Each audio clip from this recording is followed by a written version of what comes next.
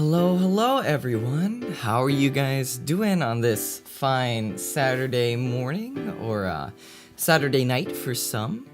It's Saturday, right? Hello everyone. Kontomo. My name is Uzuki Tomoya from Tsunderia Generation 3 TsunDream. Happy to meet you guys again. Hope y'all are having a great day or are about to have a great day or have been having a great day. Hello. I am very tired. I was working pretty late on this one just to get all the editing done, and I didn't quite finish all the editing. So we'll see how today's stream goes, but I think it will be entertaining or at least maybe insightful for some of you guys nonetheless. So I'll take a hot second to say hello to everyone who's popped in. Welcome in Blink, as well as Delta, Kaori, Kinetic, Leonardo, Minty. Oh wait, another person just popped. Islet, Kaori, Kinetic, Leonardo, Minty, Persephone, Phantom Lynx, Rex Yoda, Ruby, Seven, Sydney, Scion, Soundweave J, hello, welcome on.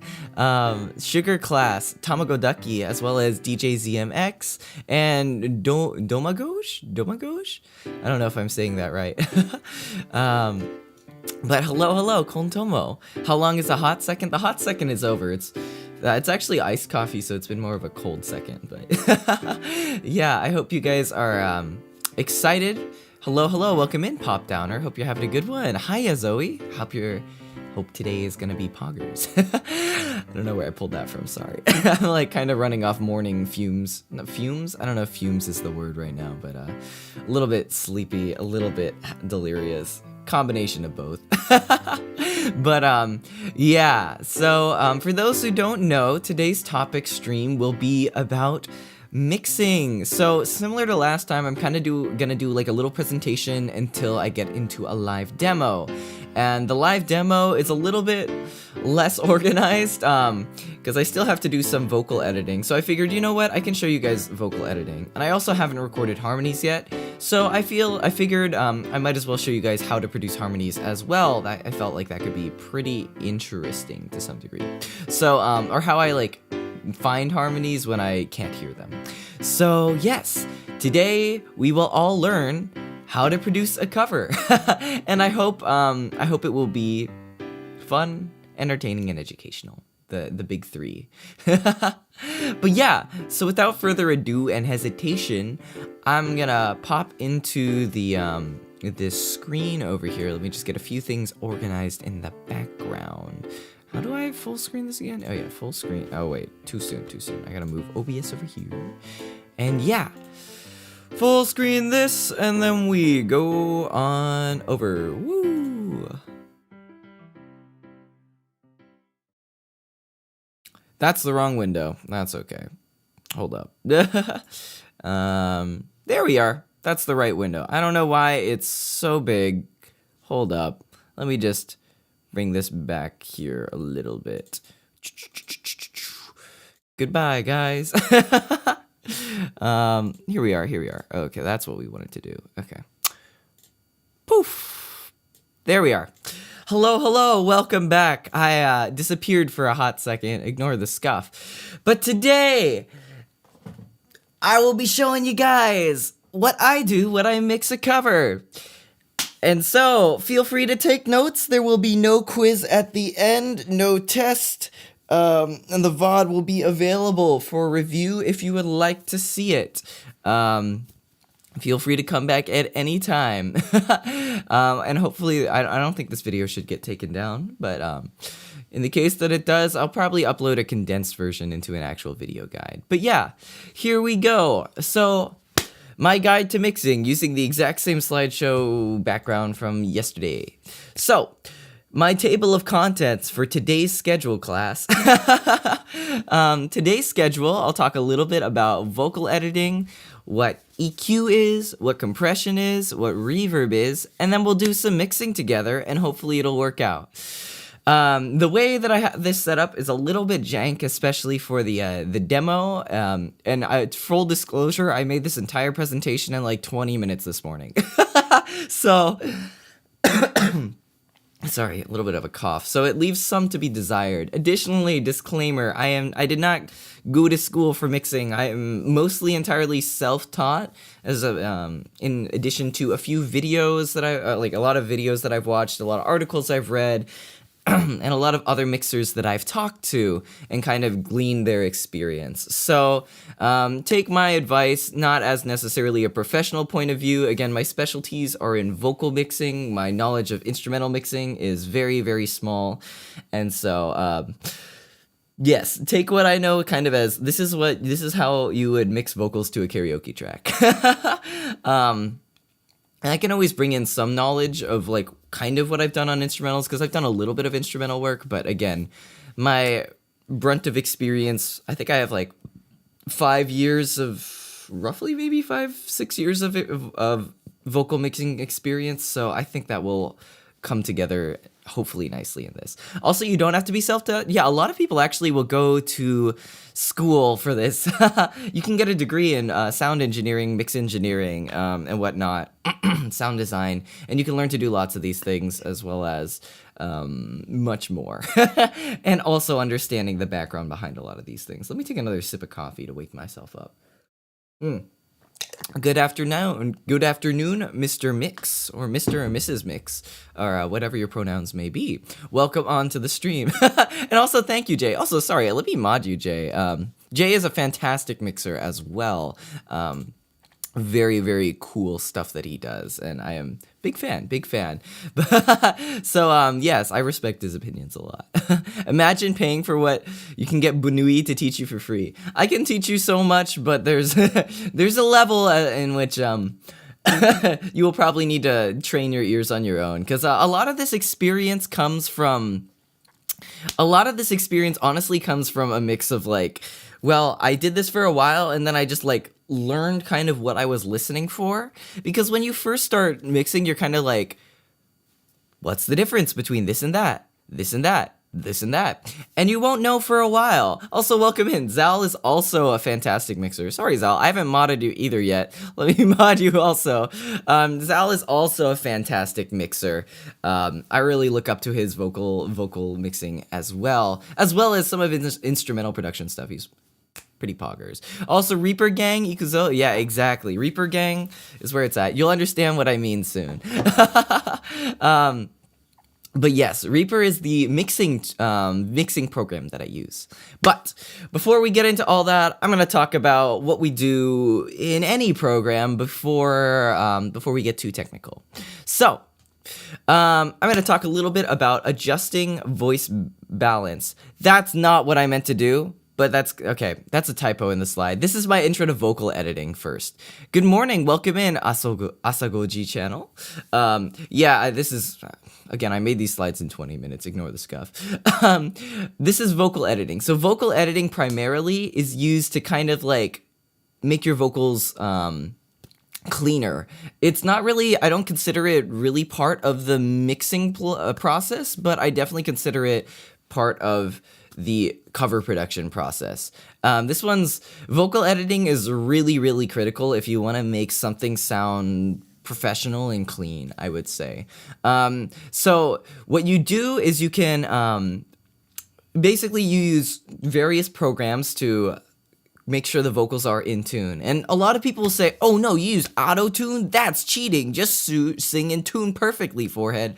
Which is not always realistic to ask of someone, because when you consider like, okay, well, if they can't sing in tune in recording, how can they sing in tune live, kind of thing. There's a lot of factors that go into recording that make it very different from a live performance. For example, you have the chance to do a lot of retakes over and over again, and also you have headphones on, which is very different from when you're on a stage. I mean, on a stage you'll have like a monitor feed usually, but like when you have headphones on, especially if you're choosing not to monitor your own voice for various reasons, because you just don't have like enough like computer power to like hear your voice in time and stuff, or you just don't like listening to yourself, like singing with headphones on and kind of not hearing yourself normally is really tricky, as well as singing live, singing with like a karaoke track in your ears.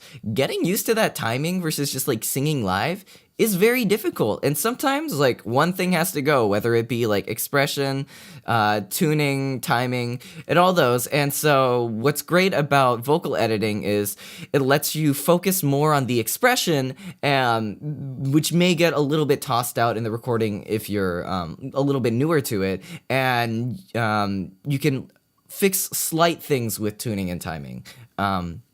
Also, welcome in, Gadale. That's not to say you can't just be like, oh, wow, I can't, I'm like very new to singing. I'm not very confident yet. I can just tune time my way to victory.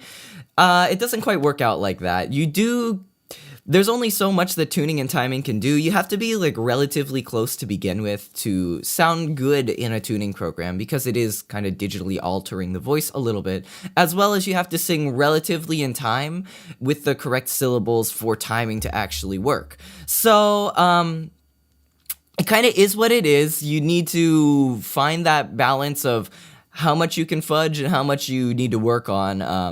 But honestly, this saves a lot of time both in the recording process. I still take like 500 takes when I really care about something, but overall, tuning and timing will save you a lot of time. In addition, like a lot of mixers, tuning and timing is probably one of the most time-consuming parts of the mixing process, just because you have to go through every single note, every single syllable that anyone has sung. And if there's like 30 tracks, that you just multiply that by so much, and it becomes so much longer. So, I record a lot of tracks. Tuning and timing takes me a lot of time, and unfortunately, I didn't get the time to perfectly time all of my vocals this morning. So we'll get some exposure to how I do timing as well. Also, another part of vocal editing, you can see there's a little chop in the timing, the little like tracks up top. You can also use editing to cut out like little breaths and sounds, so that your voice is like, if you have like a mouth sound in the middle of your recording, you're like, or like, God, I don't know why I made that sound. That sounds disgusting. But yeah, if you if you have like a mouth noise or a click, also welcome in, Kimi. Oops, I hope you're ready to learn. But yeah, if you make like a mouth noise in the middle of your like recording and stuff, you can just cut it out. Or if you breathe like really loudly. Will there be a Q&A later? Feel free to ask questions on the slides. We're not like really on a schedule here, so yeah, feel free to pop them in if they're like kind of on topic. Like, cause I'll go through editing, EQ, compression, and reverb. So if you have something kind of pertaining to the current topic, feel free to ask it. And if you have something kind of pertaining to mixing at the whole, I'll kind of ask that you save it for the end. You have permission to use it as a voice sample. I mean, if you really want to, Meow Mix, you can. I mean, technically anything can be clipped, so I mean, yeah, it is what it is. But yeah, so editing is really great, because if you like, supposedly if you breathe like really loudly, like you're like on accident, or you accidentally like gasp for air on a recording, but your take is like perfect, and you're like, oh man, I don't want to re-record this just because I breathed weirdly. You could cut out the breath, crop in a different breath, lower the volume on the breath, de-breath it with de-breathing plugins. There's a lot of different options you can do. And so that is something. Additionally, I didn't really put the pictures of the programs on here, but there are a few different programs you can use for tuning and timing. The industry standard, I believe right now for tuning and timing is Melodyne right now, which is the second picture, the below picture you see on the slide. And Melodyne is really great because it's really clean sounding. You can adjust your pitches to really easily. There's a lot of really great tools, and it's just really, I find it pretty simple and like, what's the word, intuitive to use. So I really recommend, Melodyne is a little bit expensive starting out, but there are some cheaper packs you can go for. But yes, Melodyne is also really good for timing as well, because you can set up a beat track and whatnot, or like a metronome, and just align the blobs in the right ways in the right places. But for me, I actually use my mixing program for what's it called? Timing, just because I think I've just used it for so long that I'm used to it. And so I'll be demonstrating how to time in Reaper later today, because Reaper has some really powerful tools for timing. You just need to know what to do to make it sound nice. Additionally, other programs that people will use include Waves Tune, which is a tuning program provided by Waves, which is a plugin company, which is also pretty good. I don't prefer it just because I feel like it makes things sound a little bit mechanical and not really my favorite, just because it's also not as easy to use. People also like to use, what else do people like to use? People like to use Autotune, Antares Autotune, which I don't personally use for pitch correction, but I use Autotune as an effect in almost all my mixes because it adds some really nice, it changes the sound of the vocals a little bit and makes them sound a little bit more sharp and crisp. So I do like Antares Autotune for that reason, but I prefer Melodyne for actual pitch correction. Also, welcome in, Gems. Yes, Reaper Gang. Reaper is the mixing plugin I use by COCKOS. I don't really want to say that out loud, but yes. You mostly use Autotune for polish, correction, and effect. Yeah, Jay, honestly, same. Well, so welcome in, Nixfo. Hope you're having a good one, yeah. But yeah, exactly, Jay. That's exactly what I like to use Autotune for as well. Is Reaper mainly used for just mixing, or do people record in it as well? Yes, people record in it, and people also will mix in it. Some people prefer to record in Audacity. I don't prefer to record in Audacity. Audacity confuses me. But yes, I prefer to use it for mixing. Some people like to use it just for timing, and then they'll mix in a different program, which is kind of wild to me because Reaper is so powerful. But yeah, you can edit in... What? I didn't know you could video edit in Reaper. I'll have to look into that. Probably way easier than using Adobe After Effects like me. Oh, Juicebox, you also use Reaper. Well, come on. Audacity, the basic program yet confuses everyone. Yeah, honestly, once you'll see how to use Reaper, like Audacity is weirdly confusing, and I think it's kind of funky. The audacity to record in Audacity. Yeah, honestly. Anyways, so that's kind of my spiel on vocal editing. If you want to get into vocal editing, or you don't want to get into vocal editing, but you want to get into mixing, a few people I actually recommend for vocal editing. Esther EXE is an amazing vocal editor. She is great if you just want to go to someone for vocal editing and you don't want to pay for it in the mixing.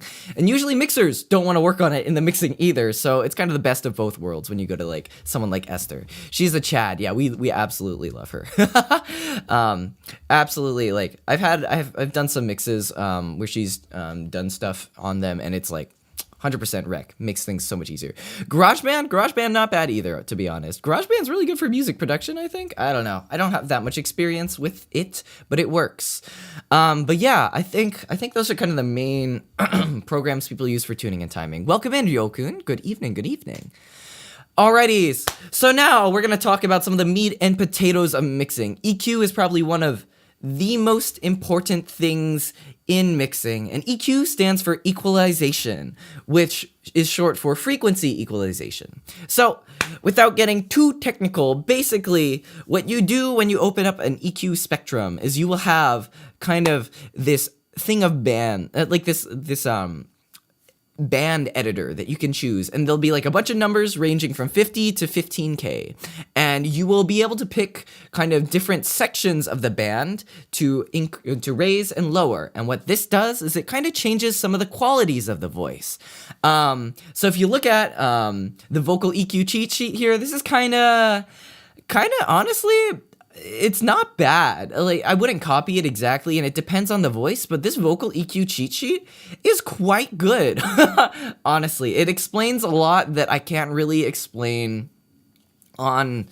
I just don't really have, like, the words and the vocabulary to explain it in a simple way. But yeah, basically, EQ can make a voice brighter, it can make it darker, it can make it more in your face, it can make it more nasal, it can bring out like a lot of weight in it, or it can take that weight away. It can make something thin, it can make something sharp. And EQ is really this tool that you use to mold your vocals to change the sound of your voice. And so of course I'll be demonstrating this so it makes a little bit more sense because I will be needing to EQ my vocals as I go through this mix. But some, I guess, rules of thumb is you always want to cut out on a voice everything below 100 hertz roughly, unless they're like a bass voice, you might go down to like 80 or 60 hertz really. But really anything below that range isn't actually being produced by the human voice, it's just being picked up by your microphone. So feel free to take out anything that's below in that deep low range. Additionally, anything in the higher range you do kind of want to boost up with EQ. Personally, recently, I've actually stopped using EQ to boost up the higher frequency ranges in my voice. All my homies hate the 100 hertz range. Yeah, true. But recently, I've actually used a few different free plugins to boost up my voice in the higher range instead of EQ. There's this one great plugin called Fresh Air that I'm actually using right now on my speaking chain, or my speaking effects in OBS. But Fresh Air is another alternative to boosting the, like, if you see this air end on the vocal EQ cheat sheet, it's another great alternative. Yeah, Fresh Air, Soundweave J. Yeah, exactly. You know where it's at. Fresh Air is too good to be ignored, honestly. Fresh Air is a fantastic plugin, and I will literally plug it later. Also, I realized I don't really have a pointer, so let me grab a pointer real quick. I have the perfect pointer for you guys today that I totally forgot about. Let's go with, here we are. Yes, you got it. The one and only. Meep here is going to be my pointer. So this is my new cursor. We're just gonna move him around to point at what we want to point at. But yes, so yeah, it's an exciter switcher. Exactly. Currently in your OBS settings, you have two EQs. First is surgical, then is cutting, second is tonal, and yes. Yeah, Juicebox, that sounds about right. Yeah. You generally want to use EQ for like different purposes. I kind of like change around where I like to use EQ. I'll put it before compression, I'll put it after compression, which I'll be explaining next. I'll be explaining compression next. But in general, I usually have one to like correct for like how the voice kind of goes through the microphone at first, and then I'll do EQ on like different groups if I want to like make a certain group like more present or like airy and stuff. Otherwise, yeah, I'll do it in lots of different ways, and I'll be able to show you guys what I do. And yeah, also low, mid, and high frequencies do different things. Also note, I'm pointing with Meep's ear. But yes, so kind of if you look here, the low frequencies in this range kind of are your dirt range. You kind of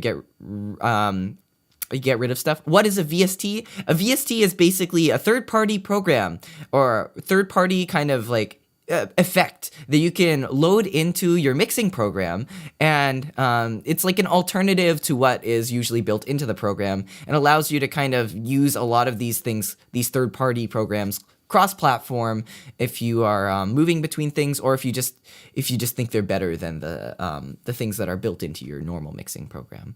So I use a lot of these third-party programs. They do cost some money, but I feel like they're very often worth the purchase.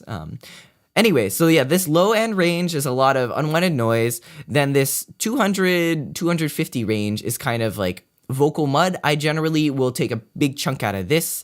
Around 1000 is kind of some of the nasality, and I'll usually pull it out from there. Yeah, VSTs are a file type for plugins. Exactly, Megunite. Yeah, VSTs are basically audio plugins, as well as, I think they're mostly audio plugins that are VSTs. Yeah, there are two different philosophies for high frequencies. Yes, I'll get into that as I go through the range. But yeah, usually I prefer to actually not put too much lyric clarity and presence into this middle frequency range. I'll usually like take a chunk out of the 1000 because I think personally in my voice and a lot of other people's voices, there's like a huge kind of nasal peak, and I think it like opens up the voice a lot when I take a chunk out of this 1000 range. Now I try to stay away from touching the 5000 range a little bit too much because it's like sometimes it's a little bit too harsh and like like that's kind of where the S's and stuff will come in. So yes, you've also heard different stuff for the low cut. I personally just cut it all away on the low end, but yes.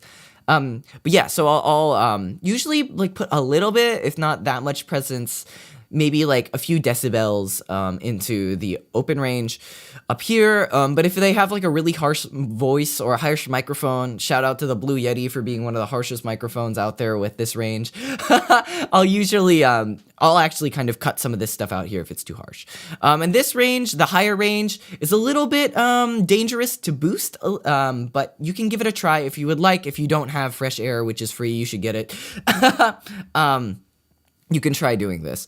Personally, my approach has been to put like 1 to 3 dB into the high range, not too much, to kind of brighten up the voice a little bit, and then I'll put a high-end saturator like Fresh Air on to boost up this higher range and make it more more shiny, more poppy sounding, while also not like too brittle. Yes. Depends on what you want to do afterwards. A good rule of thumb is to cut until you hear a difference, then back off. 100 hertz is a good starting point. I agree. 50, personally, I think is... I don't hear much of a difference when I go to 50, but when I go to 100, I kind of notice it, yeah. Also, that's kind of because my monitors don't really go below 50, so it doesn't really matter. But yeah. Also, welcome in, Joshua. Hope you're having a good one, Kontomo. Yeah, rip Blue Yeti. I'm not a fan of the Blue Yeti. I'm sorry. If you have a Blue Yeti, it's fine for a lot of things, but high-end vocal production, it is... unfortunately not the best. I mean, it works as a beginner microphone. It's great as a beginner microphone, but yes. It's like, it's not my favorite. I just want to say, if you want to get really serious about producing really good covers, you can do a little bit better. But it is really good for streaming, podcasts. I think it's good for ASMR. I don't know. I don't know too much about ASMR, but it works for a lot of things. But when you have like a very delicate voice or something you really want to bring out a lot of nuance in, the Blue Yeti doesn't quite capture it. Do you take into account the frequency response of my headphones? To deal with my headphones, I kind of switch between a lot of different sources. Yes, it's good for streaming, for clarity, and it works also for some vocal stuff. There are some voices that still manage to sound fantastic on Blue Yetis, and I don't know how they do it. I don't know how it turns out okay in the mixing, but it does. But for most voice types, I would say the Blue Yeti isn't great for singing, yes. But yes, I usually check between my headphones. I have a Sennheiser HD280 Pro as my normal mixing headphones, and then I usually will switch between my Genelec, they're the small Genelec monitors. I forget what they're called, but yeah. I have some Genelec studio monitors that I kind of have on some stands. I have them because they're usually good for like different rooms. So like your room doesn't have to be really, really well treated in order to use these monitors well. Because certain monitors, you need to have a good room to have like a good perception of the sound. But yeah, these ones you don't. So I just have them kind of set up. The setup is a little bit jank. They're like on top of an acoustic like isolation stand, which is like propped up a little bit more by this box of chocolate protein shakes that was like so disgusting that I couldn't eat it at all. So I decided to just like set up my studio monitors like on these boxes because I'm never gonna drink them, and the boxes are like awfully convenient, and they put the monitors like right at the height of my ears, so it works out perfectly. But yeah, personally not a fan of using condensers unless you're in a studio or acoustically treated room. Yeah, I do agree that like condenser microphones, for those who don't know, condenser microphones are basically a super sensitive type of microphone that will pick up a lot of stuff, but can definitely pick up room noise. I think just depending on your space, condensers can be good, but I think there's a lot you can do even in a home studio in your room to have a condenser sound good. Like, I use a condenser mic and I'm literally in a bedroom, and I would say it works out for my voice. Then again, my condenser mic is a little bit higher end, but still. But yes, anyways, but yeah, anyway, the final thing is EQ. There are a lot of EQ plugins and VSTs out there, but usually they'll come free in your mixing program. So overall, pretty useful, pretty good. You will never not have an EQ, which is good and stuff. But some are easier to use than others. Overall, I don't really notice like too big of a difference between the sound quality in certain EQ plugins, as opposed to compressors, which I'll talk about next. So the next step in vocal mixing for me, usually, this is ignoring like denoising and like auto-tune because I love auto-tune, but yeah. Yes, we're going to move on to compression. Also, I'm going to hit some of the chat questions right now. What mic do I recommend? Personally, it's kind of tough. I honestly recommend going to like a local store and trying out a microphone that's good for your voice and good in the price range. But generally, any condenser XLR will be solid. You generally use a Samsung Q2U Dynamic, Modu M2, and Reaper. Yeah, okay, those seem pretty solid. They seem pretty solid. Also means... yeah, they are built to mechanically capture lots of detail. Yes. Gearstream another day? Yeah, I could go through my stuff. But yeah, I might, you may or may not have looked into a lot of mics for streaming only and still too scared to stream. It's okay. Take your time. Streaming, I mean, it took a while for me to get used to streaming. I'm still not used to it, so take your time. It's okay. But yeah, anyways, compression is kind of my favorite, well, not, okay, that's a lie. My favorite tool is Autotune, but yeah. Is an AT2020 USB alright? AT2020 USB is pretty good. I personally prefer AT2020 USB over the Blue Yeti.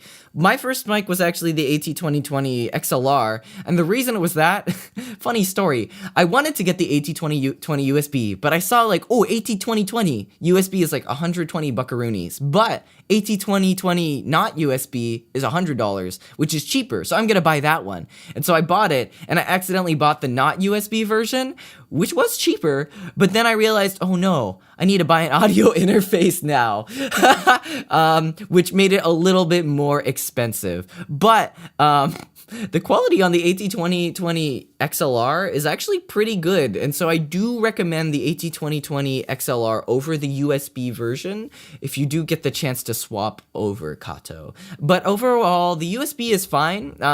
It works, but there are still my personal qualms with the USB are that it doesn't have the nicest like high range, and it doesn't quite it doesn't have like the cleanness of sound that the XLR version does.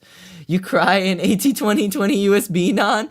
It's not bad, Non. Also, everyone say hello to Non from Prism Project. Welcome them in. Yeah, it's not the worst microphone. In fact, it's definitely, I think it's personally better than the Blue Yeti. But again, if you're just streaming and not doing much vocal recording, any USB microphone I think is pretty solid. Your current mic is not bad, but you don't know if the mic turned off or on. Wait, what? That's interesting. It's not good. Yeah, getting a good interface is good long term. I agree. Also, welcome in Malleable Timeline, as well as Miri Gore. What is my current mic? I use the Aston Spirit, which is a higher-end condenser mic, kind of mid-budget range by Aston. It has a really nice look to it, and I found it kind of by testing different microphones at the local microphone shop or like music shop, and it's really solid. I personally think this microphone captures my voice well, and I chose it because it captures my head voice well, and it captures my normal voice pretty well too, and keeps it clean.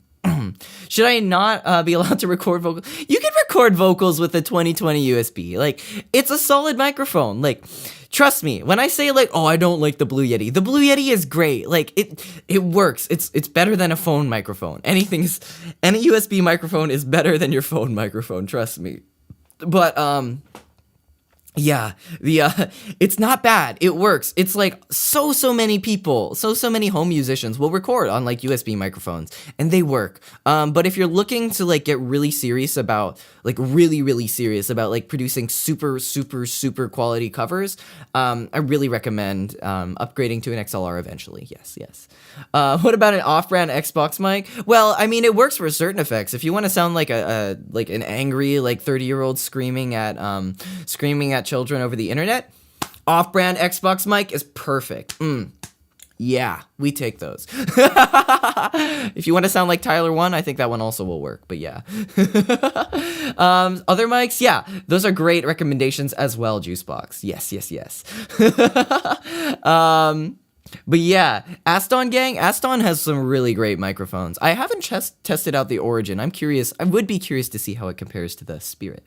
You had a period of your life where you tried existing mics and you found around the house and they were all totally dead. Oh no, ZMX, that sucks. I hope you can find a good one eventually. But yeah, challenge, make an EP entirely on an Xbox microphone. That sounds pretty funny. Also, welcome in NSNL. That sounds, and Ramen. Yeah, honestly, that sounds like a hilarious challenge. Xbox microphone cover.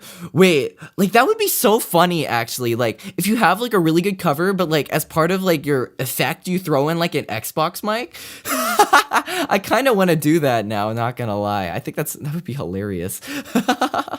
You had the Snowball since 2016 and it picks up great. Snowball works. Snowball works, to be honest. Like some people, oh my god, some people are like, how do you still sound so good on a Snowball? And it kind of blows my mind. Honestly, again, if you do want to get extremely serious about like, I want to produce like a professional level cover, you will eventually want to get an XLR microphone, but you can get like very, very solid things, especially if you go to a solid mixer. They will be able to help you with your recording stuff. Yeah, write that down. Oh god, Xbox mic collab. Honestly, I feel like you could just log into Crab Game and take the microphone quality from Crab Game, and that would also suffice. Oh yeah, no, I think Nens is actually on their like AT2020 XLR or whatever microphone they have. They just use the power of mixing to make it sound artificially worse. But you can never. It's quite difficult to really get the amazing quality drop that you can get from an Xbox microphone. Crab Game ASMR cover. Kind of brilliant. I should be paying you for these ideas. You will make your mixer happy if you are invested in your setup. I agree, Zal. I agree.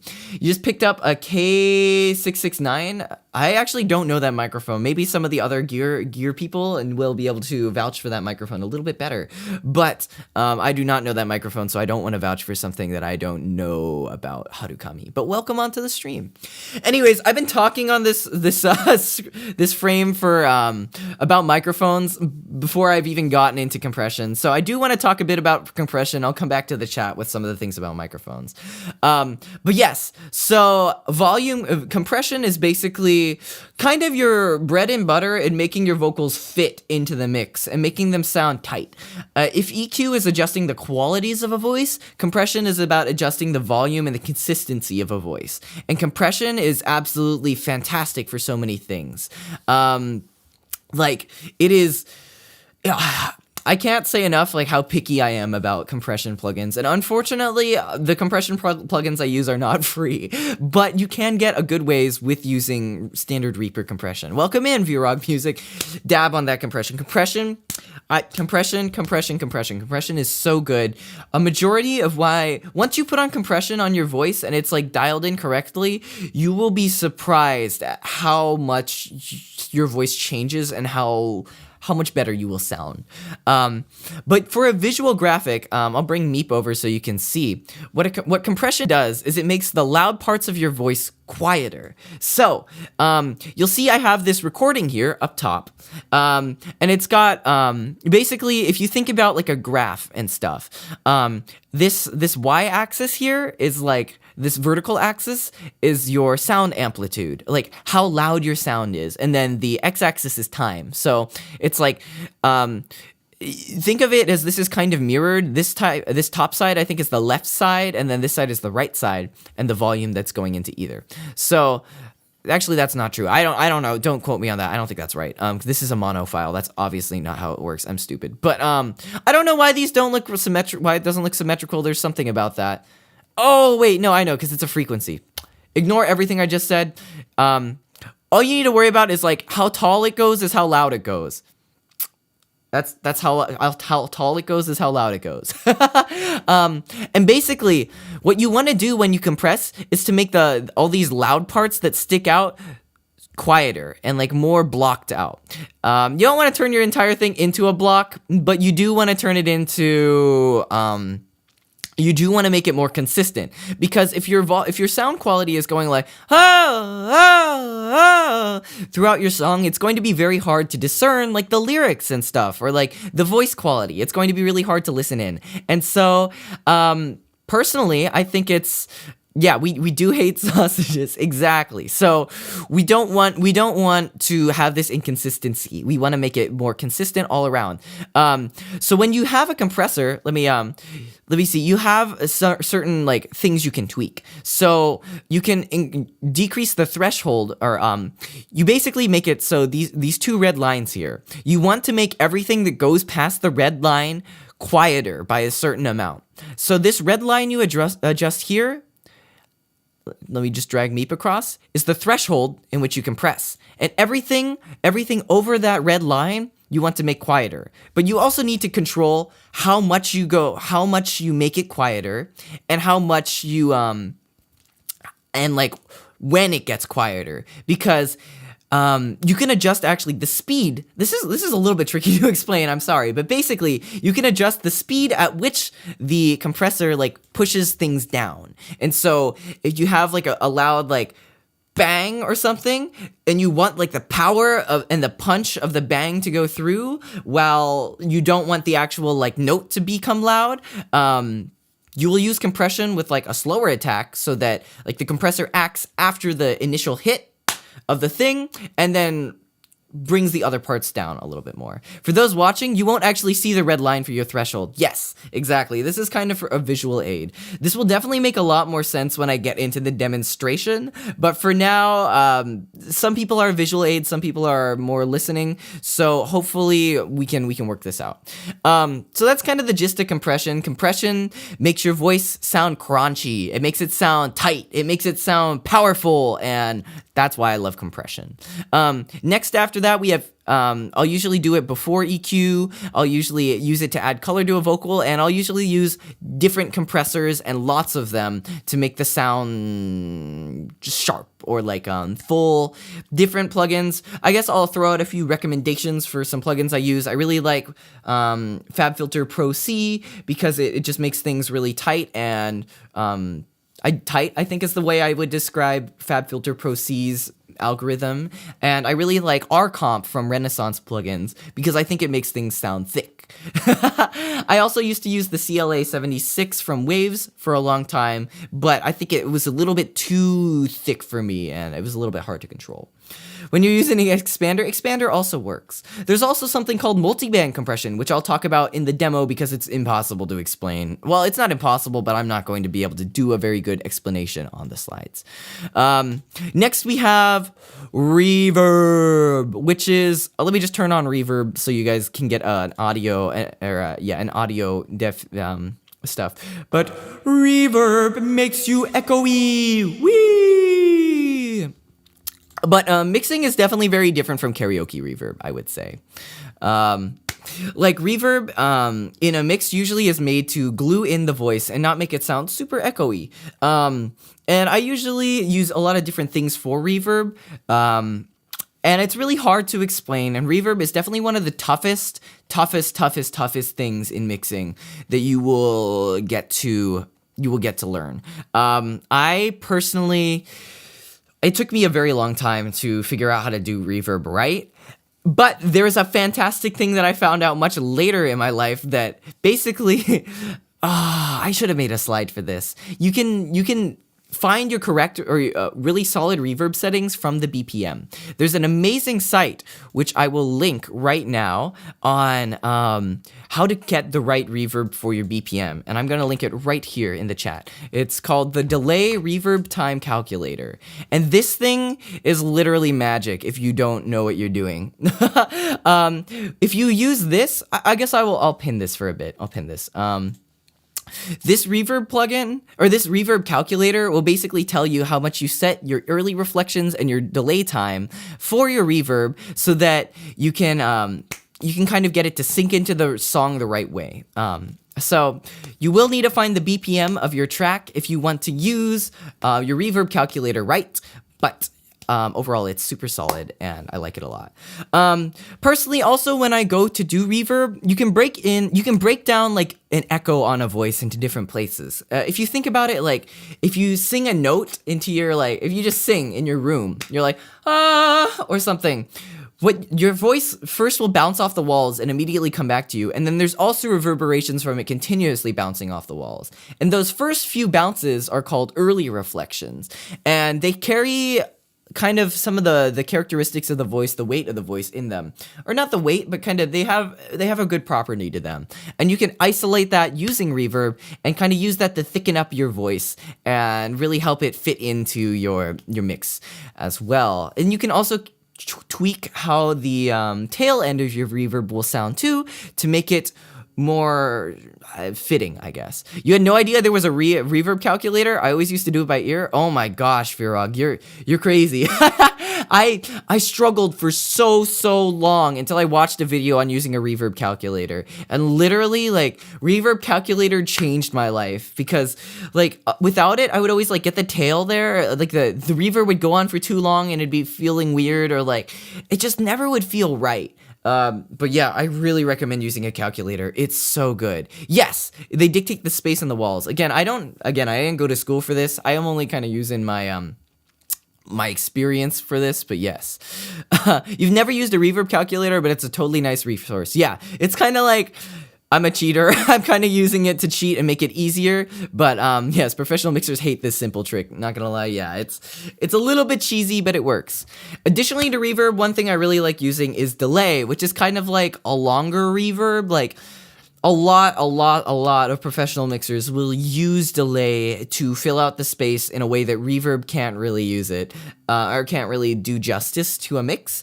And so I really recommend the H delay plugin or your stock delay for really creating some more of that space and glue in your mixes. That I think should sum up how I go through mixing. So yeah, those are kind of the three components, EQ, compression, and mixing. Obviously, there's a lot more that goes into it, which will be shown in the demonstration. So I'm gonna move into the demonstration now, and hopefully we can all, we can all experience pain in its finest degree. Let me quickly, before I do, I realized I forgot to load in the instrumental, so let me grab it from last night. Here we are, instrumental for I. Full disclosure, I haven't finished tuning, or I haven't finished timing, and I haven't recorded harmonies for this. So we're gonna pop into Reaper. Oopsies. We'll just take away the slideshow, and we should have the mix here. Okay, cool. Cool. So we're back at it again in our mixing program. This mixing program is called Reaper. It is fantastic for doing mixing stuff, and I like it a lot. The first step we're going to do is actually going to be some vocal editing. I'm going to show you guys how I time my vocals, how I make them aligned. And I realized I haven't tapped out the BPM yet. So we're going to experience some BPM tapping as well to see how I find the BPM and how I create kind of my my time setup for when I go and time some vocals. So first thing I will do is I will immediately get my stream demonetized by playing the instrumental. Here we are. So we have the instrumental here, and I'm just gonna open up a BPM tapper. A BPM tapper I really like to use is called beatsperminuteonline.com. I just did something and I copied something that I didn't mean to do. Okay, whatever.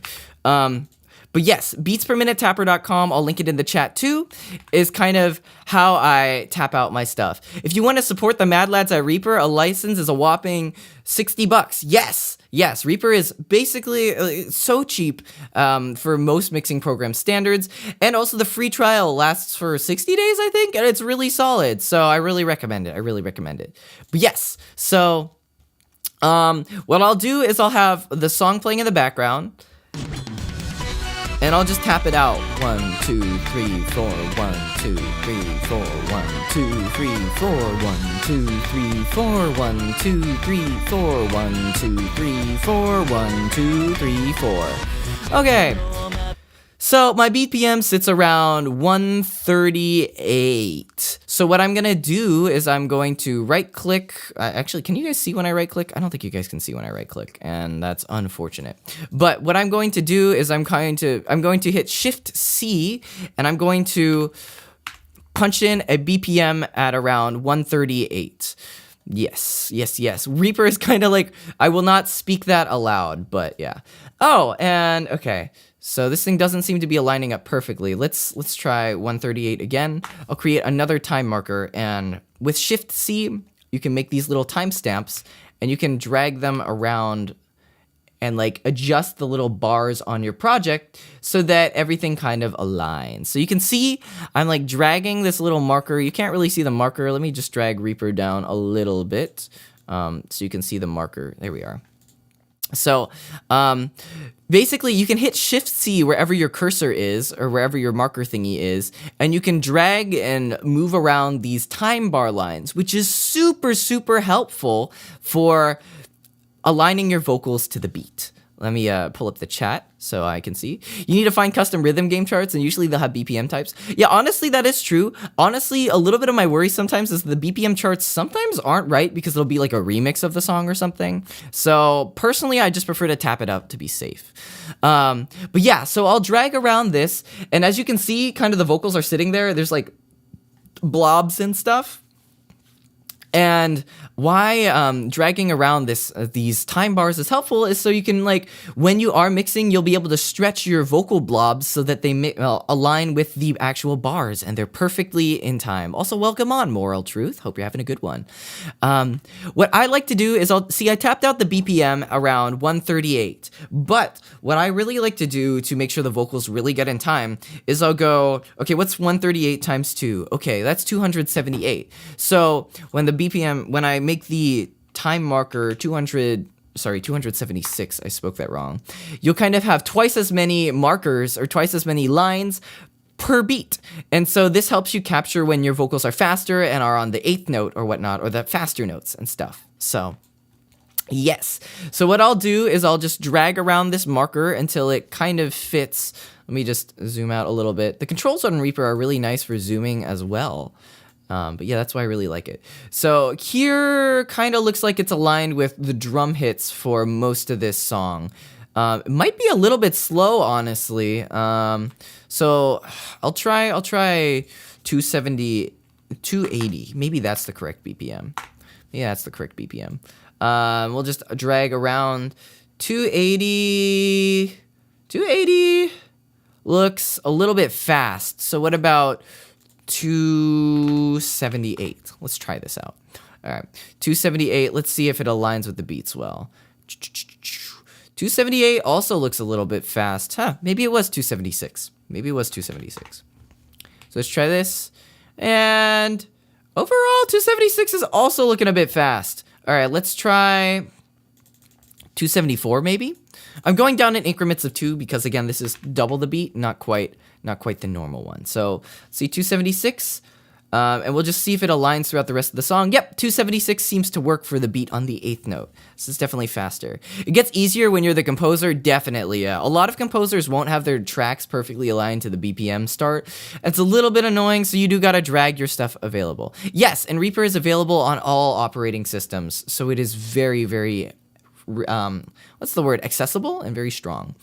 So what I'll do generally is I'll align this thing to the beginning of the drum hit, because that's when the beat kind of comes in, and then I'll go through aligning my vocals. Now, the first thing I'll do, these are very important settings if you want to time in Reaper. I will highlight all my vocals and press F2, which will open a media properties box. Because I am using window capture, you cannot see it, but I have a trusty-wusty little display capture box that I will pop in occasionally when I need to showcase something that is not a window. And so pressing F2 while highlighting all the tracks will open the media properties for all of your tracks.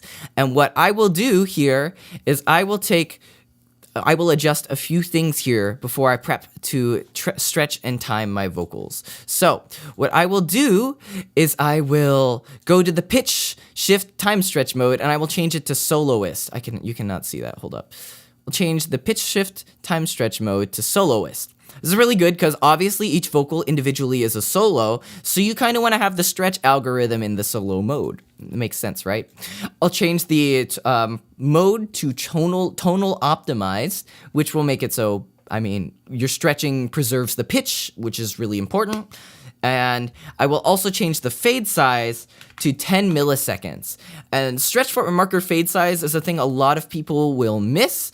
But basically, when you stretch in Reaper, if you stretch for too long on a short fade size, your track will kind of start to pop and click whenever you have stretch markers that are stretching for too long. And I found that 10 milliseconds is a good middle ground so that it fades between the stretches and still makes it sound really transparent, while also really smooth. And so stretch marker fade size is probably one of the most important settings you want to access and adjust when you're timing in Reaper. The next thing you'll want to do is you can press D to open up this dynamic split item. And you'll want to split points at transients when the gate closes, and you want to make sure the action is add stretch markers to selected items.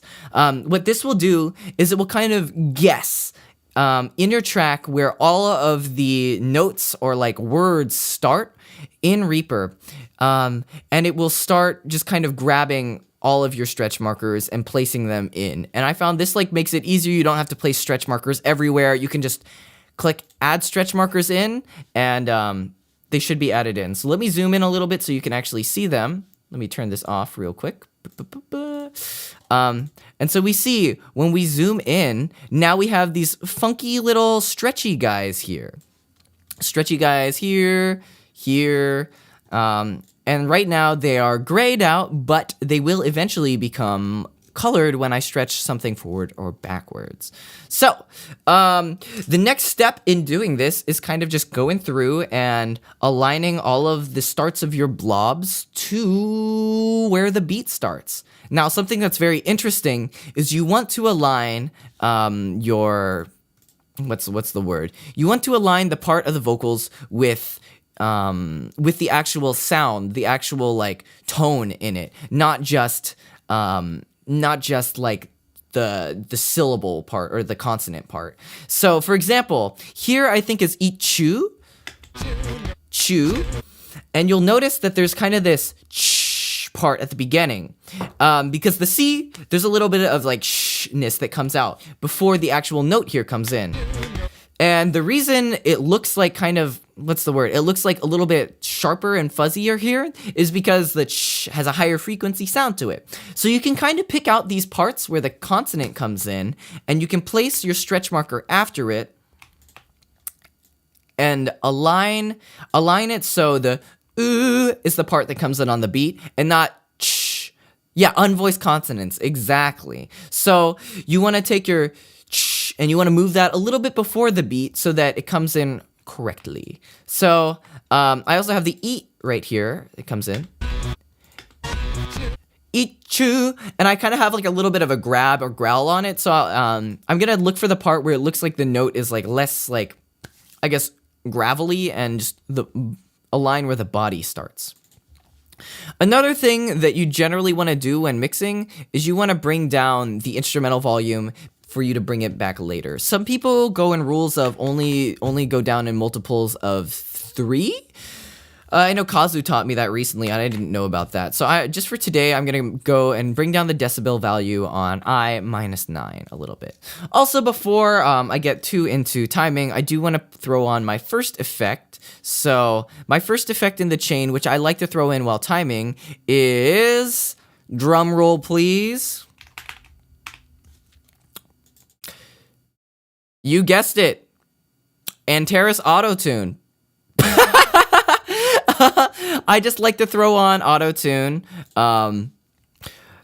just on all my tracks to begin with, just so that it makes it a little bit more consistent overall. Auto-tune just has this tightening effect on the vocals that is really nice, and I like to have it on while timing just because it gives me more of an idea of how the vocals are going to sound later. I literally will slap it on the stock default settings and adjust it later because it's kind of a pain to tweak it a little early on. Sound grows in inverse levels of 3 dB because 3 dBs are what your ears perceive as change in volume. Interesting. The more you know. That makes sense. Auto-tune, unsubscribed. Madness is the exact repetition of the same action over and over again. Honestly, yeah, that's how I feel every time I tune and time something. I do this too to hearing context. Yeah, honestly, I like, won't adding effects add latency? Yes, but like generally, if your computer is strong enough, you're not gonna be dealing with too much latency until later. Honestly, where do you get your backing tracks from songs? Depends on the song. Generally for Vocaloid songs, which is usually what I'll be singing, you can go to this website called piapro.jp, where you can find where most of the composers or producers will upload their instrumentals. So that's a great resource. Check out piapro.jp. Great stuff there. As well as for anime song instrumentals, usually I will buy the album, and usually the album will come with a an instrumental track.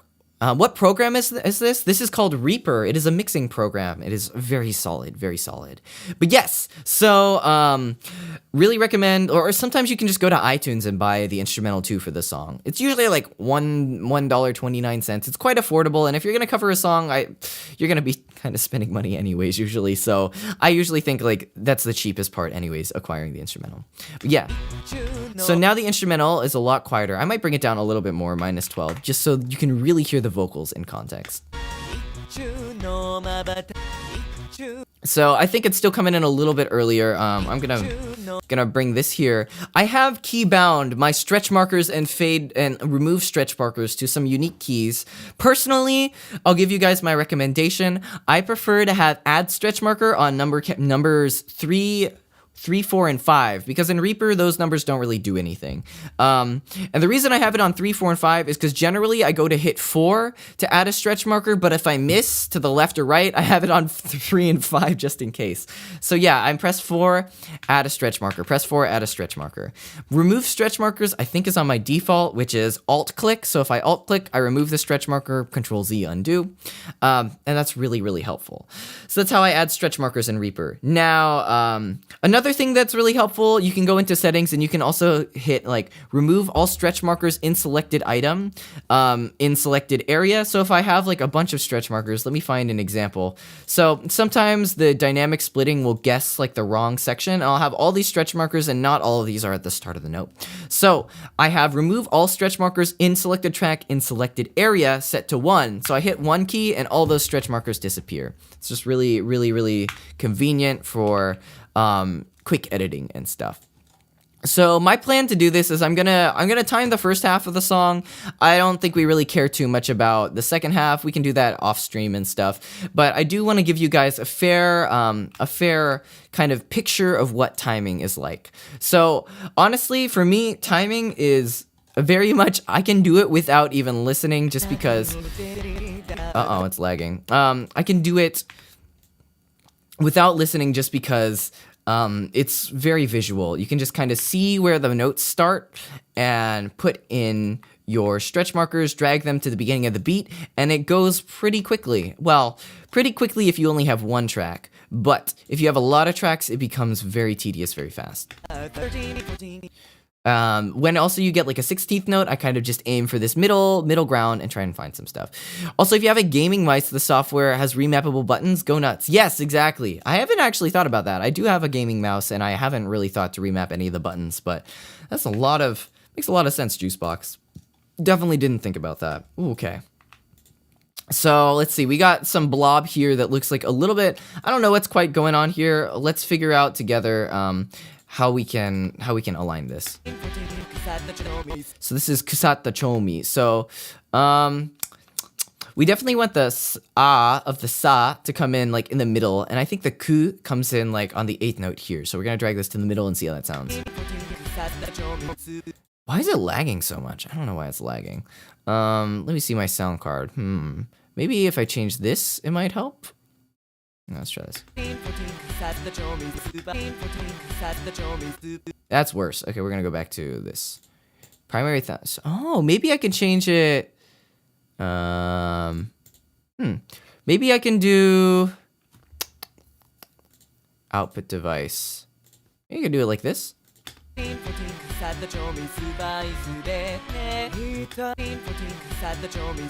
I think that works. So we're gonna test out bringing this a little bit faster and see how that sounds.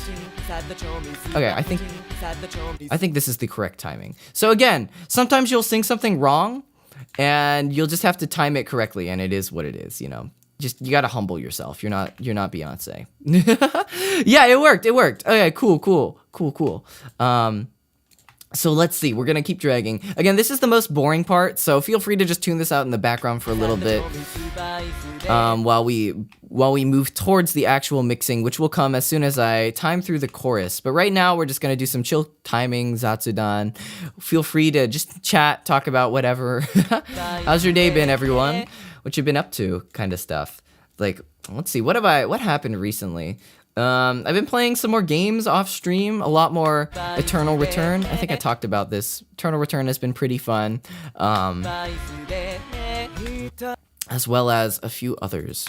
Timing is one of those things that I honestly I like to sit and call with people and just do with friends, because I can just talk and align the blobs and not really listen in, except for popping out for a moment or so, just because it's so simple to do this. And yeah, the rest of mixing is really definitely a lot harder to do when you are streaming or talking, just because there's a lot of stuff going on. You're waiting for the event that started in Fortnite? Yo. Also, you're glad I'm talking about this topic? A lot of people don't talk about tuning and timing because it is honestly the secret sauce. I'm glad, yeah. Because, again, honestly, I think this gives a good exposure into what you're normally doing while mixing. But when you're tuning and timing, it's honestly this dead moment where you're not really doing something that's technically demanding, but you're doing something that's very important to the mix, and you just kind of got to deal that. You just got to understand that in mixing you have periods where you're going to just be doing grunt work, or not grunt work, but busy work, and you just got to find ways around it. Also, can someone explain the difference between multiple vocal tracks? There's a high and a main. Oh, I will be able to explain that when I get to that. That is a great question. It's something not a lot of people, or not a lot of cover singers will do. I think in professional tracks it's a lot more widely spread because you're trying to create a unique sound. But definitely something that I kind of abuse and use a lot. Right now, I'm just kind of using a low octave voice stuff, but you will see the high octave when I get to the last chorus. Sumairu. So here I have the Sumairu dene. It's a little bit early, so I'm just gonna drag it a little bit later, and it seems to work. So here we have our first instance of multiple vocal tracks. So, you will hear what this does. Basically, it creates this doubling effect, where I can pan one left and one right, and it really just helps fill out the sound in a really cool effect. I think a lot of people, when they cover this song, won't really use doubling in this section, so I'm doing something a little bit unique here, but I do generally like it. The thing with adding multiple tracks is it does exponentially increase your workload when you have to time multiple tracks, so it becomes a bit of a pain, and that's why I think a lot of people who don't mix their own, and also a lot of mixers will charge more for multiple tracks. So I think a lot of vocalists will shy away from doing this, not to give their mixer more work, and a lot of mixers who do mix their own vocals will shy away from this because it does give them more work and it's kind of a pain. So it's really annoying. Also on stream, I was testing out the song in this key, and it was a little bit too low for me because I was kind of hyped up on stream and talking in my higher voice. But right now, or yesterday after stream when I did record this, it did go a lot lower and it was a lot smoother. So I like how that part turned out. So also sometimes some things will sound a lot better recorded than they will live, and that's kind of the dealio with it. So yeah, we're just gonna keep on dragging the blobs. We're getting close to the chorus. And as you can see, I'm kind of just going through, I'm aligning the beginnings and removing the end parts because I don't really care too much to stretch the endings of the notes. Generally, they'll align, but for the most part, I don't really care about them. Doubles indeed are kind of the magic sauce for also just leveling up your mixing to do not just I kind of mix normal stuff, but making your mixes sound unique, different, and pop in a different kind of way. So yeah. Yeah, I was gonna transpose it up, but then as I was recording yesterday, I was okay, it's 11 p.m. I am tired. It's like, and then it hit midnight. I was like, I am tired. I don't think I can like put the energy into it that the higher pitch demands. So I decided not to, and I decided to keep it a little bit lower. And I think it's fine. I think it's gonna turn out all right, but just means like the lower notes are just a little bit smoother. Also, so here's a good example on lindo. I kind of lead into it and I go lindo, and I really want the not to start on the beat, because then it's going to sound a little bit funky. If, for example, if I did have the versus the indo come in, it's gonna sound a little bit late like this. Lindo. Versus if I start it on the e instead of the for the L, it'll sound closer like this. Lindo. And the li kind of takes the brunt of the beat. And I think that is generally how you want to make your stuff sound on. So yeah, that is very, very helpful for making your sounds, your voices sound in time. I know I shied away from Reaper timing for a long time because I didn't understand that, and I didn't know how to, I guess, align those things. Like I didn't know how to make it sound not weirdly off time. So I kind of just shied away from timing to begin with. But once you understand the fundamentals of timing and you understand how to use it, and you can get it right like 99% of the time, it becomes such a powerful tool in your command. So yeah. Toma, your new favorite person? Jade. Oh, Jade, come on. I'm just glad to be able to share some of this and have like so many people who are here who are interested in like learning this stuff, because like this stuff no one really talks about, like, because if you make a video on it, it could be like so boring or hard to stay engaged and stuff. So honestly, I'm glad people are interested in this kind of stream and stuff, because I think it's like, it's cool to be able to share technical knowledge with people and kind of break it down in a way that I learned to understand it and stuff. So yeah, I don't know if they teach you this kind of timing stuff in school. So hopefully this can be knowledgeable for others. And yeah, also Asagochi, no worries. If you have to sleep, please sleep. It's very, very important to get that rest. And you will be able to catch the VOD later. I will try and timestamp this later so you can just skip around and find the parts that are useful for you. Like, okay, this is my lecture on EQ. This is my section on compression. And this is when I start going to actual mixing. This is when I'm doing timing. This is where you can catch the settings and all stuff. But yeah, in school, they had vocal production, but you don't think most schools do it. Oh man, that's tough. That's annoying. Yeah, I know I definitely, in school, I wanted to take some mixing classes, but like the prerequisites were weird. The timing was like really annoying, and like I was at the point where I felt like I didn't really need it, so I decided not to. And it just didn't really fit in my schedule with my major and whatnot, so it was really a bummer, but I felt like it would have been really cool to take it at some point. Hello, Ira. Welcome in. First time here. You're looking to learn some tricks as a complete newbie to mixing. I'm glad. Welcome in, Ira. If you go back to the VOD, there will definitely be some stuff about mixing, but now we're kind of in the live demo portion, so hopefully this will be a little bit more insightful than just kind of the explanation part. Right now, I'm kind of showing people how to align vocals with timing and stuff. So this will be good for just kind of aligning it. Making sure your vocals are kind of on time and just cleaner overall. We're about to get to the chorus, and I think when we get to the chorus, it's going to be a lot, we're gonna be able to get into some mixing stuff. I haven't recorded harmonies as well, so at a certain point in this stream, I would like to talk about and kind of maybe go into Melodyne and demonstrate how I create artificial harmonies and create guides for myself, because I personally don't have the best ear for hearing harmonies, so that is something. Okay, I think we've come through the part where we go into the chorus. So this is the pre-chorus.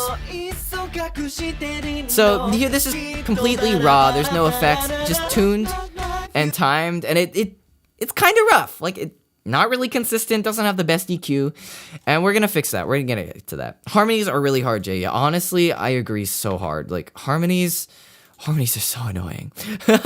You do want to preface, the better the raw audio, the better the mixing. I do agree a lot. It's really good to learn more about the specific steps. Yes, exactly. Yeah, I feel like mixing is really a black box if you're not going into a lot of things. They'll be like, oh, what do you do when you're mixing? Oh, I use this plugin and I use EQ compression. And you're like, Okay, but how? And that's the part that stumps a lot of people. I mean, it stumped me for the longest time. I was like, okay, your mixes sound great. Use EQ and compression. But like, how? How do you get there? And honestly, like, learning the effects, just like, oh, knowing that you use like 30 milliseconds or like a 0.5 milliseconds of attack on your compressor and like 70 milliseconds of release on your compressor, and just knowing that that creates a certain sound, and with it, it's just so powerful. Like, people will say, oh, well, you have to tweak and learn and find with your ears what is the best kind of sound. But really, like, having someone show you and being able to copy their effects and then being like, huh, well, okay, this effect works like really good for this one section, but it doesn't quite sound right. And then experimenting from there is a lot better than like starting from ground zero and you're like, I just opened this program. I have no idea what to do. I don't even have a template I can follow. And so I really hope this will kind of give you some kind of template settings that you can experiment with, template plugins that you can go to, try and download and buy and test out with your mixing to level up to the next level, I think. Also, Mixing Pog, welcome in, Chimon. Hope you're having a good one. How you doing? How you doing? Hopefully you can learn some stuff from this as well. I don't know if you're the biggest mixer yourself, but yeah. Also, for these longer tail notes, I do try and align them. Most of the time, I don't really go for like aligning the tails, but for some things where they're hung over a little bit or like lasting out, I will adjust them. I know Miori, I think I was watching her mixing stream the other day, she adjusts all the tails of the notes so that they align.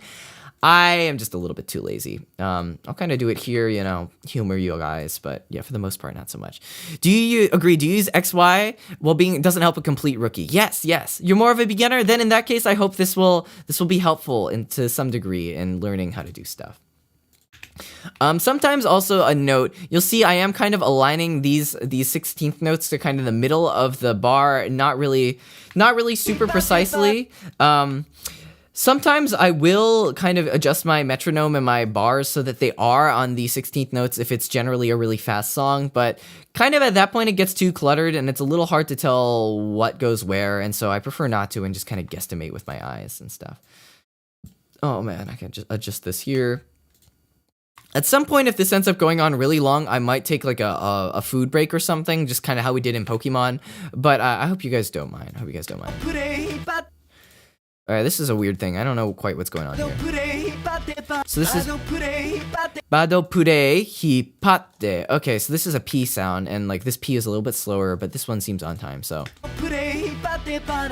Okay, and now we got that there. Okay, cool. So sometimes it's good to kind of go in between and like listen in between when you're not really sure about like what you're looking at. For example, this is a bada bada bada da. Okay, so this is the start of the B here, the B, and then this is where the of the bada da bada da comes in. And yeah, Pokemon stream was fun. Pokemon stream was a blast, but I died after that, guys. Like, whew, yeah.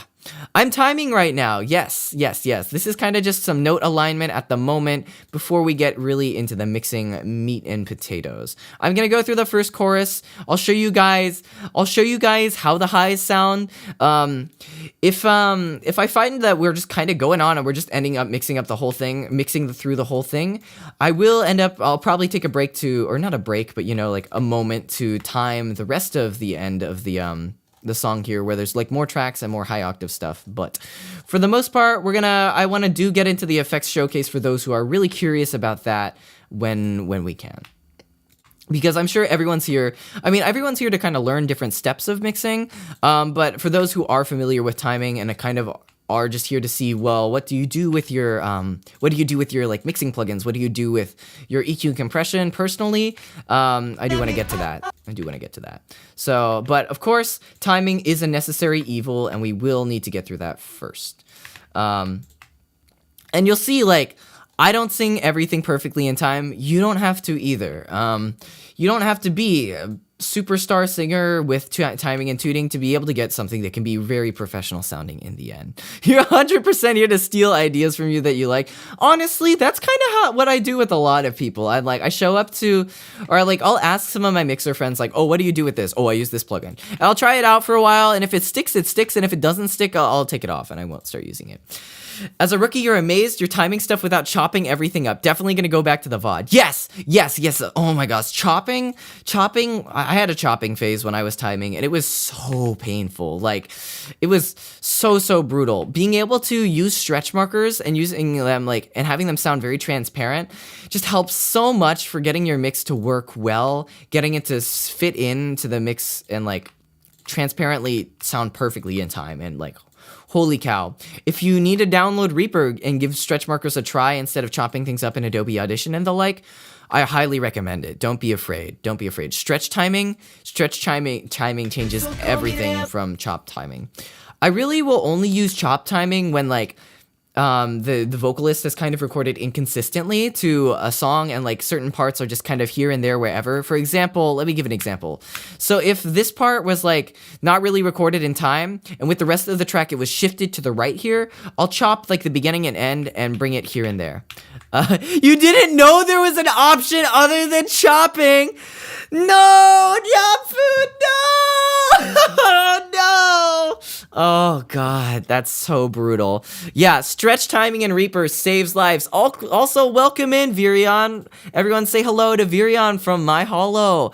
Oh my gosh, I'm hoping you're having a good one. I don't think you've popped in recently because all my streams are kind of off your time zones, but I'm gonna mod you real quick. How's it going? How you doing? Oh my gosh. Your condolences go out. Yeah, oh my gosh. It's so brutal. Yeah, most other DAWs also have stretch timing. Yeah, honestly, okay, I wasn't aware that other DAWs do have stretch timing. You've also been chopping, Chima? No! Please. Please stop. It's so painful. Oh my gosh.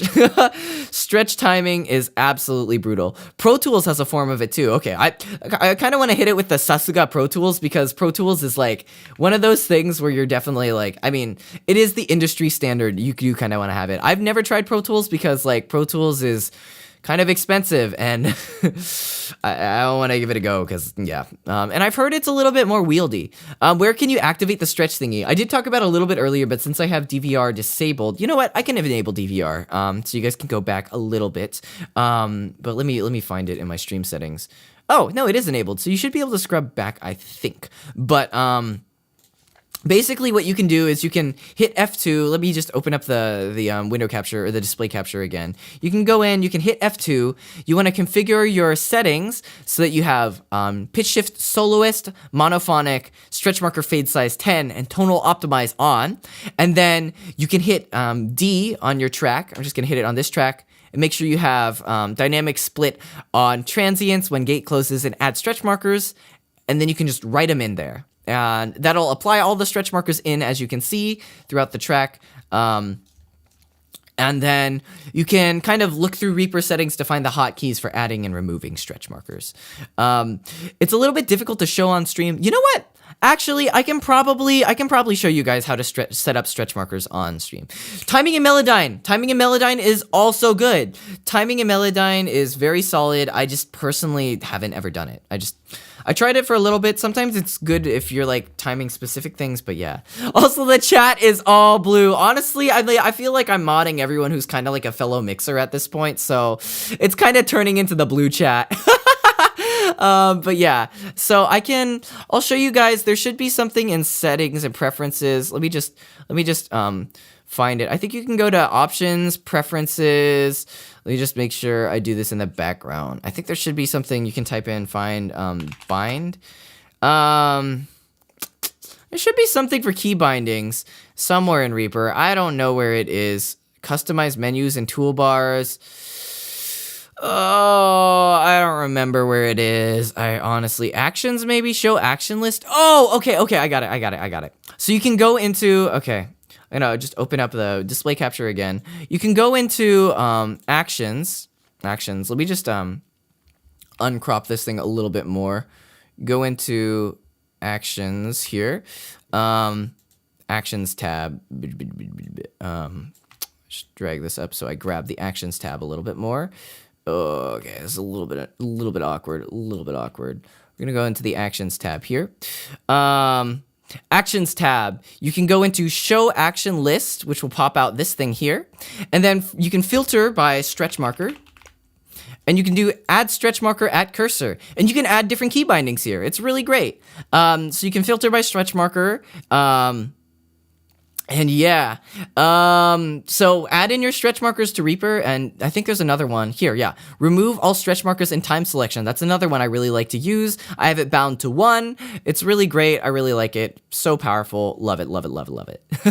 But yeah, so that's kind of how you'll set it up. It's pretty simple. Just show action list, filter by stretch marker, go in, add 3, 4, 5 onto your stretch markers. Remove should still be default alt click, which is what I use. And yeah, that should work. That should work. But yeah, sorry, I probably should have done that earlier, but, there it is. So I think we're almost done with, timing out the chorus here. Also, one thing to note, if you have your little cursor, you can't see the cursor, gosh darn it. All right, if you have your little cursor, I guess I'll do it like this. If you have your, I have to stretch this window a little bit more now. This is very annoying using display capture, but it is what it is. If you have your cursor, this window doesn't have capture cursor either. Hold on. Let me go into properties, capture cursor. All right, cool. If you have, you can see my cursor now. You can see that this part of the stretch marker, you can either have the cursor in horizontal mode or vertical mode. So just depending on like where you're kind of hovering over the stretch marker. If you stretch upwards, it will like kind of ramp your thing so that it like disproportionately stretches it. And when that happens, you're kind of screwed. So you just kind of want to hit undo and make sure you're only stretching in horizontal mode. Kind of like this. If you want to do something like a slowdown, like a tape stop, and have your vocals go like, that's what this vertical stretch marker mode kind of is useful for. But for the most part, and when you do that also, you have to make sure you're using, oh wait, so I realized I was behind the thing. When you're using this like vertical stretch marker mode, you wanna make sure in your settings for your vocals, you turn off preserve pitch while changing rate, and that will give you that sound effect. Just some fun stuff. Anyways, I'm gonna take that away now, and we're gonna go back to timing normally. I just didn't realize that thing was covering my model. My bad. Yep, but we're back now. Okay, so I'm just gonna keep on stretching these things. We are so close. I think this is like, oh yeah, we're literally like the last phrase away. So I'll play it. We can hear it back, how it sounds in time, and then we should be good to try out some effects other than just Antares Autotune. Autotune Pro, by the way. I haven't tried the other Autotune modes. There is a free trial that lasts for like a month or so, but I think you have to enter payment information, so make sure you cancel that free trial before it rolls over so you don't accidentally buy the plugin if you're only interested in trying them out and not necessarily buying them. But yes, Autotune is a fantastic plugin. I really recommend it. So let's hear it all here. Yeah, honestly, timing is so boring. I hate it, but you also love it because it just makes everything so clean. So I'm gonna play it. I'm gonna drink a protein shake.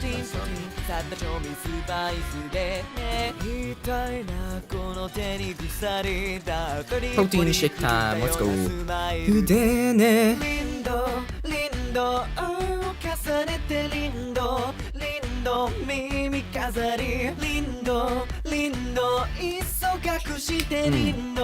Good old protein shake. So this is just what timing and tuning can do for you. Obviously, it doesn't sound like fully mixed or anything, but it sounds cleaner. I can also play through like the second half of the song, and you can hear what untimed will do to your mix, for sure.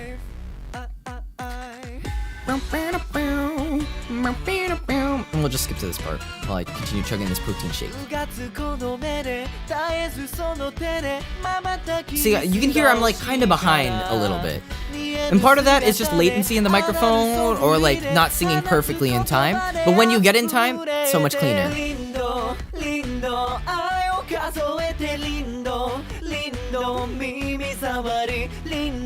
It's gonna sound so much better when the harmonies come in, trust me. Trust me. And then high octaves come in.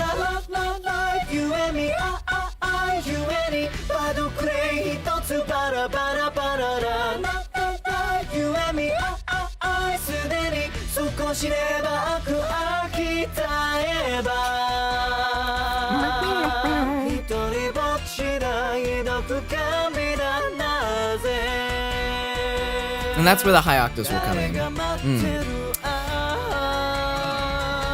So I really like how the high octaves sound here, so that's why I have them in. The reason I have so many tracks here is so, I'll just demonstrate this now. Basically, I can go into panning here, and I can pan left and right. And I go into here, and pan, like, left and right. And that will help so much with just the fullness. Let's try 65. Really gives you that width when the chorus hits. I remember, I think it was Jay who did a video on this, but like, what you really want when a chorus hits is this feeling of change. And that feeling of change can be accomplished through a lot of different ways. And one of those, I personally feel, is width and panning. Just because you get this full like surround sound feeling when they come in. And especially with the high octave, which adds this kind of like, just like, this nice like shine to the vocals, so this nice like feeling of like lift to them. It just feels like really nice.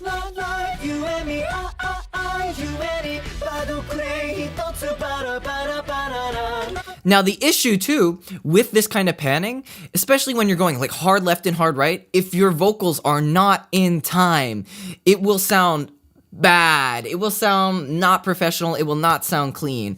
And so that's why timing and like tuning is so important, because if you hear one thing in your left ear that's like the different note, different time than something in the right ear, and it's off just enough, you're gonna feel like, oh, that doesn't sound right. That sounds messy. And so that's why it is so good to make sure you are working with timed vocals.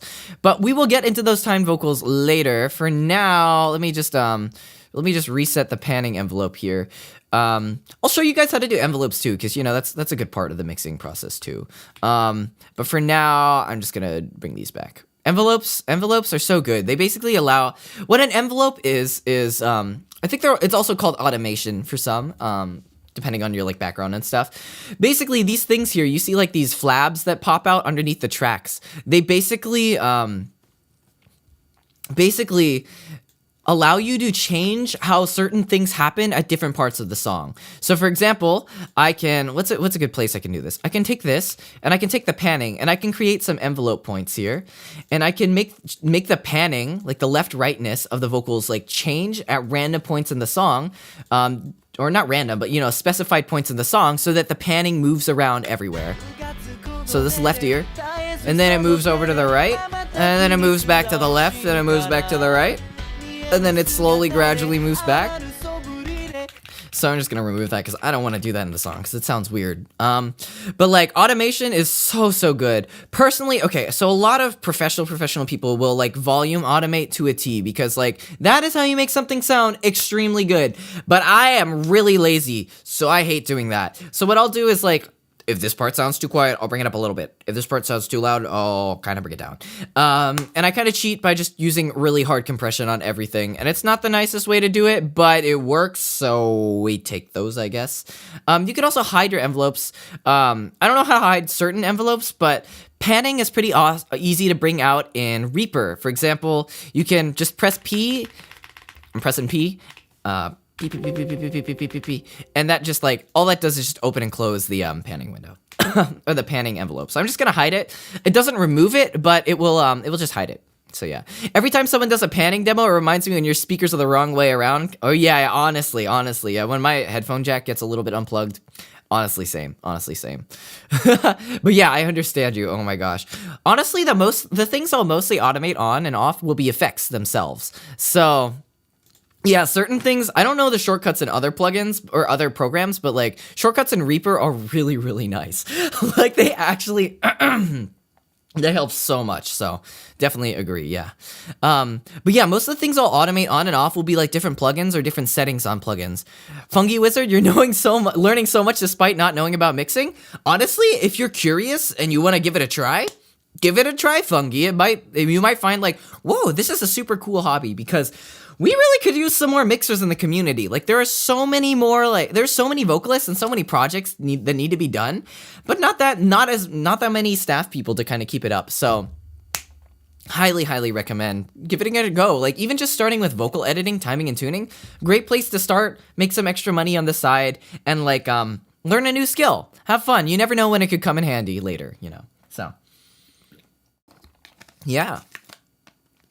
I feel like there's not that many mixers, though. Yeah, honestly, that's my perception. Like, considering like how many VTubers there are and singers, like there's definitely, I feel like, a lacking of mixers or people who like will introduce people to mixing or like teach it, you know. All right, let me drink some more water real quick. Love to, but you don't know where to get started? Definitely have to go back and watch the rest of the VOD. Yes. Definitely check it out. When I go into harmonies, I'll talk a little bit more about tuning and stuff, and that should be pretty simple to go through it as well. I already have my Melodyne window capture set up in the background, so ready to get into that when we go into harmonies. But yeah, so, yeah, you definitely agree in the JPUS sphere. That's why you're learning to mix your own stuff. Yes. I agree. Okay, so the next thing I'll do is kind of start organizing my project now that I've gotten kind of the meat and potatoes of timing done. I try not to organize as I load the vocals in because like when you're timing things that are side by side, it's good to have these things like right next to each other so you can align them perfectly. It definitely helps a lot to see like, okay, these blobs are like exactly in time with each other. The note endings are the same, just to help it out. And that'll make it easier, especially when you have like 30 tracks. Happens, trust me, happens. Doesn't happen on my solos, but definitely happens a little bit. But yeah, so in Reaper, something that's really nice is you can make folders by just pressing Control, or you can make new tracks, and you can instantly turn those tracks into like folders. So if you think about it, like, I don't know what's a good example, but maybe kind of like a trickle down of effects. For example, I have these highs here, and so I can just highlight by shift clicking these two tracks, and I can drag them underneath this file, this track here, and suddenly these tracks are kind of parented to this folder here. So I'm gonna call this main high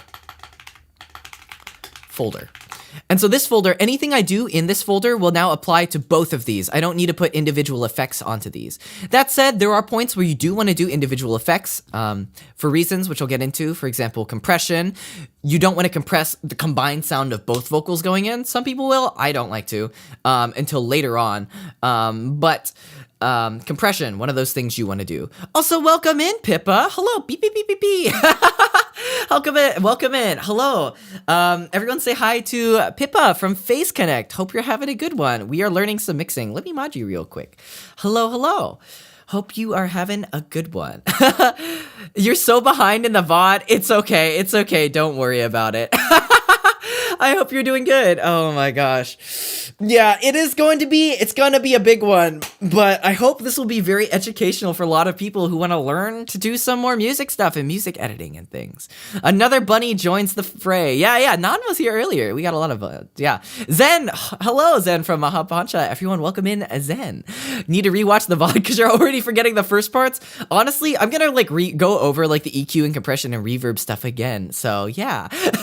Hello. I think you are cutest bunny. That is your title, and I will not contest you on that. So I'll leave you with that. I will not try and contest that in any way. But yeah, everyone is here. Yeah, we got a whole party on this stream. I think everyone likes to band together in the pursuit of knowledge and stuff. So I hope it's gonna be a lot of fun. But yeah, no. So you can make these folders and you can throw in these tracks underneath so that everything kind of fits together. Or you can kind of organize your project a little better. In other programs that don't have folders, I think most programs do have folders. But you can use what's called bus tracks, and I'll talk about those too when we get into them. Busing is a little bit more difficult, not to be confused with, actually I'm not going to say that word, but not to be confused with another word that kind of starts with bus, but you know. We're just going to make some folders, and busing is very, very useful for certain things. Yes, free knowledge. This is coming to you free. Some people pay and go to school for this. I'm just showing you other things. Okay, here we go. So now that we kind of got our folders set up, I'll make another folder, why not? And we'll have one that goes for main. The audio is busing. Exactly, audio is busing. Okay, so we got mains, we got main high, and we got main folder. I'm gonna mute the main highs because we don't really care about that right now. And we're just going to start doing our generic effects. So I might as well, I'll set up my display capture here. I'll kind of crop it as needed, so we can see actually the folders. So let's go up here. Okay. So this is kind of how you generally will add effects. Sorry for the annoyance. It's like display capture mixing and Reaper, mixing and streaming mixing is kind of annoying just because the display capture, you don't want to display your whole screen because, you know, that's a huge docs threat. So you want to keep it tame and stuff. But I also do want to show you guys how I do stuff. So I'll open up, okay, you know what? I might as well just do it like this. Open up this window here and we'll go in. The first thing I'll want to try to do is probably ProQ, which is my EQ plugin. So we're gonna go and we're gonna have our EQ here. And our very first thing with EQ is going to be bringing up or bringing down the lows, as I talked about, the low cut. There isn't much content down there. Honestly, I'll play the track and we'll see. Usually my lines are pretty clean, so I don't need to denoise them, but yeah. You could also use studio mode and do your crop to open windows. See, that's a great suggestion, but I tried to figure out studio mode this morning and I was kind of dumb and I couldn't figure it out, so I might ask later because I haven't learned how to figure out studio mode yet.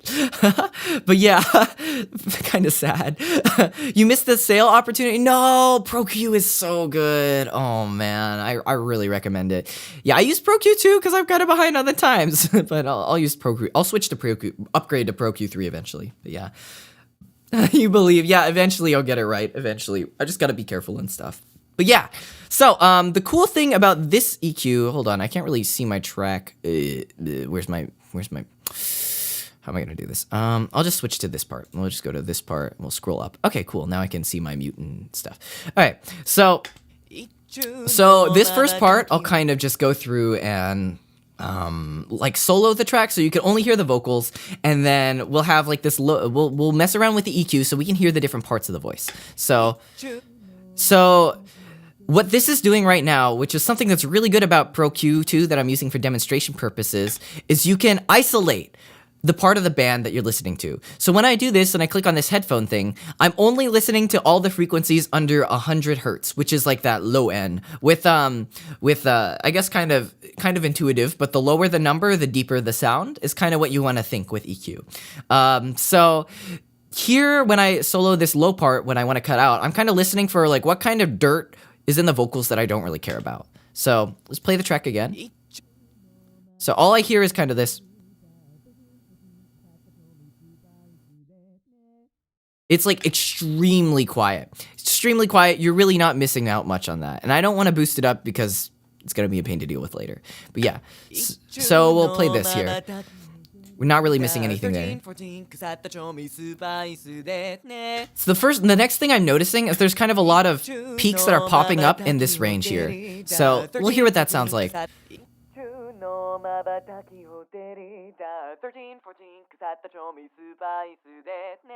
So it's like just kind of like your radio effect part of the voice. It sounds fine, but there are a few like nasal tones that are popping up occasionally. So like this just sounds like I'm going like in my nose, and I don't really like that.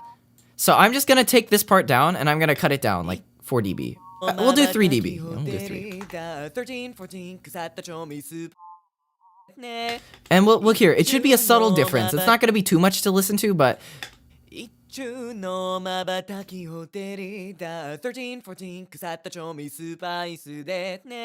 but for me, I can hear that like there's a little bit less honkiness in the voice, and I like that. So generally, you'll kind of want to see where that peak is in Reaper, the Re-EQ. Let me just pull up Re-EQ for a second.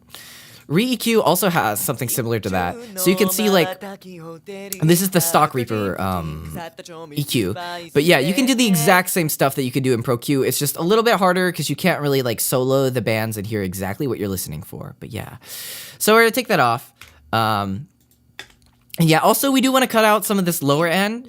I'll be a little bit cautious to begin with just because I don't want to make the vocals too thin. But generally, especially for like guy vocals or like low octave vocals, because you can have a low voice and not necessarily be a guy, you do want to like take out some of this mud here because this can be pretty thick. You can hear a little bit of my room in the raw lines as well, like a little bit of the room echo, but honestly I don't think it's that big of a deal. And you'll see like, okay, you hear a little bit of echo, but when you go through all the different steps, it becomes so minimal personally, at least in my case, that I'm not too bothered by it. We'll also try adding some high stuff. So now we're kind of adding in the high range, so this is kind of the shine to the vocals then. Which is like, also, if you do this too much, it will make your vocals sound really, really bright. So I just sound like I'm like singing through a really like crappy microphone. This is like a little bit too much. But if you take it all out, you kind of sound like you're dead.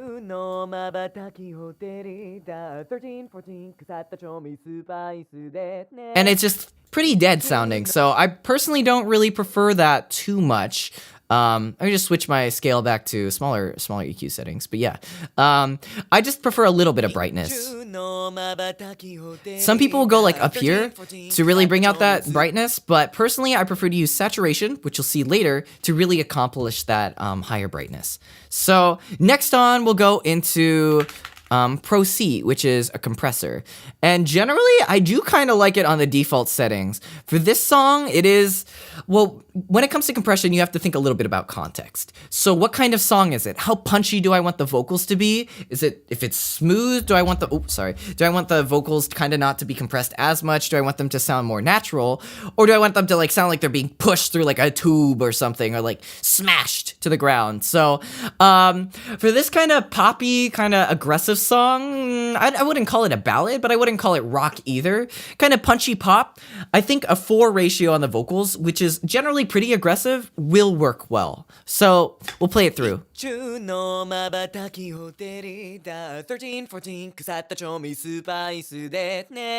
makes it a little bit louder. Which is fine. We'll turn on the gain a little bit so it's a little bit more even between the dry signal. And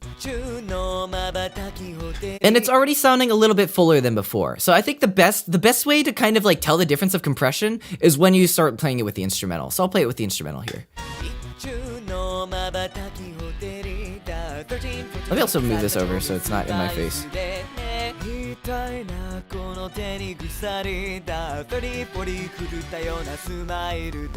And you can hear the difference because this one is a little bit sharper.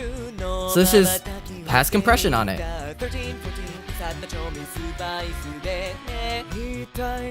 And this one, well, obviously I sung it pretty differently, but it's just less, it's less like full sounding, you know? Do I always leave on auto gain? You can turn that off? I didn't know you could turn that off. I guess I do always leave that on. Also, welcome in, Fome. I hope you're having a good one. Oh man, I didn't know that. Okay, we're gonna pretend that. Yeah, okay. Fome is also an incredible mixer. I highly recommend you check out their stuff. They're top tier. I learned so much from him, not gonna lie. Unintentionally fell asleep before stream, so I have to catch up with the archive. No worry, Choco Milk Tea. Welcome in. But yeah, I've learned so much from listening to Foam's mix, so clean. Oh man. No. I'm definitely not best mixer. I have a lot to learn, but yeah. Can I sign your forehead? Oh man. But yes. Okay, so that's kind of the first layer of compression. Moving on, I will like usually put on a second compressor, which will be R compressor, which for this song, I'm choosing R compressor because I want it to be thicker. Sometimes if I want something to be sharp, if it's like a pop mix, I will kind of go more for a second Pro C with different settings, but for this one, I think our compressor should be pretty solid. So I'm just gonna bring down the threshold so it starts compressing. Also for this one, I should note, I didn't really talk about my compression settings at all. But generally, you want your threshold, it's crackling again. Hate it when that happens. It's like doing it intermittently, so I'll just stop and wait for it to think and stuff. But yeah, let me just close this tab here. Oopsies. I don't know what that just showed, but yeah, okay. R compressor and Pro C, generally, let me also crop my display capture window a little bit more. There we go. So generally when it comes to this, you want to be compressing almost all the vocals on your first compressor. I hate this lag thing, it's weird. But Yeah, by doing this, you're kind of keeping the volume more consistent around, because if you're only compressing the high parts and you're compressing them a lot, you're gonna have like this inconsistency. Let's try it. Let's see if we have it like here.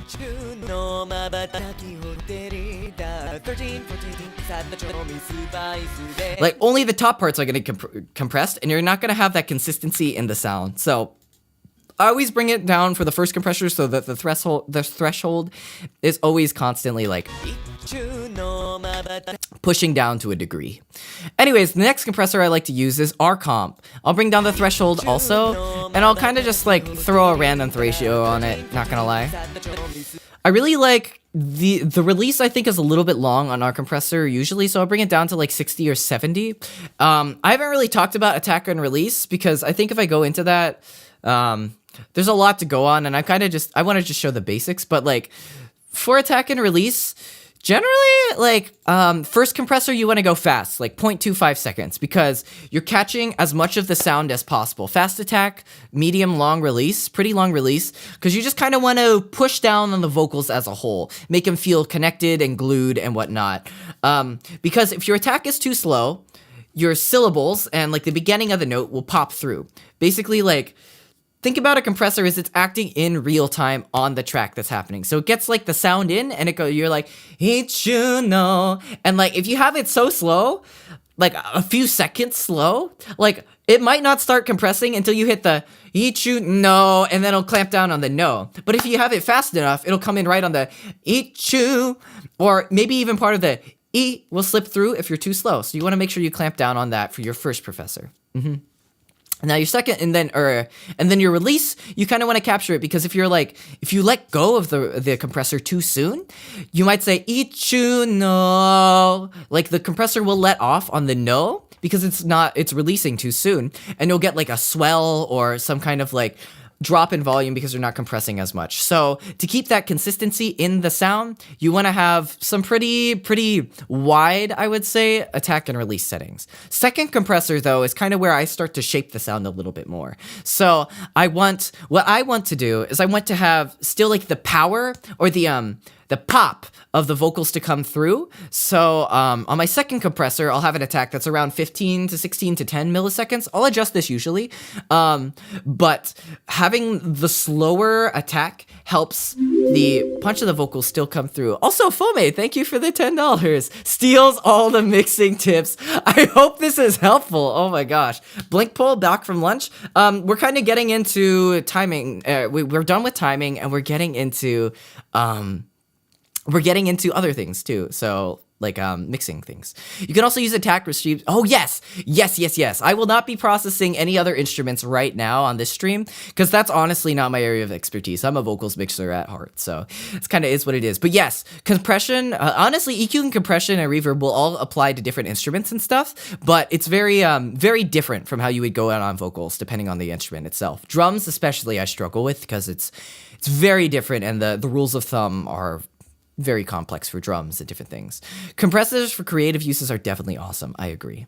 But yes, so I have a slower attack so that I let the punch of the vocals and like the feeling of them come through. Because if you have fast attack and fast release clamp down across the whole vocals, you'll push them down so much that they kind of sound dead. So you want to add in your first compressor, or at least I want to add in my first compressor for consistency, and my second compressor for shaping. So let's hear it with the R-Comp on now.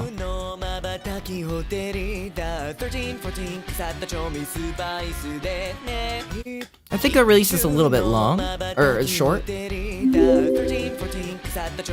Oh, thank you, Jay. Oh my gosh. Your first donation of the day is free.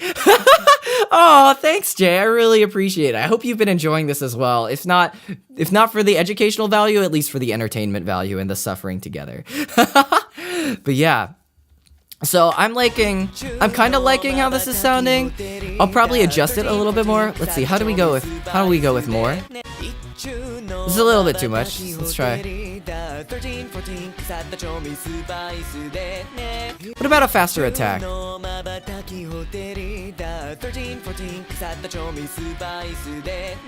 Feels a little bit more in my face. I think I want to try something around like 12 maybe?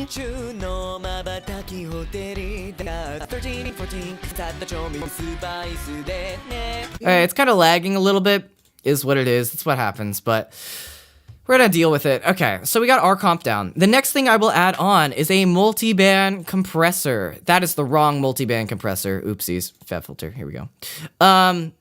So multiband compressors, I think, are really good for evening out the sound across things. How do you hear the difference at different release settings? You can't tell? Okay, this is one of the things with mixing, again, that's like really funky. I kind of just go off intuition. Like with release, I'm definitely trying to think of like, does it sound like it's getting too loud too quickly? That's what I'm trying to think. So if I have like really short release, take off the multiband.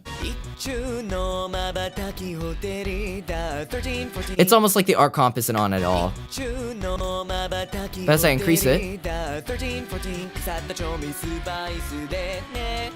is a little bit long. It's a little bit too pushed down. Yeah, hearing the difference is definitely a matter of training. Yeah. Or like just like experimenting. Honestly, I think a lot of it too comes from just I've read a lot. So like I read like, yeah, start with the extremes is definitely good. If you turn it on and off, also it's definitely easier to hear the difference. True. I agree with that entirely. For example, I think I've already showcased the R comp on and off, but yeah, making it like narrower and stuff is definitely, yeah, narrower is kind of the way you approach your ideal settings. Release is so funky though. Like realistically, you can fudge like 20 milliseconds with release and you can still get something that sounds decently good. So also RBY, thank you. Keep it up. Oh man, I'm glad. Hopefully this has been helping. I hope you enjoy this and like, this is kind of keeping consistent with your knowledge of mixing as well, but yeah. Release is kind of all about feeling to me. It's just all about, is it like sounding too compressed? Is it releasing too quick? Is it releasing too late? Is it feeling smushed? If it feels smushed, touch up attack and release. If it feels like your consonants are dead, lower the attack. If it feels like you're not breathing enough in the vocals, try touching up release. And that's kind of how I go off it. Multiband compression, on the other hand, I just click the buttons and it does the stuff. Multiband compression, the way I approach multiband compression is kind of like a second EQ. It's kind of just like, I think of multiband compression as, how do I make my vocal sound kind of consistent across the thing? Multiband compression is indeed one of my favorite compressors. Like, it's just so good. So what I kind of do is I'll listen for the bands I want to compress individually. I think about multiband compression in like different sections of the vocals. This is kind of my second EQ if you think about it in a certain way. Like multiband compression is very complicated, so I don't think I can even explain I don't think I can really explain it in a way that will do it the most justice. But you saw the compressors earlier. Now we're putting in a compressor on like different spaces of the vocals, like the low part of your voice, the high part of your voice, the mid part of your voice. And I think it's just easier to listen into the different sections. So we'll solo the track here so we can hear. Yeah, some would call it variable EQ, and I definitely agree. That is such a good explanation of it. And if they're pompous as heck, yeah, oh my gosh, you're absolutely right. But yeah, so this is just kind of the mud range. And I want to make sure I'm only capturing the mud range for this section because I want to push that down. Then we have kind of the mid range of the voice, which is kind of going to be like some of the honkiness. It's got some of the mud, but also some of the crispness of the voice. And then next up, the next range I kind of like to isolate is this lyrical presence range. This is kind of where the bulk of the voice will sit. So that's kind of the next range I capture. Then next is the sibilance range, which is kind of like the high range. It's really like the sharpness of it. And then finally, we'll capture the high end, which is like just like the little bit of the shine. Yes, this will be archived. This will be archived because this song will not get me copyright striked, so we're good. And then the next thing I'll kind of do is I'll kind of just bring down these thresholds on each of the bands so they're slightly compressing anything that kind of goes out of the norm. So you see kind of on this dial here that it's like occasionally there are parts Like 13. On the 13, the thing kind of pumps up pretty high. And so what the multiband compressor is doing is it's bringing it back down. And it's really just keeping it a little bit more tamed in that range. You came back from jogging, Juicebox. What'd you miss? We've moved on through kind of the first part of effects. So we finished timing for the first chorus, through the first chorus. We've done EQ showcase, we've done regular compression showcase, and now we're showcasing multiband compression. And so this is kind of like, I call this kind of like the nasal range, the biggest nasal range. And the default 18 or 26, oh wait, no, sorry, that's the wrong band. So we just want to tag this down a little bit, so it's just grabbing the ones that go over, so that you're not just getting random points where the voice goes, because of course, singing, different consonants have different resonances, and because those consonants different vowels have different resonances, different consonants lead to different resonances, and you want to tame that so that your voice sounds consistent when you're singing. So that's why having kind of this EQ here to tame when those different vowels come out with different sounds that pop out on different notes is good, and that's why I like multiband compression. We'll go for this part here. This will mostly be taming kind of like a de-esser. I used to, in my old plugin settings, I used to just have a de-esser first on, but I found it was kind of dulling the vocals a little too much when I put it early on, so I kind of try and de-ess a little bit with multiband compression. For those who don't know, de-essing is where you take out like some of the sharp S sounds so they don't stick out as much. But yes, I used to try and take those out a lot earlier, but now I kind of wait till the multiband step and I do a de-esser way at the end so that it just kind of takes stuff later. Soothe. So Soothe 2 is a fantastic plugin that I really like to use, and I will put that on at the end. You will see, Fome. It will be really fun when that comes in. And this one's not really doing much. It's lagging again. Annoying, but it is what it is. Okay. So the vocals do feel a little bit more alive when you hear it without the multiband, of course. But when you hear it in the context of the instrumental, it does sound a little bit cleaner.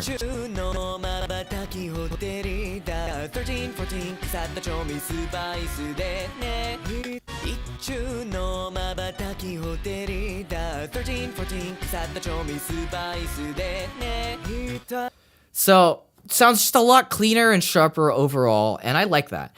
Multiband compression is so good. So good. Now. For the most magical part of this showcase, I'm gonna put on Fresh Air, which is a free plugin from Slate Digital. And this thing, well, I'll just show you.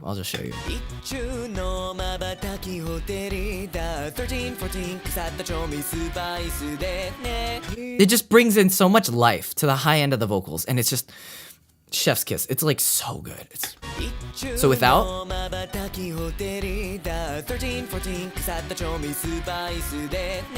it just suddenly feels like, wow, this vocal's in your face. This vocal is shine. This vocal has been filled in entirely. It enhances clarity and air, and yes, exactly, it doesn't make it brittle. For example, let's compare. When I add on the high end using EQ, it becomes so thin. But when I add in with Fresh Air,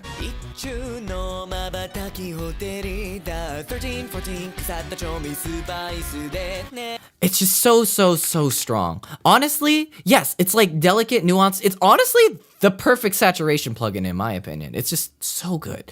And we can even see what it does to the frequency spectrum. For example, I'm gonna use this Pro Q2 to demonstrate. So this is with it off. You see this range is kind of, oh, you can't see it. So this range is kind of not really much going on. Fresh Air on, all this information comes in, and it looks much more balanced in compared to the rest of the waveform. Look at that. Clean. Love it so much. Favorite plugin. Love it to death. Absolutely cannot live without it. Whew, man. So that is Fresh Air, and that is kind of my generic vocal chain. You're gonna mix a project with the exact effects train? Give it a try. Hopefully it'll work out. Hopefully it'll work out. Yeah, it just sounds fuller. It sounds in your face. It sounds bright. It's just clean. So the next part I will do, I also do want to showcase what Antares Autotune does. Hold up. So why I really like Autotune is not necessarily for the tuning part, but for something you'll see here. So I'll turn off Autotune. Here's the vocal spectrum. It's kind of what it is. Sounds fine, right? But I put on Autotune, and there's just this slight little... Darn it, it's off the screen again. So, without Autotune, you see like this peak goes missing. And when you bring it in, it comes back. There's this sharp like 20k sharpness to it. And this filled in section up here. And it just kind of blocks out the vocals, similar to how Fresh Air does. It just like... The combination of Fresh Air boosting that high end with Autotune also adding extra harmonics really just fills in the vocals. And it's such a fantastic tag team. I love it so much. Notice the super high-end mics like Neumann always have a 10k lift. This plugin also gives a 10k lift. Coincidence? Excuse me. Yes. Maybe? I think not. Anyways, the next section of this is going to be quite simple. I'm going to take all these effects, and I'm just going to... Oh wait, I don't need to grab Autotune. I just select them all. And I'm gonna copy them on. Woo, baby, let's go. That's 3. Woo, copy these on, go up to this part, copy these on, copy these on. Woo, and we're done! Just kidding, there's a lot more. But let's listen. Let's listen through the first chorus what it sounds like with the effects on now. Also, when you first used the U87, you thought it was way too bright. How interesting. That makes sense. How interesting. You imagine that's what they were thinking when designing plugins like this. Honestly, so cool. These are sounding a little bit too tight, so I might dial down because it feels a little too compressed on these sections.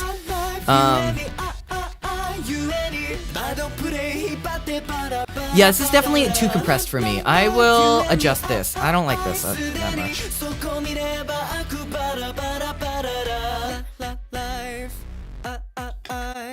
Honestly, these vocals aren't even my greatest, I will say. Like, I've definitely recorded better. But it is what it is. It is what it is. You know what? I think this is a good part. This is a good part where I can go in and I can... Why I feel like it's too compressed sounding. I feel like it feels too smushed and in your face when the two vocals come in. Like it feels just like a little too punchy. So what I think I'm going to do is I'm going to open up my automation here. By the way, so if you want to open up automation in Reaper, you can see kind of on both of the screens here, there's this trim button for the track. So I'm going to go into the trim button here, and I'm going to scroll over to, I think the way I want to approach this is by automating the wetness down on my second compressor, which is really squishing things. And what this is going to do is it's going to make the blend of the compressed sound and the raw sound a little bit smoother. I think it is it's like a harshness to it. Yeah, and also dynamics. Let's try 60%.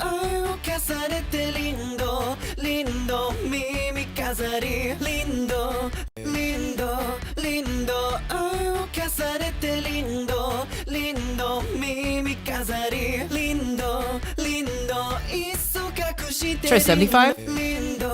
What is that sound? Oh, I was like getting thrown off because there's like this sound at the beginning. All right, let me just... That's so distracting.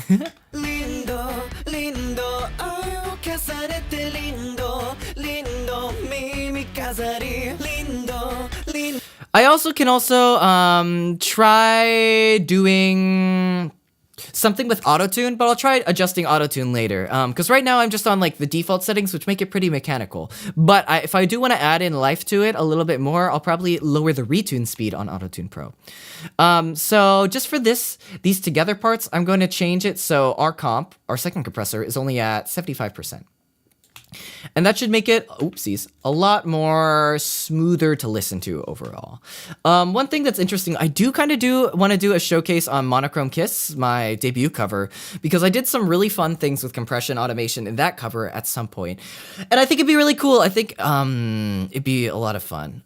Or yeah, we do like lower retune speeds. Honestly, lower retune speeds, bang. When you want to sound like T-Pain, crank that stuff up. Oh my gosh. But yeah. And the thing is, we will be compressing more later, and we will be adjusting things a little bit more later. So it's okay if this isn't quite perfect yet. In fact, I think I'm going to touch up the EQ at the moment. There's a little bit too much.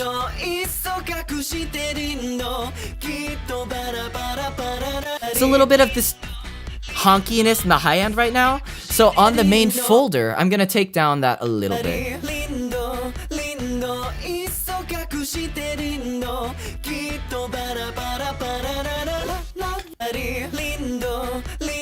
Yep, we're gonna take that down a little bit, and that's gonna sound nice. So anything else we can kind of touch up here?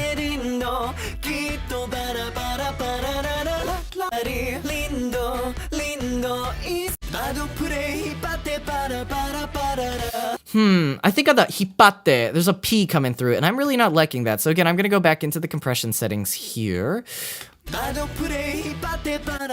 Let's try this. Go into the R comp. Go into the R comp. Let's change this back to 16. Let's try 15 attack. I think, I'm guessing it's coming a little bit from the attack and release settings. So I'm just gonna tweak these until I don't hear the thing that's annoying me anymore. It's also lagging again. Please stop.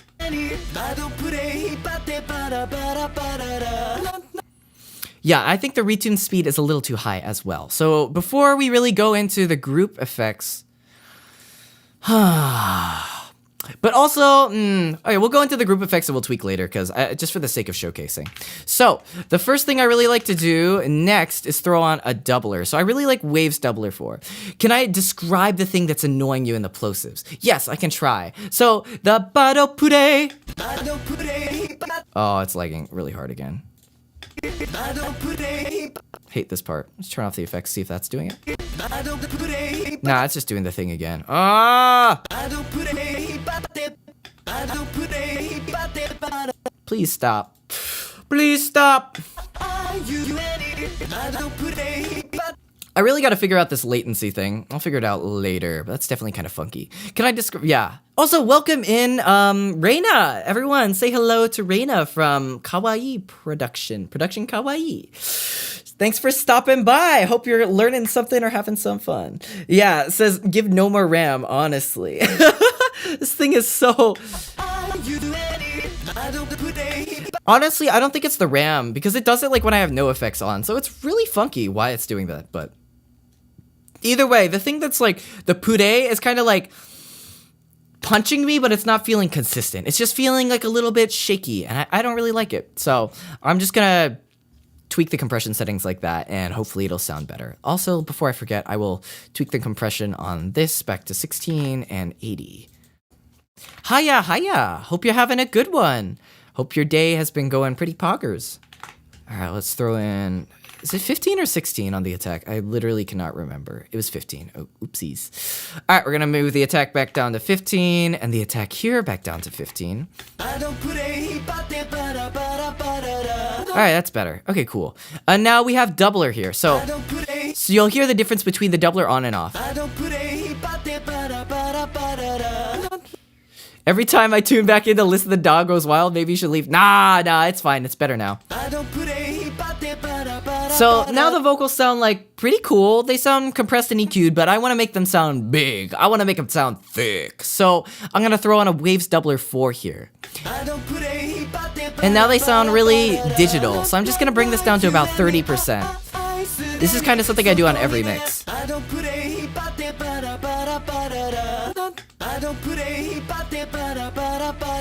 And it just gives it that kind of width that vocals I feel like really need. Also, the nice thing is it brings up some of the high end too on the EQ. So just very, very nice and thick. And now the second magic. Oh, I spelled that wrong. We're just gonna go imager. We're gonna go for the isotope imager here. And we're gonna test out some different things. We're gonna test out spread in the vocals, because one thing that makes pop vocals go burr, that makes vocals go burr, is spreading things with isotope imager. So without further ado, I'm just gonna bump up these bands, increase the stereo delay, and we're gonna hear how it sounds.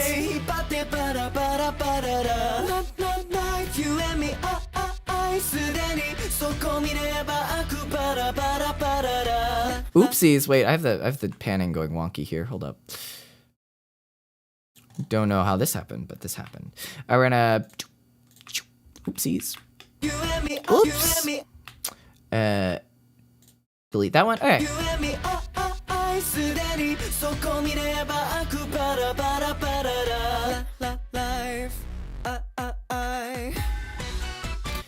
And suddenly, it sounds better.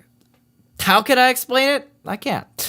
Imaging just does fantastic things. So that's kind of how I make the vocals sound signature to what I do. I put on fresh air, I put on doubler, and I put on isotope imager, and it just makes them sound so clean. Okay, you think it's my voice, but like you listen to the raws, and it's like, it doesn't sound like. I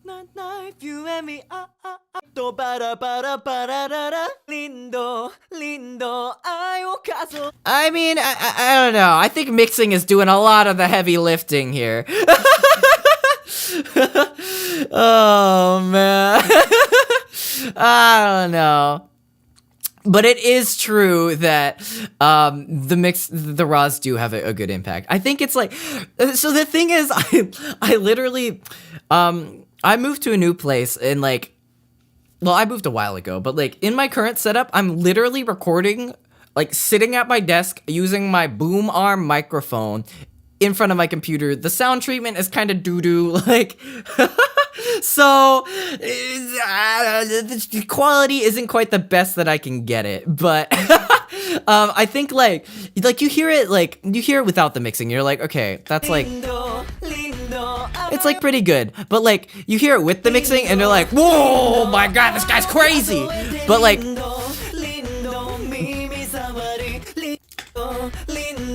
I don't know. I think it really adds something when the mixing makes things stand out.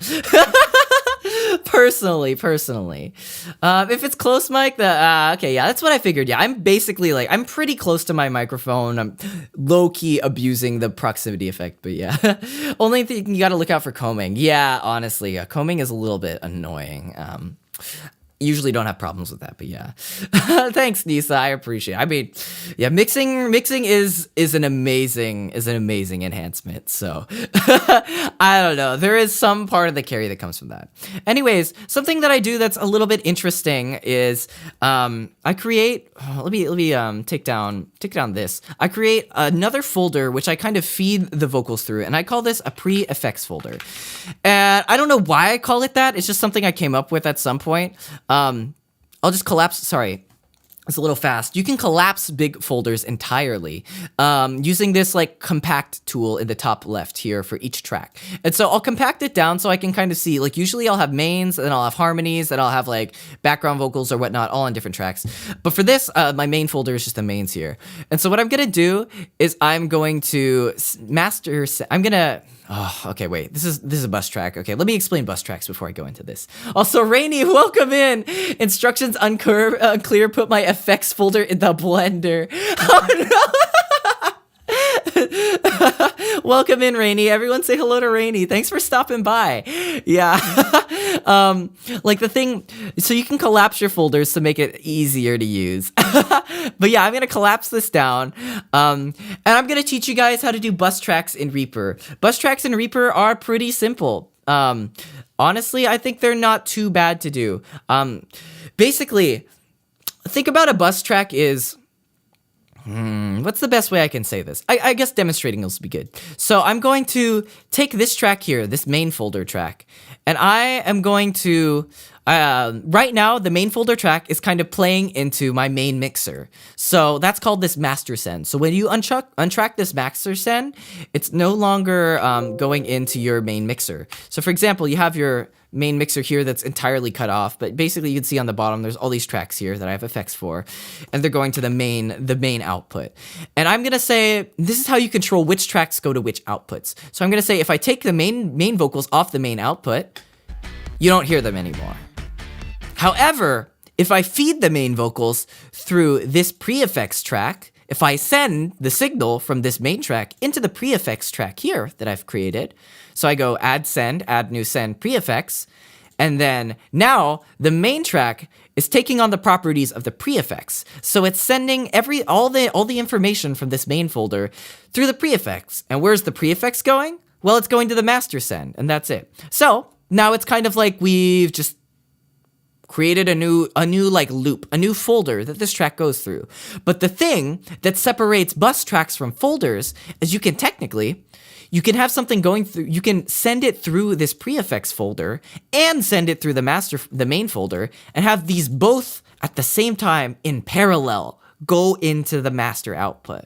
So basically, it's like you create a double of your source, and with that double of your source, you can kind of blend in any of the sound from that source double underneath. So I hope this explains it. Your mixing knowledge is make noise into a microphone. Okay, but like, if it works, it works. Also, welcome in, Yangcha Gogo. You understand now. Yeah, I hope this makes a lot of sense. Because like, what this is really good for is this is fantastic for reverb and delay. You understand, but you don't understand anything at all. I am so sorry. It will make sense in practice. Trust me. It will make sense when I do something with it. But basically, yeah, I'm feeding what I like to do for this pre-effects track. The pre-effects track is really just organization. I like to have the mains, the harmonies, and the backgrounds all go through one source so that I can kind of track it, keep it together. And what I like to do with that one source to glue it all together, you guessed it, I like to put another compressor on it, baby. Let's go. Woo! To make things extra thick. And that's also the reason I was adjusting down the compression earlier on, because I knew it was going to go through a second compressor later. So what I'll do with this one, which is really fun, is I'll feed it through, but I'll just lower the wetness on it to like 30%. So let's compress the crap out of this.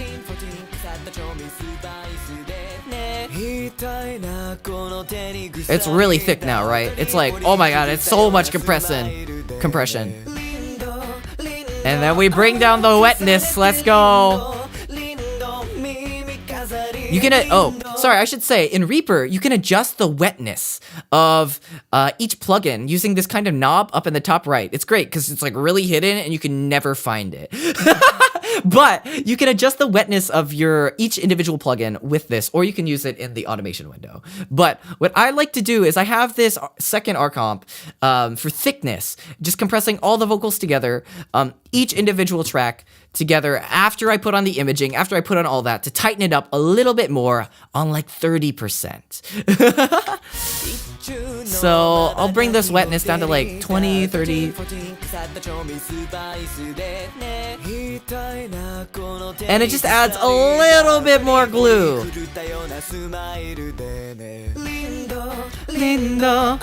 Thickness and wetness. I'm sorry, that's just what it's called! Oh no. Wetness 100%. Oh my god. Yeah, I am 70% dry here, guys. You heard it here. Don't clip that. Don't clip that. And next we get into the fun part. How moist is my compression? Only 30%. You're not getting good precipitation on that. Disappointing, Tomo. You are ashamed to only experience 30% wetness.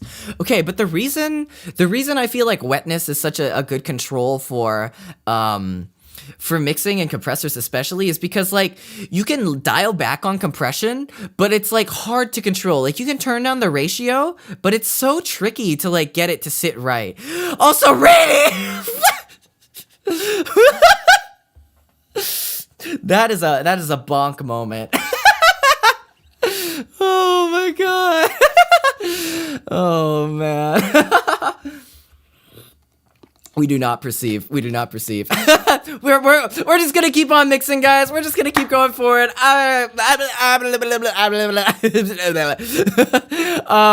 But basically, yeah. The reason I like adjusting the whatchamacallit, there are a lot of sussy terms indeed, yeah. The reason I like decreasing the wetness instead of the actual ratio is just because it's like, it feels like a good way to I don't know, balance things out. Like, I'm like, I want some of this compression sound, but I don't. When you're thinking about compression in terms of like putting it on the vocals instead of like grouping it, I'm more thinking not like how much do I want, but like how do I want to shape this? And then after I kind of have the shaping, it's like, well, how much of it do I want later, you know, to really pull things together? So technically you could, I think, adjust like the things doing the ratio and all those settings, but for me, like in my head, adjusting the amount of compression, the wetness of compression for gripping the vocals indeed is kind of what I like. So there we go. Next, I'm gonna create some more reverb tracks. I introduced you guys to bussing a little bit earlier because with reverb, I create buses for that. So why do I have this prefix to begin with? Well, it makes the routing and the bussing a lot more easier. I can feed tracks together into the reverb a lot easier. So what I like to do with reverb is very interesting. I've created a reverb folder here and I've loaded 3 tracks underneath to kind of situate them underneath. Bussin', we bussin'. We do be bussing kinda though, but yeah. So under the reverb, I'll split it. Generally, when I start with reverb, I'll start with 3 main things, and I'll take some away, add some more on, depending on what I like. So, I start with early reflections. I split up my reverb into early reflections. I split up my reverb into tail, and then I split up my reverb into a delay. And so each of them, the reverb and the early reflections and tail will both use the Reverb compressor plugin because I can separate that out. And the delay will use H delay because that's my favorite delay. And so what we do here, what I like to do, and I'll explain this as I go, is we'll open up the send for this pre-effects track, which is gripping it has combined all the vocals into this effects track. It's pushing them all through this compressor. And instead of sending it through, or we're going to keep sending it through the master send, but we're also going to send it through this early reflection send. And right now, what that sounds like is I basically doubled the sound. I haven't changed anything yet. Class is usually not this entertaining. I'd be fired if I were teaching at a public school or something. But basically, we can feed in. So now this is playing through both pre-effects and ER. So, for example, let's hear how that sounds. It's so loud suddenly, like the vocals are blasting, because what we've done is now we have 2 copies of the vocals.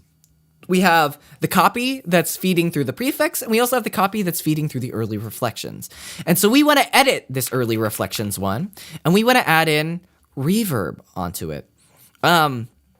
Now, explaining both bussing and reverb at the same time is going to be very tricky, so I'm just gonna go one thing at a time here, and we're gonna swap over to how I set up early reflections. And how I set up early reflections is I copied the settings from this one video, and I've never changed my process. So I'm gonna duck down the reverb here, gonna bring up the early reflections, and generally I like a plate 2 from this program, and so I like to bring out plate 2 a lot, and kind of adjust the size.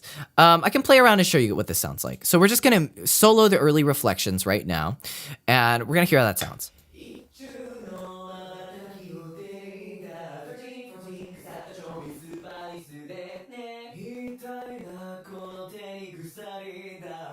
And my philosophy with early reflections is that I'm trying to kind of grab that first echo on the voice. For example, if you just listen to reverb, the tail, it sounds like this. This is kind of like the background. This is the shower sound. Yeah, this is like big shower. And this is like small shower. And what you want to do is you want to be able to find the balance between both of those so that they fit into the song and make it sound good. And so generally, a plate reverb, I can't really explain it very well, but it's kind of like this artificial space used to kind of make vocals sit into mixes and stuff. So this is kind of designed for the purpose, and we're gonna tweak it so it works. Another thing that I learned in a video that I like to do is I like to drop down the lower end, because I don't really need this lower end content on a vocal reverb, and I like to lower the dampening a little bit too. So now you kind of have like the bulk is coming through the mid-range of the vocals. Exactly, small shower 30% wetness, big shower wetness 100. Do I prefer plate sims to convolution? I do. Yeah, the plates also sound bright, big, and very nice. Agree. That is personally why I prefer them over halls. Halls kind of are a little bit too echoey for me. The next thing we're gonna do is I'm gonna look up our reverb delay timer calculator. So you know that thing that's pinned in the chat? Yeah, I'm gonna go cheat using that. So our BPM right here is 274 divided by 2. So 274 divided by 2. So our BPM is 136. That's such a weird BPM. Anyways. And while these settings don't really adjust the pre-delay or the early reflections too much, they will adjust it a little bit. So when I plug in 136 as the BPM into my reverb and delay calculator, what I get is a small room has certain settings. So those settings are 13.69 for the pre-delay and 0.862 for the delay time. And again, this really only goes for the tail, but will work when I can just copy this on for the other thing. When did this become a math class? Yeah, this is really a cheating class. But yeah, all you have to do is enter the numbers. It's not bad. But yeah, so I'm just gonna put these in and bam, I have my reverb settings. How hard was that? Yeah, it's kind of cheating, but and I'll adjust it if it doesn't sound right, but for the most part, usually the calculator kind of doesn't miss. But yeah, also I'm gonna put an EQ onto this reverb. So the thing is why we're bussing is so I can adjust the qualities of the reverb individually in different parts, using EQ, using compression, using different tools to get it to sound exactly the way I want it to. So we're gonna go into the reverb early reflections, and we're gonna just take down some of this mid-range. So what you're saying is I should just hire you to do it for me? Well, this class is so people can learn to do it themselves, but also I will not complain if you will pay me to do it. But yeah, so my philosophy with EQing down this section is because the presence of a voice lives around this range from like in the 1000 hertz range. And so what I want the voice to do is I want the voice to cut through the reverb. And so you hear the voice over the reverb and the reverb kind of sits in the back and glues it in. So I don't want the presence of the reverb, the 1000 hertz region of the reverb to be overpowering the voice. So I'll just cut it down. So it'll sound something like this. On, off. Just a little less in your face. And now we'll blend it in with the original vocals. So this is how if I fully crank the early reflections, and we'll tweak this a little bit more.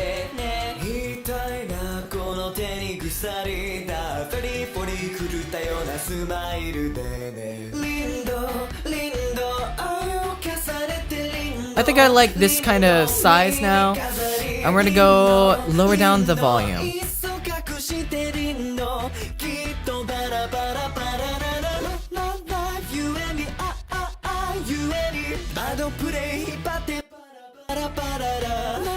Alright, cool. And so when you're bussing tracks, the way that you will adjust the balance between the two tracks will be adjusting the volume. So what you just saw me do was I fully cranked it. So this thing is really heavily early reflections, and we'll just bring that down in volume underneath the vocals.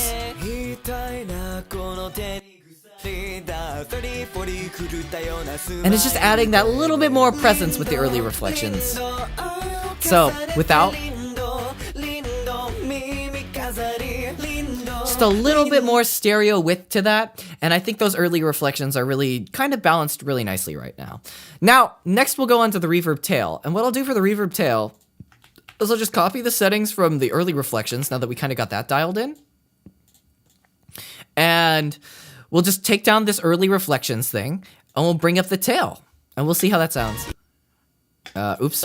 I'm dumb. I forgot to route the track in. So I'm gonna go to the routing settings for the tail track, the tail bus track, and we're just gonna grab from this pre-effects, which is where all the vocals are coming through. So we're just gonna grab all the vocals and throw them also through the tail track. And so we should hear them going through the tail of the reverb now. So this is how our reverb tail sounds, and honestly, it sounds fine to me. So this is how it sounds with it on. How long did it take to learn all this? I learned this over the course of like 5 years. A lot of these tips I only really learned the past 2 years. So like, there's a lot of knowledge being packed into this stream. Feel free to take it slow. I'll probably do more mixing streams in the future if this one seems like something people are interested in. So like, we can break it down over time. You can get used to my process, hearing what I do, seeing what I do. Maybe I'll figure something out on stream that will like innovate how I do stuff, but yeah, like, it took me a long time to figure this out. Stream is a lot thicker. Yeah. Oh, man. So we got oh, it's lagging again. Man, I hate this.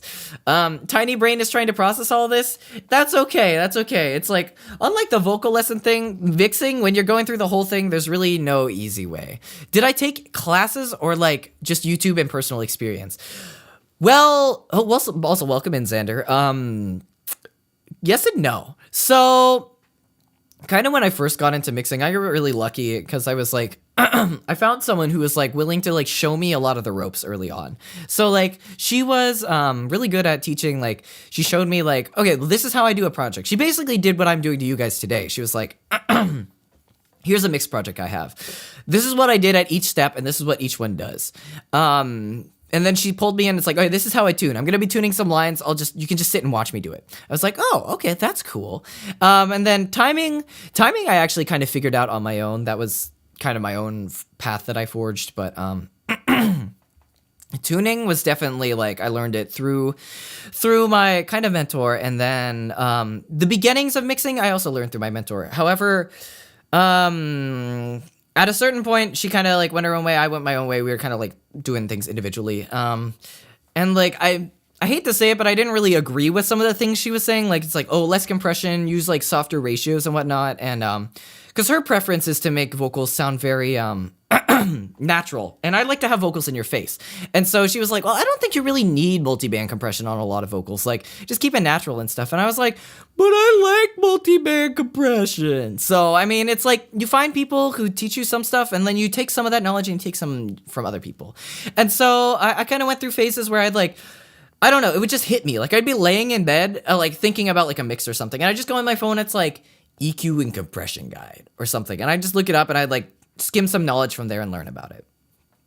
And then I'd like go into like a different or I'd like Google, or I'd go into YouTube and be like, all right, well, how do vocal mixing or something? And I'd look up something, and I'd like, as I learned more terms, I knew how to search more specifically. So like, I'd be like, okay, like vocal EQ and compression for pop, and you find a video on that. But if you just look up like mixing, it's so hard to know exactly what you're looking for and exactly what to learn. So I'll look up like vocal, like reverb in Reverb, or how to use Reverb, how to use L2 compressor or L2 limiter from Waves. Like, as you learn more about mixing, the box just opens, and you find out there's so much more that you don't know. And so when you don't know something, suddenly you're like, wait, I know how to ask about this now. And you can Google, and you can like ask people for their thoughts and advice, and you just get deeper and deeper into the rabbit hole. So that's kind of been my experience. I also happened to find another mentor along the way, bless his heart. He taught me so much, and he's helped me so much with like balancing and just listening for nuance in mixes. Like he showed me that, like, you know, certain songs, the instrumental just doesn't pop, and it doesn't go with the vocals just because that's how the karaoke track is made. So here are some things you can do, some strategies we can try out to think out of the box and try and adjust these instrumentals to make them sound more full, or like ways we can adjust the vocals so that they sound full. And while some of our tastes don't quite match up, he's definitely like, if I send him a mix, he's always there to be like, okay, I think this frequency range is kind of bulky, what do you think, kind of thing. And we bounce it off, he'll show me stuff, and like, he definitely like, I go to him when I need help with instrumentals, because he obviously has a lot of professional mixing experience with instrumentals, and I don't, so he's obviously way superior in terms of me there. But yeah, I've learned a lot from him. I'm really, really thankful for his guidance with a lot of vocal mixing that I've done recently. So honestly, as a mixer, I feel like I'm an eternal student. And I think a lot of mixers will feel that way because there's always... people find different ways and different plugins and different things that make things work. And I think like that's the beauty of this like subject, because like everyone's learning together and everyone's open to doing that. My mentors are all people from my personal life, so I don't really want to share that, but it is a really, really cool story. Hopefully you can find some people along the way. Maybe these streams will be a kind of mentorship to you guys. I don't know. But yeah, it is a really cool story. It's a really cool story. Instrumentals are definitely a pain depending on the recording. Yeah, honestly, oof, oh man. Instrumentals are like, you take the vocals and you multiply it times like 60. Because like, you have to go into the deep meat and potatoes for everything. Like, this is how many different effects just for the vocal mixing? Like, for instrumentals, you have to do this all too. And it's like, it's a rabbit hole. It's a rabbit hole. Gonna drink some more protein shake and then we're gonna keep going on. With adjusting the tail end of the reverb. You like your funny words, buddy, man. Really? But yeah, here we go. So here's the tail. How does it sound? Lift it off. Okay, kind of dry. And there's just a little bit of presence there from it. So I think this is a good spot to put the tail. I usually like it around -7, -6 dB. Let's see.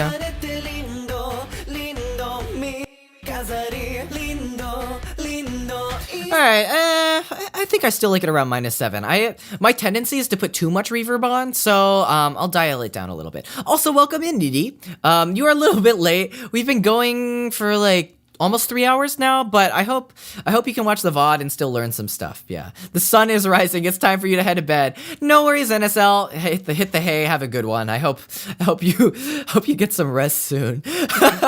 But yeah, my first tendency is always to put too much reverb on, so I try not to do it too much. And yeah, stories of how people got into this stuff is always so interesting, and I like it a lot.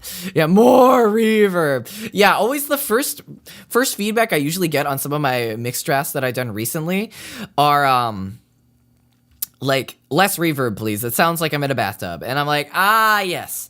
At some point in this stream I will want to switch to monitors, and I haven't tested that out on stream yet, so let me know if the echo from my microphone picking up the stuff from the monitors will like be annoying. But yeah. Also, not enough cowbell. Oh my gosh, that reminds me of like a meme that one of my music production friends has. He likes to put wind chimes into like literally everything. And so it's really funny because I was doing this mix for like another cover project, and like it was one of my first instrumental mixes, and like the mix was good. It was like shaping up, but he was like listening to it. I was listening to it for advice because I live with him. So he was like, you know what this is missing in this one section? Wind chimes.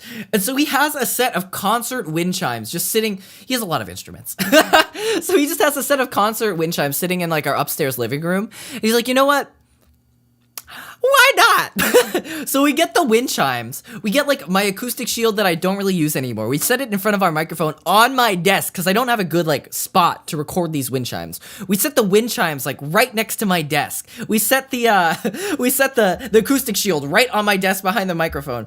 And this is an Eston Spirit. This is a vocal microphone. This is a condenser. This is not meant to record like wind chimes. Like, and we go and we just like, we're like super quiet. We're just like, and we record just some random wind chime lick, and we're like,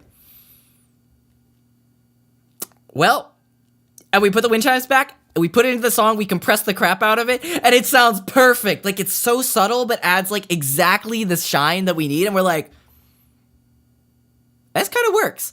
And then on a later project, I was like, man, like the wind chimes in this song sound so doo-doo.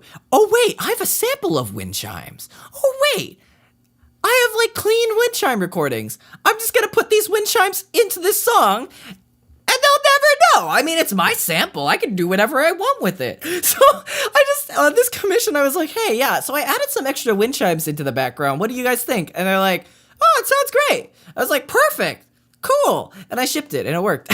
So, is what it is. Wind chimes, kind of magical. I just happen to have them sitting around. Tomo, million followers, slaps reverb. Honestly, Old mixing stories. I used to just go into Audacity, like my very first mix ever. Well, it wasn't really my mix. I was working on it with a friend. We didn't know what to do together. We were just like, we have Audacity. What does this thing do? And it was just kind of like, well, we can slap this thing called Reverb on it, and it sounds a little bit better. And we're like, oh, it sounds a little bit better. I don't know what else we could do with it, but let's post it. And that's kind of how it went. So Reverb was poggers. So yeah. Woo! Reverb is what it is. But yeah, over time you learn how to do more than just reverb. But yeah, honestly, reverb do kind of work. You feel very attacked right now. Oh man, music is everywhere. So even hitting honestly, like there's this guy Kurt Hugo Schneider on YouTube who does like amazing song productions or like cover productions just using like random things, and he's like so cool. I look up to his stuff so much, and I'm like such a big fan. So like, I'd love to learn how to do stuff. BRB deleting everything you've ever done. Oh no.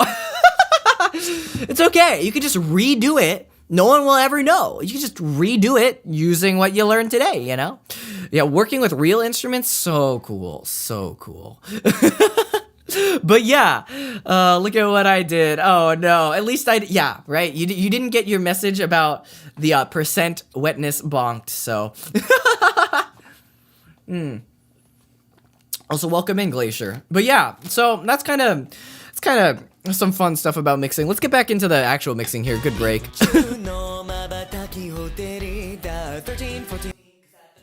Yeah, I think that tail's good. Now the real magic is gonna come in when we put in delay, and this thing is, well, we'll see. Delay doesn't work in every song. I find that delay, when it's really exposed, really will be more detrimental to the mix than helpful. But we will give it our best shot. What I'll do generally with H-Delay, and also a note for everyone who wants to use analog plugins, because a lot of Waves plugins will have like an analog switch. And what this analog switch does is it kind of adds in a noise floor to your plugin. So what a noise floor is like a like white noise sound. And so make sure whenever you're using like an analog plugin from Waves or a VST, you turn this analog down to 0, because otherwise in the background of your mix, you're gonna have something going shh, and you're like, and if it's underneath a bunch of compression, and that compression is just gonna bring up that, and so whenever the vocals aren't going, you're gonna hear like from all the white noise generated by your analog plugins. So make sure you turn your analog off when you're using these kinds of plugins. Disclaimer. But yes, so when it comes to H-Delay, I tend to put in the BPM for the song and then just mess around with whatever kind of pattern seems to fit. So we're gonna quickly route in our pre-effects, or all of our vocal effects, into our delay track and hear how that sounds. And we're gonna take out some of the low end, so it kind of gives it this good radio effect to add some more thickness into the mix. Thickness tends to be a trend with my mixing.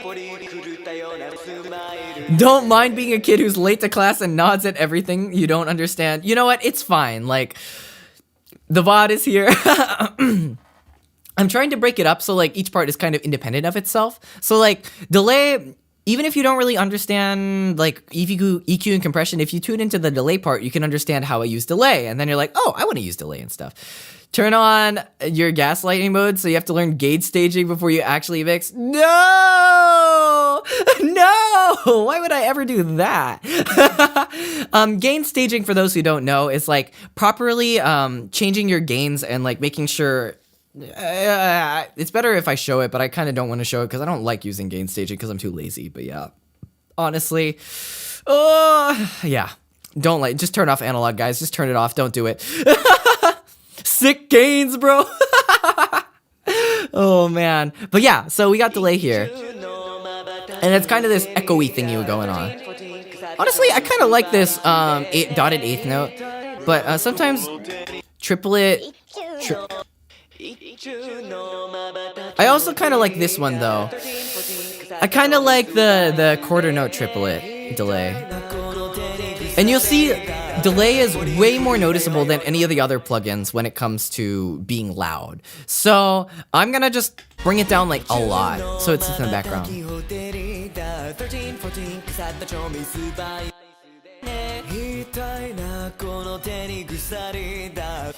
And it's just sitting a little bit in the background. I also do like experimenting with ping pong delay. And what ping pong delay is, let me bring it up a little bit. It brings the things back and forth. The sound kind of bing bongs between your ears. And it creates a really good effect. Honestly, okay, the reason I found out about delay in ping pong was low key, like, I listened to one of Farhan's mixes. Farhan is the mixer. He does a lot of stuff with Hololive. He produced Gargura's song. And one of his mixes at a certain point, I managed to get a hold of the acapella through means. And I heard he used ping pong delay. And I was like, what is this ping pongy sound? And I looked it up and I found out it was ping pong delay. And I was like, yo, this makes the vocals sit so well in the mix. I want to try this. And so ping pong delay really is just such a great gluer. Also a flanger. Oh, you know what I forgot to do? I forgot to put, what is it called? A modulator on. I'm going to put that on soon. But yeah, yeah, so I'm going to try ping pong and see how I like that compared to normal. I don't have connections though. I don't know. I've never spoken to Farhan before in my entire life. He's a really cool, but I've never spoken to him before. I really would like to, but I didn't stalk him, but I like looked into his stuff, and snuck around a little bit and I found some stuff and yeah, like clean. Ping pong is nice because it keeps stuff moving. Agree. Yeah, it gives you that kind of like movement to your vocals and stuff.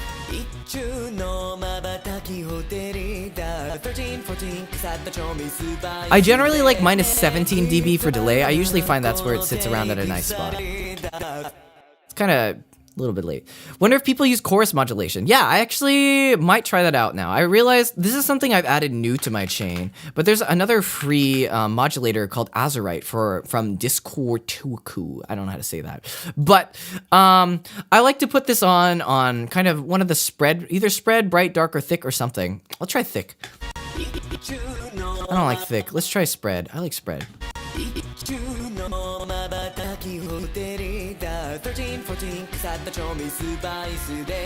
And this little modulator will help, even if it's at like 10 to like 30%, will help bring out that wetness really well. You found a good use of chorus in an upcoming cover. Oh, nice. Yeah, I honestly want to start using this modulator a little bit more because I'm just not used to it. But it's really good for kind of bringing out like width and stuff. But modulators are pretty noticeable, so I really like to put it on barely present, so you can barely feel like the width that it brings without sounding like weirdly sounding. So yeah. Chorus on bass. Ooh, that sounds really nice. That sounds like such a good thickness tool for that. But yeah, I actually don't think I have any other chorus plugins kind of than the Azurite from Discord. I don't know how to pronounce that, but so that's kind of the only one that I really use. And yeah, so now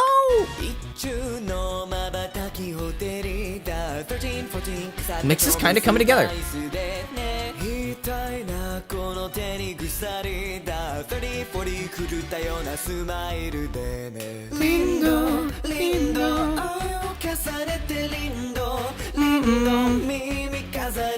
There's a little bit too much of this. I'll bring this down a little bit.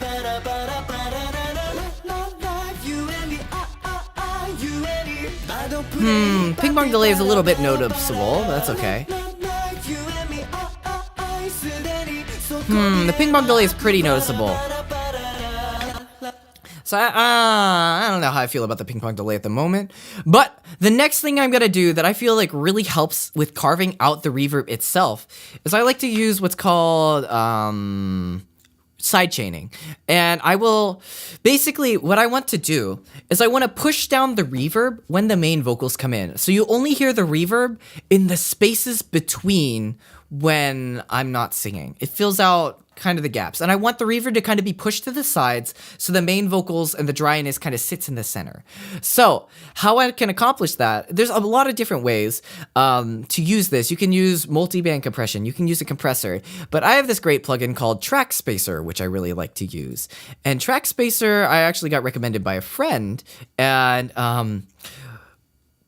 basically it just takes in like a signal from like your main vocals, and then it pushes down on another track from that.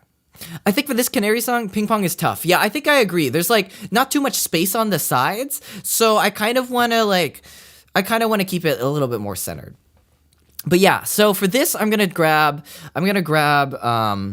my pre-effects vocals, and I'm gonna feed that to the top reverb folder where the Trackspacer track is. And what I'm gonna do, this is a little bit complicated, so I think a lot of people aren't gonna get that. Tracks aren't gonna get this, but that's okay. Like, I'll do it enough times that I think you guys will get the gist of it as I do it more. But how I do this is, let me just move this up a little bit more so it's visible. You can change the amount of channels a track has. And so channels basically mean left and right. If you look at when I play something, let me just set this up real quick. If you look at when I play something, there's like these two bars that show up for the volume. There's like, excuse me. Turn off the ping pong real quick. It's kind of annoying. There's what's called a left channel and a right channel. But you can increase the total number of channels each track has. So you can have it so there's like a left channel and a right channel, and then a second left channel and right channel just on the same track. Which is like, what does that even mean? What does that look like? How does that work? I can't explain it visually. I don't know. It just kind of do be like that. So, you can make a lot of different channels for your track. And what I'm going to do is I'm only going to have what this allows you to do is basically you can feed in information through one channel and have a plugin react to information from one channel while it acts on a different channel. So it's like react versus react versus act. So it reacts to whatever is on the channel 3 and 4 onto channel 1 and 2, and that's sidechaining. I don't know why people call it sidechaining. That's called sidechaining. But basically what we do is I've adjusted the track settings so that we have 4 track channels, and then I take in the information from all of our vocals folder, the pre-effects folder, and I feed that into channel 3 and 4 on the same track as the reverb. Now, when I put on Trackspacer is going to compress onto the reverb using when the main vocals are in. So basically, this is going to push down on the reverb when the vocals are in and not push down on them when the vocals are out so that the vocals fill in the space. It's kind of crazy. Yeah, you're chaining a signal on the side of what would be an external unit in analog land. Yeah, I don't really know analog mixing very well, but yeah. Basically that. Side chaining, then gain staging. Yeah, the two menaces, honestly. Big words, big words. But basically, this is so good because this allows me, especially with this, to change kind of the image of where I'm pushing down on the reverb. So I'll show you guys what this Trackspacer does real quick. So I'm gonna select the range that I'm track spacing down. I'm just gonna go 100%. We're gonna hear what it sounds like fully cranked. So I'm like pushing down and like you can kind of barely hear the reverb. Actually, if I push it down on everything, you can't hear anything at all. So I want kind of the high end of the reverb to come through, but the main bulk of it to be pushed down. And I also want that main bulk to only be pushed down in the middle of the track. So now what you'll hear is the reverb is still full on the sides, but in the middle, it's being pushed down a lot. Now, obviously, we don't want to completely smash the reverb, so we'll dial it back a little bit.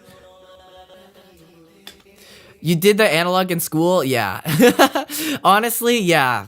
I don't know. I feel like it is important to know, and it helps with visualizing things, but I can still make some bangers without it, So what I'm kind of going to do with Trackspacer, this is pretty complicated, by the way. This is far past beginner level of stuff. This is kind of just like how I polish my mixes. So honestly, if you're kind of new, it's okay to kind of like, okay, he's doing some magic thing. I don't know how to do that. And that's okay.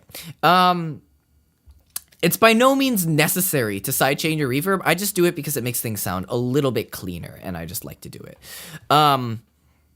It's fine though. It's fine if you don't really get it. Don't feel pressured. Another thing we're gonna do with this Trackspacer is I'm gonna adjust the attack and release because I want to like push this stuff down. I want to get this information way out of the way. And I want to hear how it sounds with the main vocals.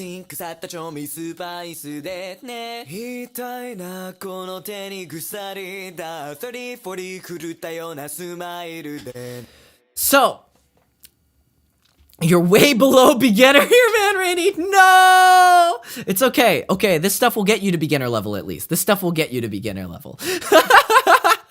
Oh, man. But yeah, so with pushing down on reverb, I really like to go really fast on the attack because I don't want like the reverb going behind the vocals at all. I just want it kind of like smush down at the beginning and then it kind of appears from the background. Don't think there needs to be this debate with analog and digital, but there always is. Yeah, honestly, yeah. And the thing I like to tweak a lot is the release, because this is kind of controlling after the vocals come in and the Trackspacer pushes down on them. When does the reverb kind of fill in the space? And so I'm just gonna move this knob around until I find something that feels comfortable or feels like nice sounding. 13, 14 腐った調味スパイスでね痛いなこの手に鎖だ30、40狂ったようなスマイルでね Sorry, just turning the knobs. I think it's coming in a little soon still. Yeah, I think 40 is around where we want to keep it.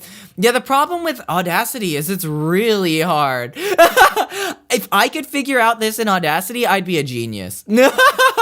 Like, the thing with Audacity that makes it so tricky is it's not a flexible tool at all, right? You like put the EQ on, you're like, oh no, that doesn't sound good. Gotta put another EQ on or I gotta hit Control Z. So it's like, Reaper's honestly easier than Audacity. Reaper is way easier than Audacity. Audacity, pain. Reaper, anti-pain. So yeah, I think this is a good setting for this. Any free mixer recommendations? Yes, the Reaper free trial is really great. Lasts for 60 days. It's pretty cheap. Go for it. Give it a go. Also, does Juby still mix her own stuff? I don't know. Mario Paint Composer? Teach me. Teach me. I don't know how to use Mario Paint Composer. Maybe we should go sit with Ami and she can teach us how to do it in Mario Paint. Oh, man. Trying to figure out settings of your plugin only. Yeah, right. Audacity is so tricky. It's brutal. Especially when, okay, low key, when you have so much processing going on and your mix starts to lag on your, like, I used to mix on a laptop for so long and it was really brutal because I would like be really extra and I mix like a lot of vocals at the same time. When I used to do that, my mix would lag so much that I would have to like export it to listen to it. And it was so painful. So I'm glad I don't have to do that anymore, but holy cow. Mixing, yeah, it's really hard with so much latency. Also, Meaty Gore, have a good one. Thanks for popping by. I hope you've enjoyed it so far, and the archive will be helpful for you. Welcome in, Isekai. Hope you're having a good one. Hello, Kontomo. Welcome onto the stream. Let me mod you real quick. I think this is your first time stopping by. Hope you're having a good one. We're teaching some mixing, learning some mixing today. Hello, Kai-kun. Oh my gosh. We have just finished learning about reverb, and now we are going to move on forward to probably the most... This is the hacks part of the stream. We're going to start doing some vocals mastering here. I think we've got the reverb kind of dialed in. So I'm just going to scroll down a little bit. I can't scroll down. We're going to need to add some extra tracks here just so we can scroll down a little bit more. I'm gonna move this over here. But yes, we're gonna do some mastering on the vocals now. You need a mixing lesson? Oh, well then you've come to the right place. We've kind of moved past a lot of the intro stuff, but I think like after this, I'm gonna talk about tuning and harmonies a little bit because I still need to record harmonies for this song. Some of us are learning things, but brain is small and smooth. That is okay. Your brain is gaining wrinkles one lesson at a time. Too bad these are mastering lessons. Mastering, okay, I'm awful at mastering. My mastering is not great. I kind of just slap the same things on every single time, so I cannot recommend it. But basically what we're gonna do, we have our two main things now. We have our vocals here, and we have our reverb, right? So, vocals here, and our reverb. And now we kind of want to bring these both into a section where we can control the stuff on both of them. Slap the thing on, press the button, and move on. Exactly. That's what we like to do here. So we're going to go back into the rooting thing that I talked about earlier, and we're gonna send the mastering into we're gonna send the main vocals, which are called pre-effects, into the mastering, and we're gonna send the reverb also into the mastering. So what I like to do for vocals specifically, because this is like a pre-composed, pre-produced karaoke track with the vocals, I like to take all of the vocals as a whole and work with them and kind of shape them a little bit more. So it's very subtle stuff, but it's just kind of controlling them and pushing them into the instrumental so that they are coherent and stuff. So, I'm gonna do my first thing, which we're finally gonna put on a de-esser, because some of those S's I think will be slipping through. So I wait until the very end to put this on, so I'm not like tweaking the signal a little bit too early. And it's just kind of smoothing out. I like the default setting, and I just kind of bring this threshold down to around where the T's and the S's are like popping in. So there's that mabataki, the T is getting caught, chots, all that is just kind of getting attenuated down. These S'ers, got him! Nice, good one. But yes, so we're just gonna tame the S's just a little bit, and we're going to use dynamic EQ also to smooth out the vocals as a whole. This is something I found out while mixing. I just kind of started doing this. I don't know why I started doing this. That's not the one I meant to click on, but it's fine. But I like to just kind of do some dynamic EQ across the whole band to smooth out the vocals as a whole. And honestly, I feel like it works really well. Just for making things feel smooth, making things feel set into the mix. I just really like it. So absolutely wrecked indeed. So I'm just literally going to just dynamic EQ across all of this. And I'll show you with it on and off and kind of like how it sounds and how it makes it a little bit nicer to listen to. So it feels a little in your face, right? We're just gonna... It just suddenly feels a little softer, you know? Just feels a little bit more smoothed out. And now... I keep spelling this wrong. The Big Daddy, the Big Kahuna, Soothe 2, the best plugin I've ever experienced in my entire life. This thing is magic, guys. This thing is magic. Tsunderia's gonna put you on a blacklist. No, Rainy. Oh no. But yeah, no, you're good. It was pretty funny. That was a pretty good D's Nuts joke. I respect the hustle. But yeah, Soothe 2 is like, what Soothe 2 does, I don't know how it does it, but it does it. It basically takes all of your harsh frequencies in your voice or in the track or in the signal that's going in, and it just like smushes it. It just like smooths it out. It soothes it. And it changed my world, guys. It literally, I don't know how to explain it otherwise. It's literally, it's done so much for me. I can never thank it enough. It's literally magic. This one I can't explain. There's no way to do this without the plugin. I just can't explain it. It's $200. Might go on sale. It's just good. You don't need it. You don't need it. Technically, I think you could do all this with very fine multiband compression. But yeah. Why is there Soothe 2? Question answered. Exactly. Too monkey to understand but trying to learn. Yes. Basically, all you need to know, this plugin good. Put this on, your mix good. That's kind of what you need to know. The 2 stands for $200. You're not wrong. You're not wrong. Oh, man.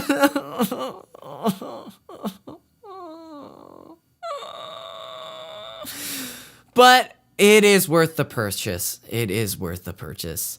Hello, welcome in, Project Epsilon. Hunter Francis, Shiro. Yeah, Noji. Oh. Yeah, it's pain, but it's worth the money. It's like auto-tune. It's one of those things, you put it on, it's just magic. So we put it on. See, just in your face, like kind of gritty. Whoa. Whoa. It just feels like locked in. Whoa. Whoa. Like.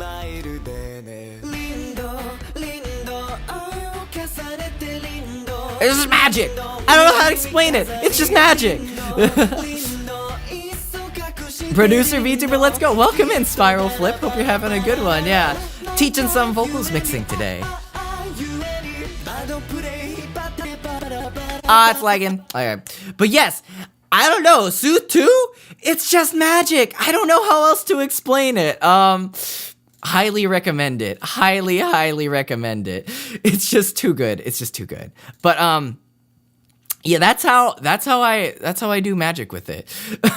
It just cleans everything up. Maybe this is why I don't feel the need to like treat my room so much, because it's like Soothe 2 and all these other things will kind of just clean everything up for me. So anyways, we've kind of locked in a lot of the main mixing stuff. I would call this like mostly the main mix. The last thing that I'm gonna kind of do is I'm gonna feed the vocals in through the now that I kind of have the vocals mastering locked in, I'm going to do the same thing that I sidechained in earlier. And we're going to sidechain in the vocals to the instrumental. And what this means is I'm going to duck the instrumental in the center where the vocals land so that there's just extra space. Extra space in the track for the vocals to sit. You need a Soothe 2 in your life. Yeah, I need a Soothe 2 for like, I don't know, like a hair product or something. Can I get a Soothe 2 sponsorship, please? OX Sound, if you're out there. Please, could use it. I need to make back that money I spent on your plugin. But like, anyways, we're gonna grab some of this stuff. We're gonna just we're gonna take the vocals and we're gonna push down on the instrumental, and we're gonna see where we can carve out the right space so that there's a little bit of stuff. One thing to note with Kanaria instrumentals. Kanaria instrumentals for vocals, I generally feel are a little bit thin. They work very well with what's it called? Vocaloid, because Vocaloid, not really like a full human voice. But when you get to using a human voice, I like to tweak the Kanaria instrumentals a little bit. I'll put extra compressor on there, I'll put extra distortion, and I'll thicken them up a little bit so they have the width and the thickness that they're kind of missing. So I'm not the most experienced one for teaching that, but I will try to mess around and see what I can find out on stream so that we can troubleshoot this instrumental and get through it. Because right now, obviously the instrumental's pretty low at the moment. The vocals aren't really blending in super well. We're gonna push into it a little bit with this Trackspacer, but we are eventually going to need to thicken it up when we raise up the volume, because you will notice there is some unbalanced parts in it. Anyways, so I'm gonna push down. Let's see, where do we need to cut out?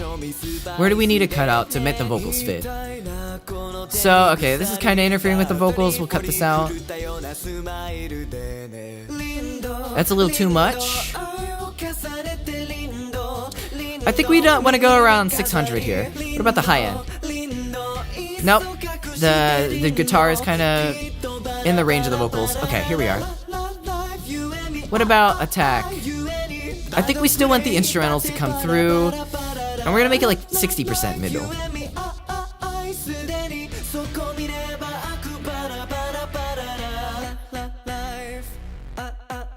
And there we go. Trackspacer again is kind of one of those things where it's like tweaking it by ear. This is something I haven't been doing it for long enough that I can just like bread and butter show you, okay, this is how you do it for every mix. I'm basically listening in and I'm trying to see what parts of the instrumental are interfering with the voice. Where does it kind of occupy the same sound space? And then we're also trying to adjust this attack and release so we still get enough of the instrumental hits coming through in that range while also having the vocals remain in the forefront. So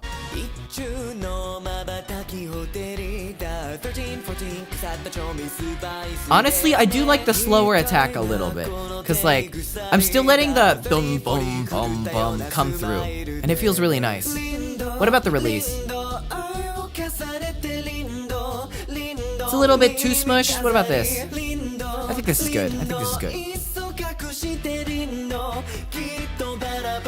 And let's look at how it looks visually. Okay, we're going down like 11 dB. That's a little bit sharp. Sitting around 9 dB of gain reduction. Alright, sounds about right. Sounds about right. Yeah, honestly, Giga P, Police Piccadilly, they're insane. They're insane producers. I cannot look up to them enough. Absolutely fantastic, and I love them. Holy cow. Yeah. Absolutely, I agree. Also, Bunny producer. Yeah, I would say what I'm doing technically is not producing. This is vocals mixing. Very different from producing. Vocals mixing is kind of like, I want to make a cover, but I only have my vocals and instrumental tracks and all this money. Producing is definitely like, I want to make a song or something, or I want to recreate something. I want to make something new. And so there's definitely a difference. I wouldn't call myself a producer by any means, but I would definitely call myself a vocal mixer. Just because I don't know enough about mixing instrumentals to be able to like produce my own songs. Plus, I don't know enough about music compositions. That's what Kazune is here for. He does the music production. I just know how to mix vocals. I would call myself somewhat of a sussy baka, or any. You know, before the stream, I wouldn't have agreed, but after the stream, I would definitely agree that I would call you somewhat of a sussy baka. Vocal production different from actual production. Exactly. Especially cover production, because cover production is kind of about like making something sound similar to an original, versus vocal production in like an original is about making something very different. You know, you want to try and make something that sounds unique, sounds poppy, sounds radio hitty or something, and also there's a creativity aspect that goes into it. So very different. Yeah. But I kind of try to bring in some creativity into my mixing and like my recording as well. Like it brings in, like I kind of try to mix both my singing knowledge and my mixing knowledge together so that we can kind of get a good idea of like that we can kind of create something unique, because you got to play to your strengths sometimes. I don't know. Like I might not be able to create instrumentals, but I know what I can kind of do. Like I can do like high harmonies, and I can create a sound that's very different from other things. Like my Telecaster B-Boy cover is extremely different from how Miori's Telecaster B-Boy cover sounds, because I just have like a bunch of different layers, and whether it's better or not better is subjective, really. So yeah, fairly familiar with the aesthetic. Yeah, I would say the aesthetic of vocal production is kind of what I've thought about a lot. So anyways, we've gotten to the point where I think I want to try to bring up some of the instrumental and see where we can get this balance to sit.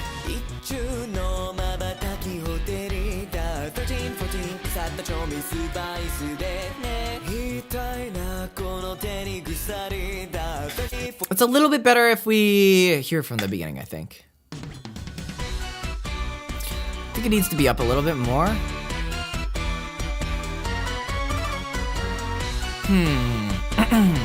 Alright, let's hear it. So the vocals come in too quiet, we'll bring down the instrumental.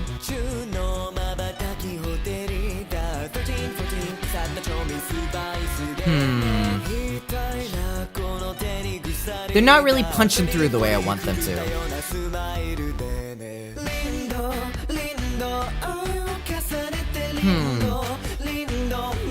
They feel a little bit smushed compared to the dynamics of the instrumental. So I have an idea.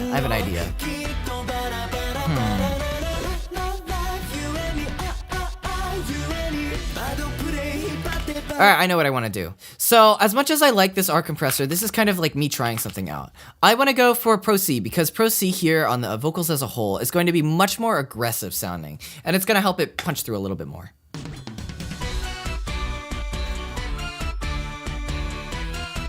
Let's just try it on this setting. Actually, I do like the vocals control preset. That's pretty good too. Let's see how this sounds. We'll adjust the wetness as needed.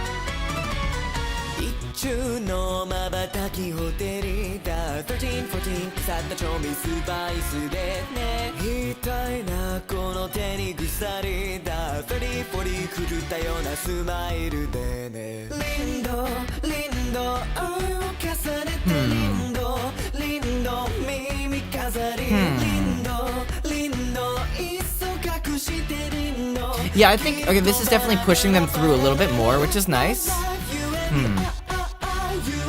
Boxing gloves. Yeah, that's what I... Pro C, the C stands for... Bum presser, I don't know. I can't think of anything. Alright. Interesting. Combat. C stands for combat. That's good. That's good. That's good. That's really good. That's really smart. Okay.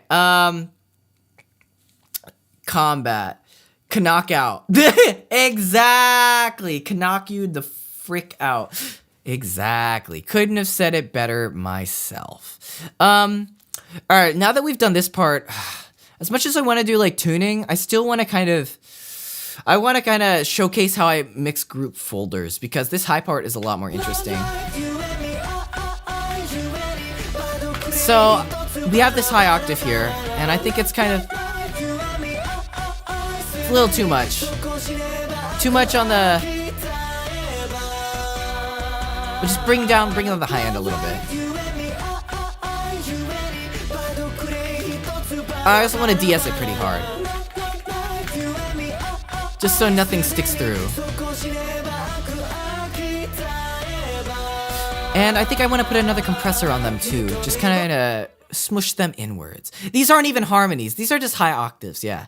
If your vocals don't one round knock out the instrumental, you're mixing wrong. Absolutely true though, just no instrumental, vocals full send.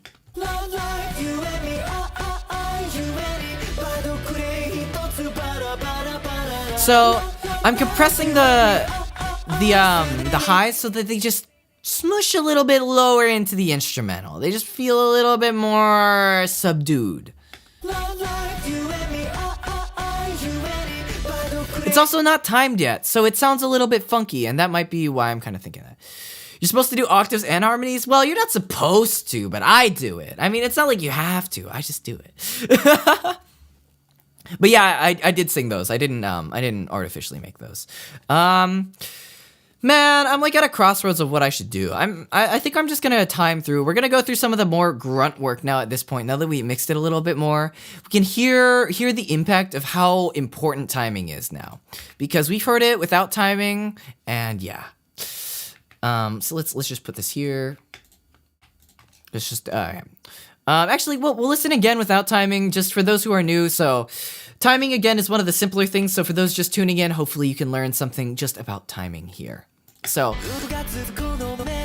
oopsies, this is in the left ear right now. Let me just bring this back to the center. There we go.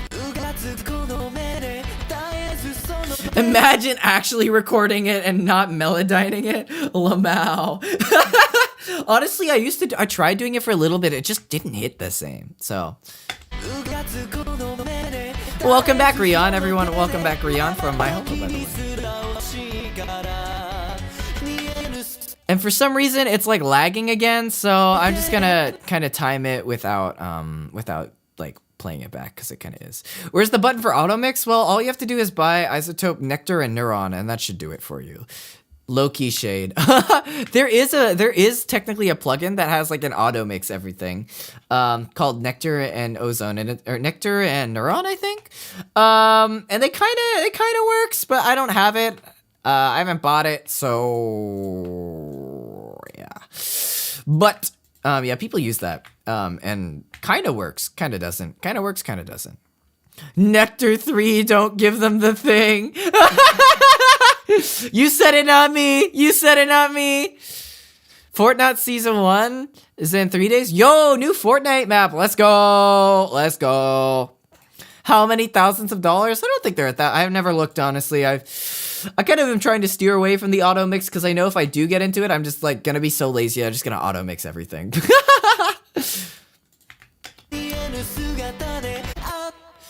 Alright, another thing about this part is I'm kind of straining while I'm singing this, because I sung it at like 11 p.m. I was kind of tired. So what I'm gonna do once I get back to actually mixing this is I'm gonna EQ this section differently, so that I don't so I can hide the strain in my voice a little bit, you know, because it be like that sometimes. It's also a little bit off time, but yeah.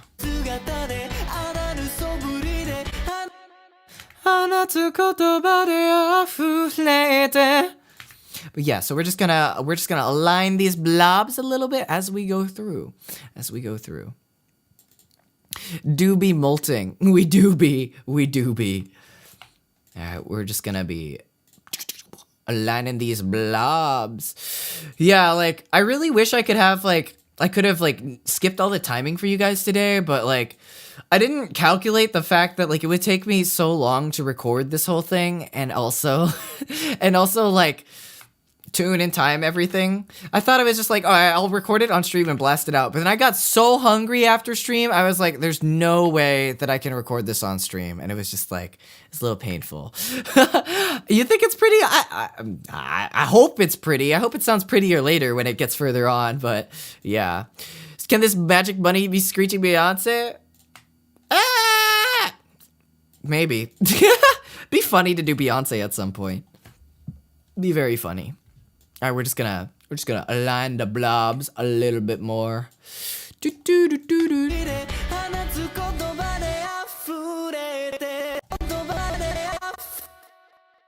All right, wait, it's kind of. All right, this is kind of annoying me. So what I'm gonna do is I'm gonna go into automation, and I'm gonna lower the volume pre-effects. And what this does is this kind of like, this lowers the volume in a way that you can actually visually see it. It lags. When it lags, it kind of be a dope remix. True. Align the blobs. New time. Yeah.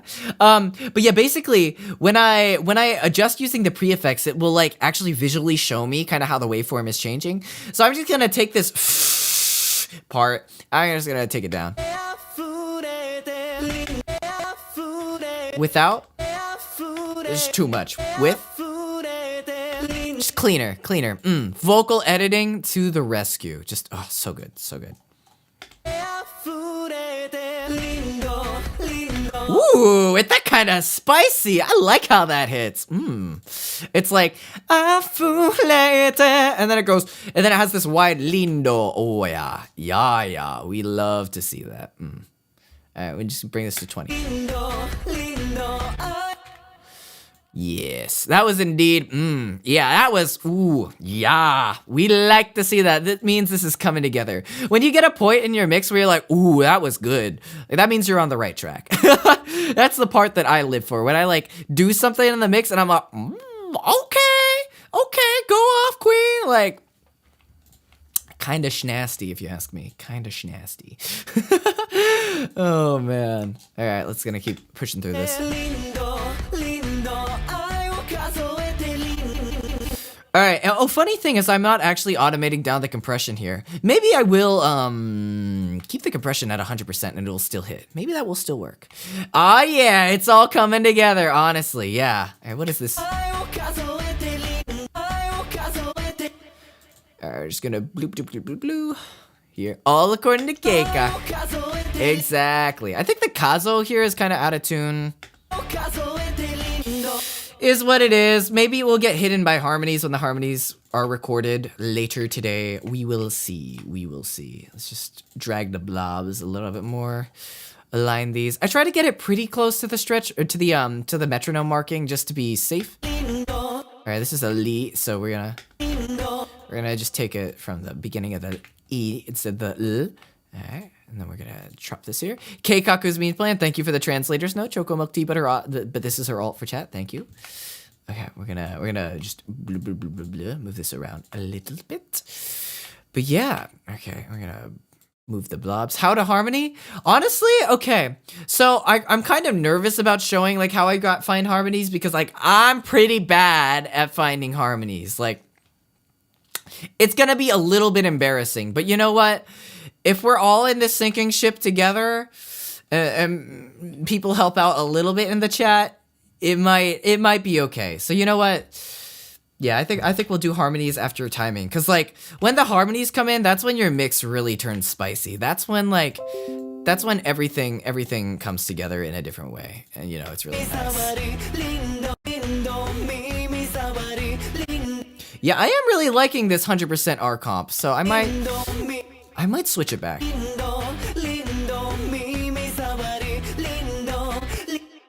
Just YOLO until it sounds good? True.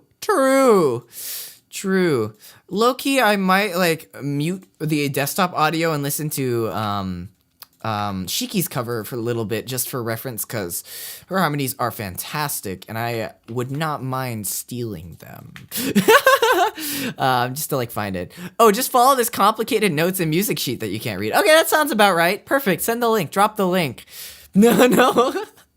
But yeah. Oh my gosh.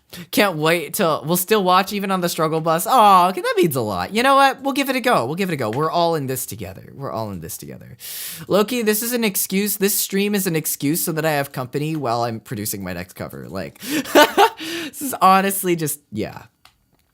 Very cool phasey effect. Yes. I love using doubles for the phasing effect. It's just so cool. It's just so poggers. It's just people don't do it. It's bussin'. We're all in this together. That's not how it goes. That's probably not how it goes. I haven't seen High School Musical 3 and 2. I'm so sorry. But yes, Shiki's voice. Shiki's voice. Rion's here. Well, Rion recently, you know. But yeah. Shiki's voice. S tier. No other way around saying it. Don't know how she does it. Wish I could do that. S tier. High School Musical intensifies. Exactly. Predicted space between us. Yeah, Shiki's voice. Oh, so freaking good. Could go on about it. Literally would just be saying the same thing over and over again for hours, but yes. Agree for sure. Difficult effect to nail. I agree. Yeah, it is all about balance. Oh, this is a te. Okay, wait. Yeah, this is a te. Okay, for te, we can move the front of the te into here. Okay, here we go. Loki judging you. Didn't watch High School Musical, but you're cute, so let it pass. Okay, you know, maybe High School Musical watch along in the Discord. Don't forget to join the Discord, folks. I should. You know what? I totally forgot to plug the Discord server as well as the Discord server and the mod apps right now. So let me just, oh shoot, I just played my stream and doubled it on stream. I'm just trying to copy the thing. Don't ignore that you just heard my voice twice. That's a little bit awkward. Oh yeah, perfect. So we got Discord and mod apps. Oh, oopsies. So mod apps, I'm just gonna put this up here.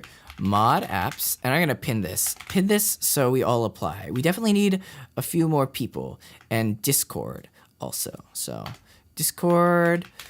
Boop, boop, boop, boop, boop, boop. Does this work? All right, there we are. And I'm gonna pin this one here.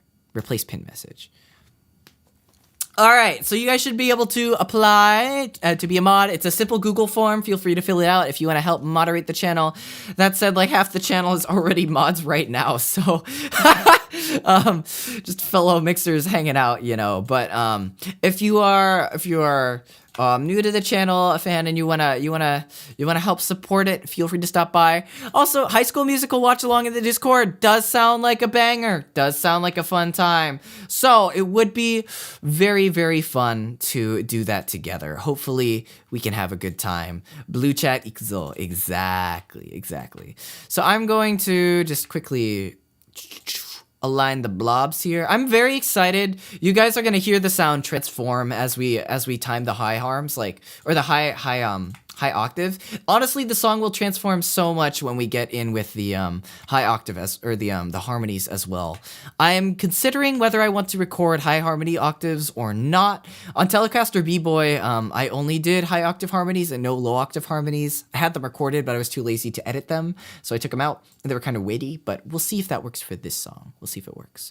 Sounds like being a mixer or VTuber is a prerequisite. That's only if you're a channel mod, but you know, if you want to be like a stream mod, be part of the mod server in the team, which is different, mind you. It's different from just having the blue wrench on stream. Please do apply. It's very, very kind of a different kind of setup. But yes, so no worries. We're just gonna quickly. All right, let's hear how this sounds. So we're going through the lindo part. Thank you, Adi. That's thank you for the disclaimer. Yes, no requirements needed to mod.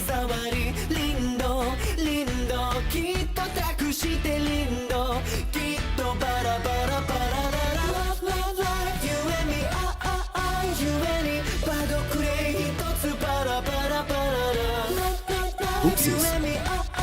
Press the button on exit. But yeah, okay. So this part is going to be fun, but as you could hear, there's definitely stuff that's off time, so we will be adjusting that. Also, welcome in, fighting my demon. I hope your fight with your demon is going well. I hope it is. I hope you're winning. I hope you're winning. Yes, let's see. We're just going to just quickly adjust the blobs.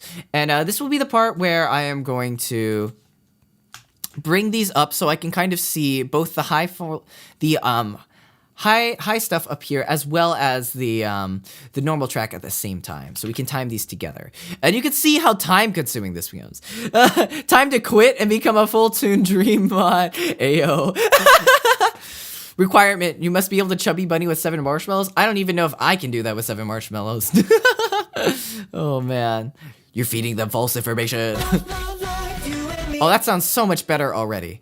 When there's a lot of vocals in, I will pay a little bit more attention to the ends of the notes just to make it more coherent and stuff, but yeah. All right, we're just gonna drag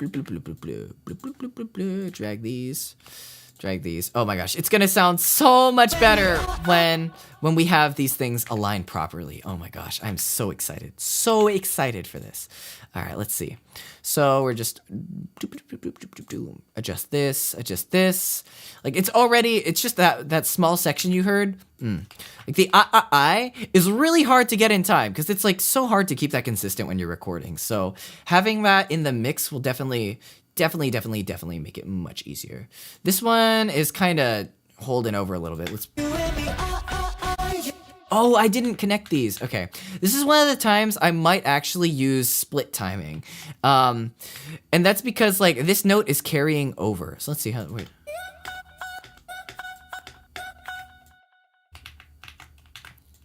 So split timing is good because, for example, we have this going on. It's lagging, okay. But basically, we held this one too long and we kind of sung it a little bit differently. So we're just going to fade it out like this so that we do that. Honestly, I don't know. It just kind of came out last night. Like I didn't want to record on stream because it's a little bit awkward sounding, but like it kind of just popped out like, mixing saves everything. Oh yeah, it sounds much better with the split timing. Like that a lot. Okay. All right, we're gonna just adjust this a little bit. We're gonna bring this over here. We're gonna remove this part at the end and bring this over here. This should work. Tuskaru. Falsetto, yeah, this is like, honestly, this is past the voice where it's kind of like my head voice. It's definitely like, that's like upper head voice. Like, in vocal technique, I think, or in vocal theory, there is a second transition in your head voice. There's like a part where your heady mix kind of ends and you're just straight old head voice. And that note definitely exemplifies there is no mixed voice left in that range there. That is pure head voice. So that one is definitely, that is, there is a passaggio that you have to transition out of to get up there. You have to like really let go of all your strain. You have to just basically float that note out, and that's kind of how I did it. Yeah. Very, honestly, not easy. Cannot recommend doing that. Especially at like midnight. Oh yeah, okay, this is the part where I thought it was kind of funky. Fixing this B is going to be very nice when it's adjusted. So we're just gonna drag blob, remove the stretch marker. Okay, so yeah, see like this is way early here on the high part. So we're just gonna move this back a little bit, and there we go. Oh, that's so nice. Oh, so much better. I just love how the high octave sounds. Like maybe it's my voice, but like there's just something really nice about the sharpness of the high octave, especially when you have fresh air on it. That just makes it like cut through the mix so well. And it's like, love it. Just gonna drag this here. Whatever floats your note. Exactly. That's literally it, RBY. Literally. Whatever floats your note works. If it works, it works. Okay, we're just gonna drag these here. Alright. Adjust these here.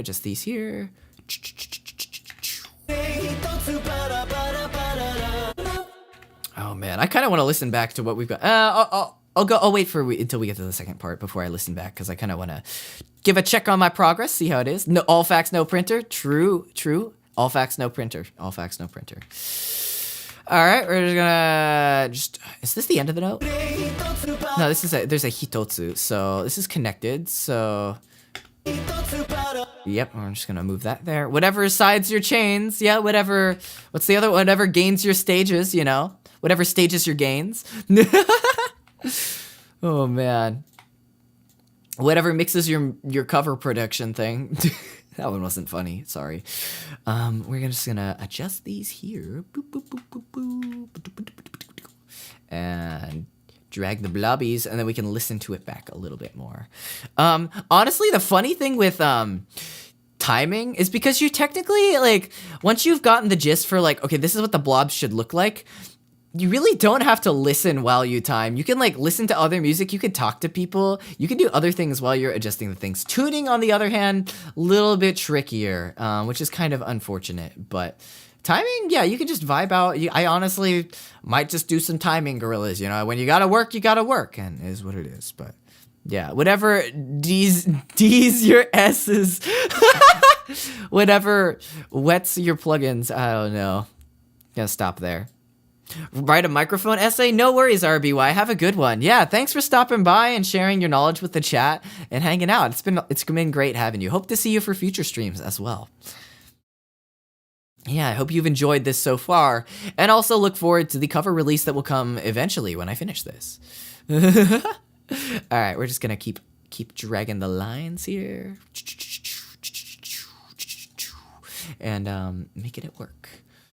But yeah, timing, honestly, I find it pretty relaxing when I'm not just only focusing on timing. If I'm not talking to people, timing becomes excruciating. But when I am, it's like, oh, it's just, you know, you're hanging out with the guys, not even just the guys, just the anyones, really. And you're just dragging the blobs, having a good day. Is what it is. Hope you can come back. Yeah, we'll see how long this goes for. I don't want to go for too long, because, like, I gotta eat, you know. But we'll see. All right, let's hear it. Let's hear how this first part of the chorus sounds with the high octaves.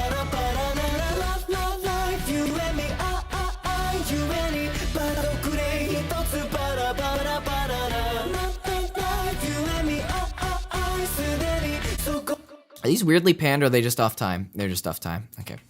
But yeah, okay, that's sounding really good so far. I'm excited. I am so excited. Okay. Let me just pull the chat up again. Okay, cool. So, now for this part, because, you know, did I just accidentally? No, I didn't. Okay.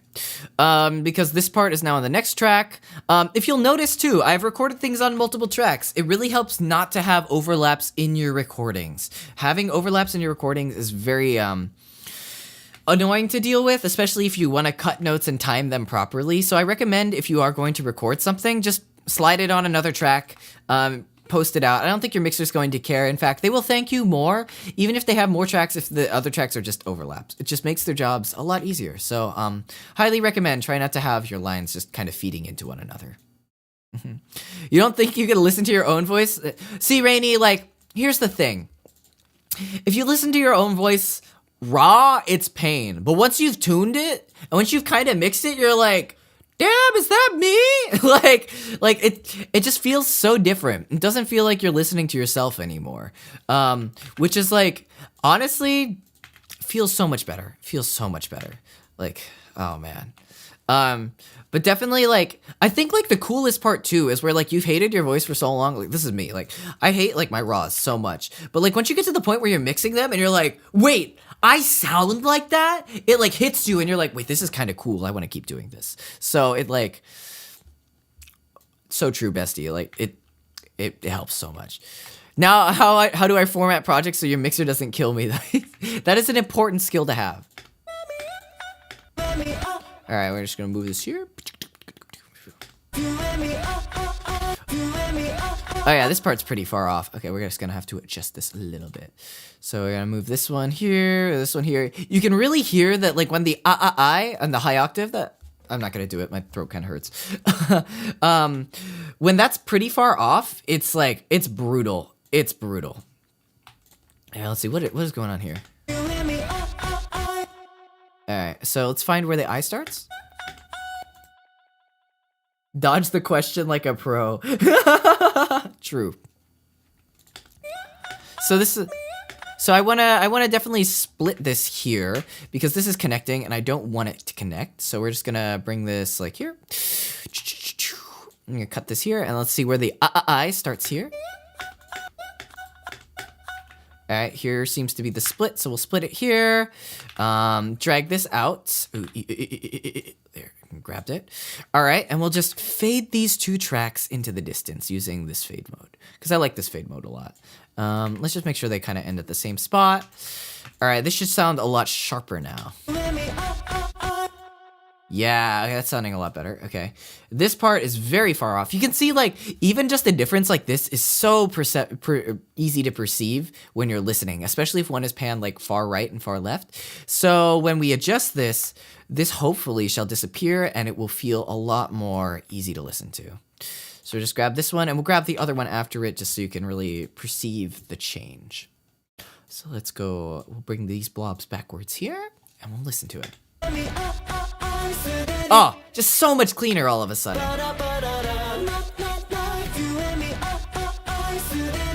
Oh, so much better, so much better. Okay, yeah. Timing really is like one of those hidden demons in mixing. You definitely need to get it right in order for things to fit together and piece together well.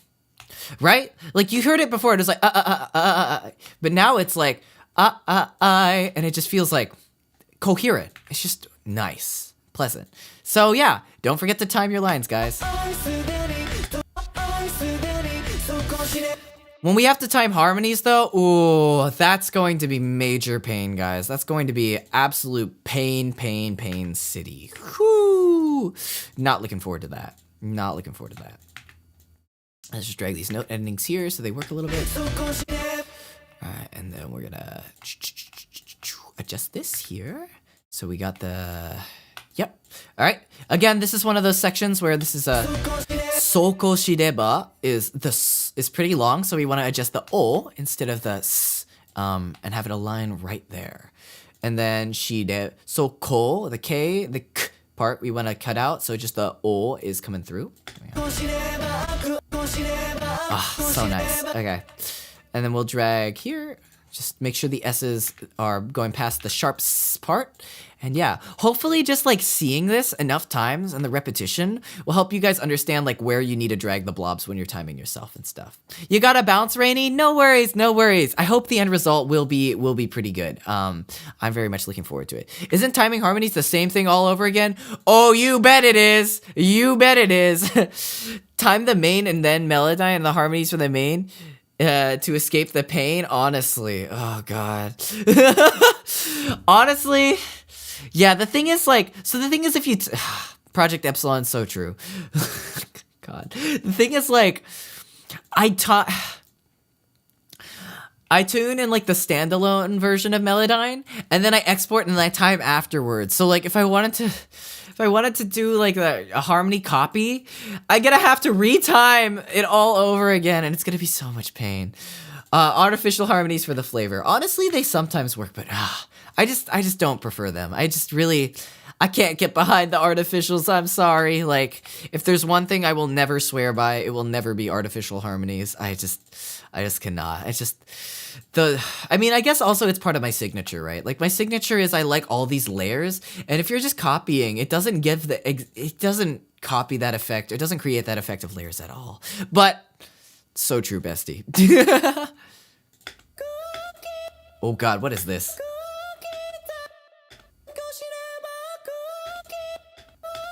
See, this is one of those things where like it sounds awful alone, but like well, like, you know, when you edit it all together and it's like not exposed, sounds fine. Like that's the brilliance of layers. Like your lines don't have to be the smoothest sounding. They can kind of sound kind of dookie, but with enough layers, you can just kind of hide it so that the gist of the sound comes through. And that's also the power of EQ, right? You can take out the parts of the voice that you don't like in a certain like range and then fill them in with a different range of your voice. So, like, I literally sound like I'm squeaking, right? But it works in the context of the mix. It wouldn't fly in, like, karaoke, right? Because it doesn't sound great. But in the context of a mix, it just feels like, wow, it's just like, ooh, nice, smooth, high harmony going on over. Thank you, Hulo. Also, I don't think I welcomed you into the stream, Hulo. Hope you're having a good time. Alright, I think the eh is a little late here. Let's just adjust this a little bit.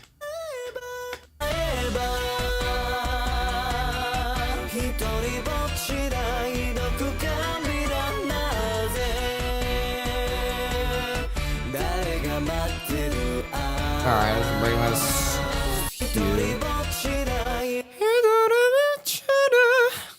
Alright, bring this one down a little bit.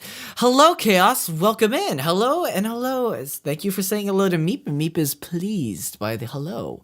Welcome in, Chaos. Hope you're having a good one. Kontomo. We are doing some timing for these blobs. The mix is pretty close. We just gotta work on some more of the recording parts for the harmonies, which will be coming next. So I hope you're looking forward to hearing me fumble my way through harmonies. It's getting late, so you gotta go to sleep. No worries, Didi. Have a good one.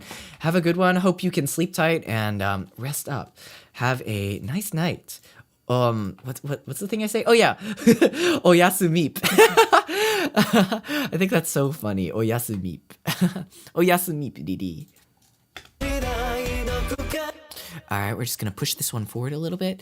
Man, I'm starting to get a little bit hungry again, but the sheer power and willpower of me mixing this is definitely helping get through it.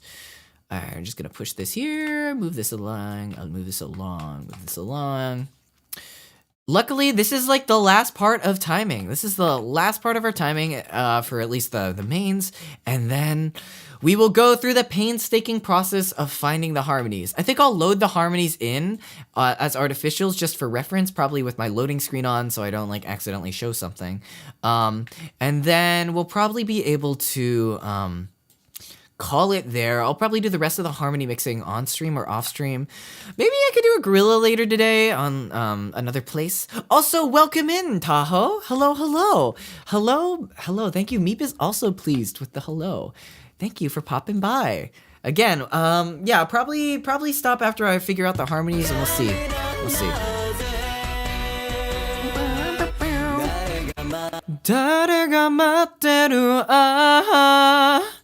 And yeah, cause I like, as much as I want to mix like this full thing on stream and show people how I mix harmonies, I just didn't have it prepared on time, and it's like, the recording process is really painful to listen to. I don't want to put you guys through that. Gorilla collab? Oh, sorry, did I say gorilla collab? I meant like gorilla like mixing stream or something. Just to like finish up the rest of the harmony mixing, introducing to you guys how that works and everything. Honestly, I probably could throw one in. Sunny Explosion, welcome in. No worries, no worries. You're kind of catching some of, honestly, I kind of like went through all the mixing earlier. Feel free to catch the VOD. But like, now we're going back to some of the basics. So like, it gets pretty complicated in the midsection. So like, tuning in for this part is pretty simple. I'm like just aligning the vocals so they're nice and aligned. I'll play it from the top so we can hear how it sounds, and then we'll go into figuring out the harmonies. Honestly, if you guys have stuff to recommend, like, oh, this harmony is a third up or a third down as you listen through, some people have perfect pitch. I have relative pitch on a good day, so we'll take any help from music people as needed.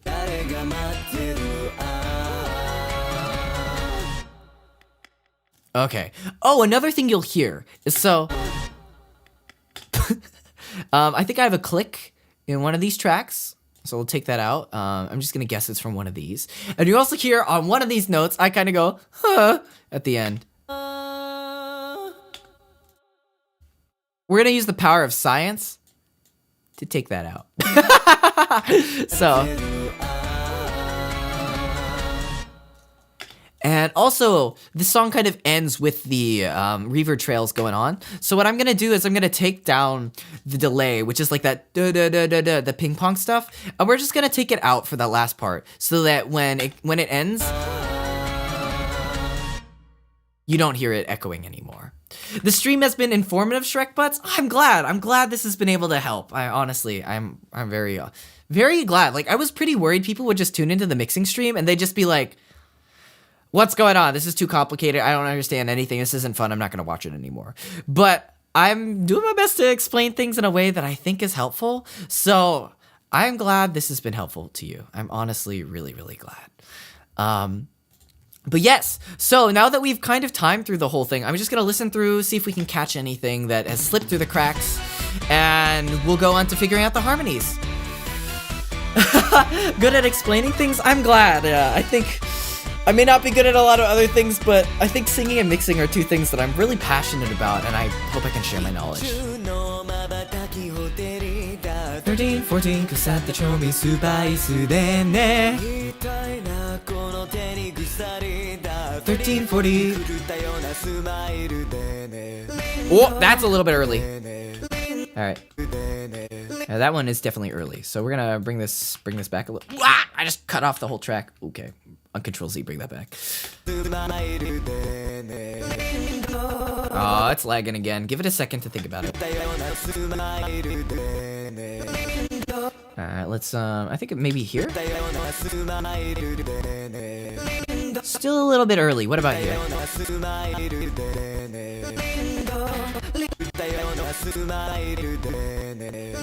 Just give it a little bit. It thinks it's because I deleted the track and then I reinstalled it, or I like undid the delete, that it's like reprocessing a bunch of stuff.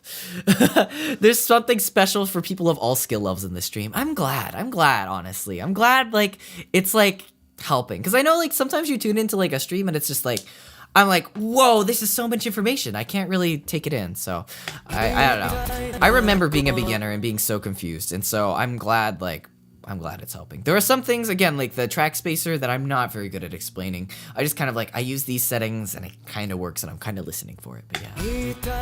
Oh, there it is.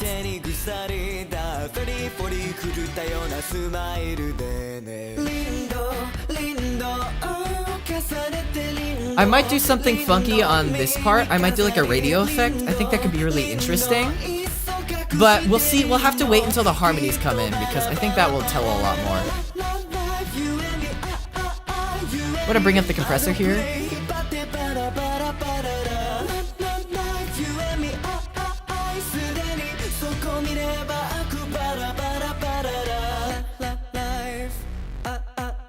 Alright, too much delay here. We're gonna take out the delay, or at least make it quieter, because this is an exposed part, and generally for delay you want to take it out or down for exposed parts.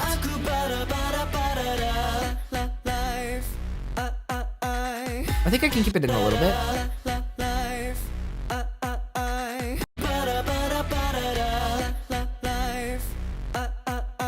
Yeah, there it is. That's just the right amount. Okay, perfect. Appreciating the glimpse into the process. It's been rough to get a firm grasp for your own grasp. Oh, I'm glad, Hulo. I'm glad. Honestly, yeah. Okay, yeah. This is something that I definitely want to touch up. So I don't like how this thing is sounding a little bit stuffy in comparison to the rest of the song. So what I'm gonna do is I'm gonna add another EQ here. And I'm going to automate it on. So I'm gonna grab the wetness. So it's a little bit fast. I'm going a little bit fast here because so basically I can trim effects. Like I can turn things on and off at certain points in time. So I can click this trim button to do that. And then we have our giant thing. This is literally, when you look at this trim thing, this automation box panel, this is literally every single parameter for every single effect, and you can tweak it. Like for EQ, I can put up to 24 bands on, and so it has options to adjust the settings for every single one of those 24 EQ bands, which is a lot. But basically what you have to know about using automation is the most important thing is if you want to turn on and off an effect, you want to just kind of go for the wetness. So let me just pull up, you can see in the corner here, like there are so many things. I don't know if I can even find it. Let me just drag the crop a little bit more so you can see it. Here it is. We'll pull up the thing. All right. So if you see, I don't know if we can still see it, honestly. Does it appear in the bottom corner? Does it appear in the bottom corner? Not quite still. Okay, yeah, there it is. There it is. So if you see, third time's the charm, if you see in the bottom corner, there is this wetness thing you can check for the EQ. This thing is like, this is for Pro Q2. So I can check this wetness here. And what this does, let me just resize my crop again. Is I can say, well, this section, I don't like how the EQ thing is, and I want to change it. So I have this band, this effect, this EQ on at 100%, and I only want it on at 100% wetness here. And then it's 0% wet, aka not on, at any other part of the song. So I'm just going to go here, and now I can basically have this, tweak this EQ here, and only adjust for this one section. Also, this program is called Reaper. It is a, affordable, I would say, mixing program. It is, it has like a 60-day free trial, which is really great to get like into it, and it's roughly $60 USD, which is for most people pretty affordable if you're getting into it. If you do mix commissions or if you end up doing anything with it, you will definitely pay it off very quickly. But yes, definitely recommend it. Yeah, there are so many text boxes and stuff, so it's like it really there's a lot to go off of. All right, so so let me find the part that I don't really like.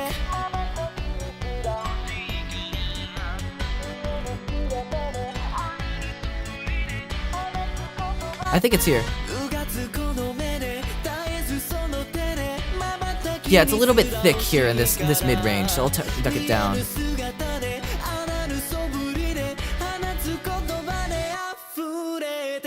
I might bring up some of this.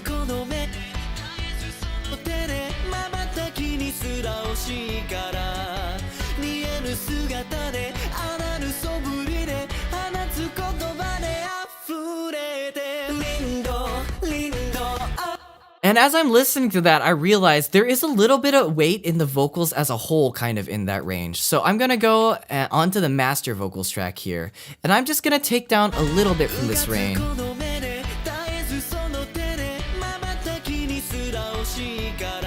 Just on all the vocals, because it's a little bit too much.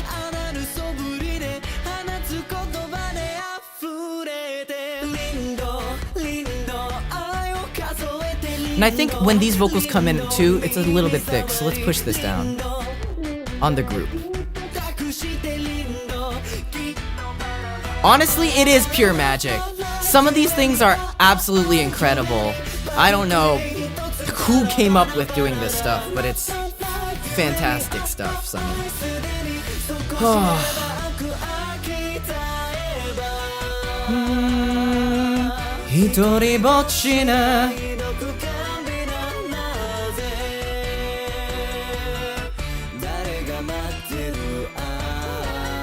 So, what I just did there, which I didn't really explain, was when the vocals came as a whole on this lower octave, I felt there was a little bit too much low-end presence. Like, there's a little bit too much thickness. So again, we're on the lower side of the spectrum here, lower numbers, smaller numbers, lower frequency.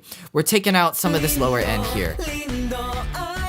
But the reason I'm doing it on the group is because I want to take the combined sound of both of these. When both of these get too loud, I want to push them down, versus individually, because individually neither of them is a problem, it's just the stack up. So that's why I'm using this multiband compressor to kind of trigger when it goes past the threshold that I want. Also, no worries, DJ ZMX. Hope you had a great time here, Otsumipyon. And I'll see you hopefully for the next one. Hopefully we can do some more of this stuff. But yeah. But the thing is, I also don't want this thing compressing on the individual tracks when it's just fine. So I'm gonna go into the wetness, and I'm only gonna trigger this on when I have multiple vocals stacking at the same time. So we're gonna go here. Here seems to be where they start. We're gonna turn down the wetness. Let's see this section. Here it's back to only one low octave vocal, so we'll take that off. And now that feels more full and in your face again, which is what we're looking for. We're also gonna turn it on in this section. First, lindo.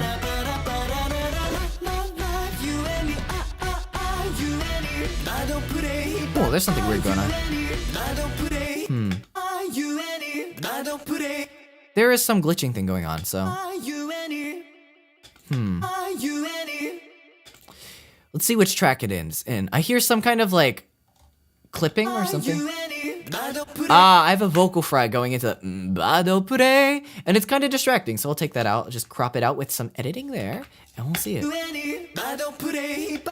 Is this off? Are these off tune? These are a little bit off tune, so I'll adjust these also when I go into the tuning. I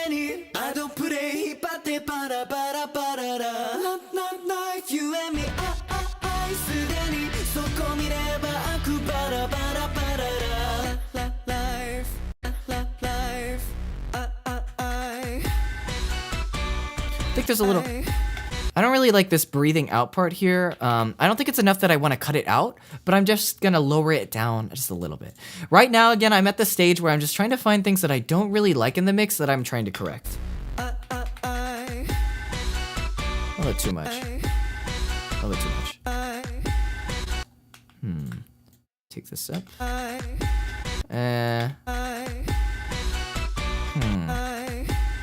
think it's fine.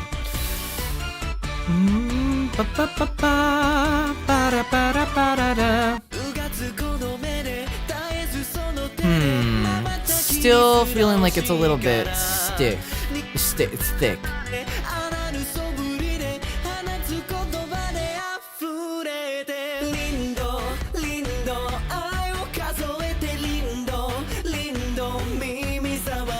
Alright, yeah, I think we're ready to try out the harmonies now. Play it through to the end just for satisfaction purposes, and then we'll pull up the harmonies.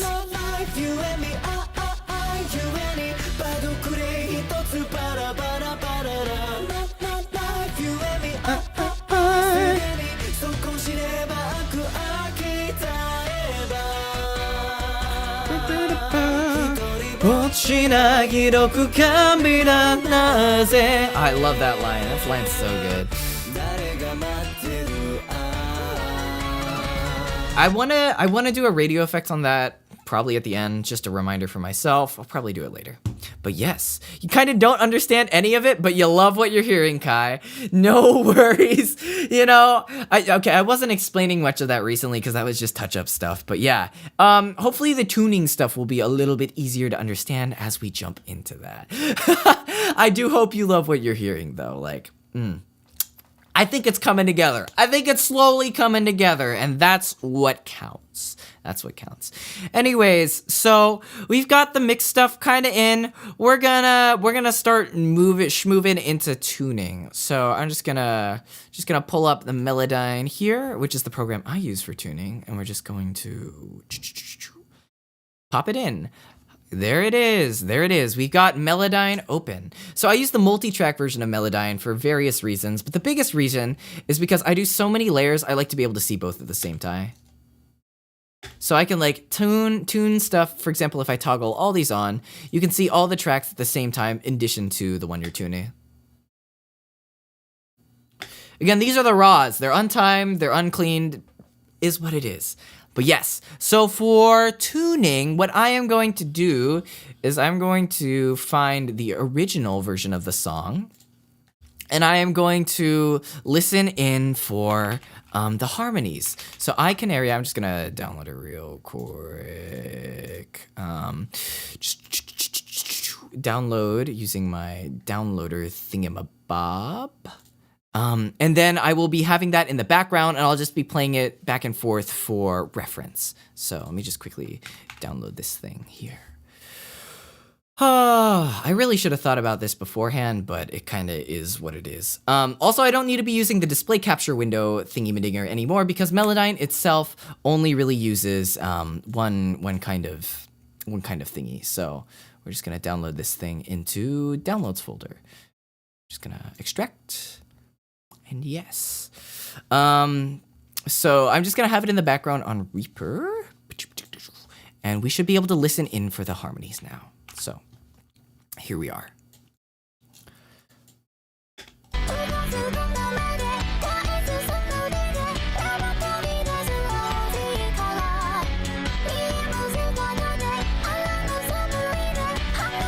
So that's the original. Actually, you know what? This is, I'm gonna turn back over to Reaper. There is something I can showcase with this. There are ways to isolate for the harmonies. So I'm going to use what's called a center canceller to take out the center track and see if we can find the harmonies that are panned to the sides.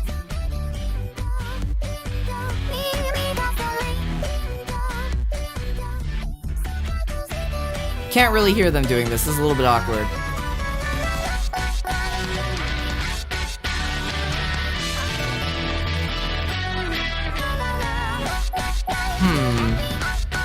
Alright, that's not really working. So the harmonies seem to be panned in the center, actually. So what we're gonna do is we're gonna just bring down the sides so we can hear them a little bit easier. Third and above. Okay, that makes sense. Thank you, Zal. Makes it definitely a lot easier. But yeah, this is how I will kind of scope around and try and find harmonies. I'm just gonna cut out some of the song, and we can try and isolate where the vocals sit and see what we can hear.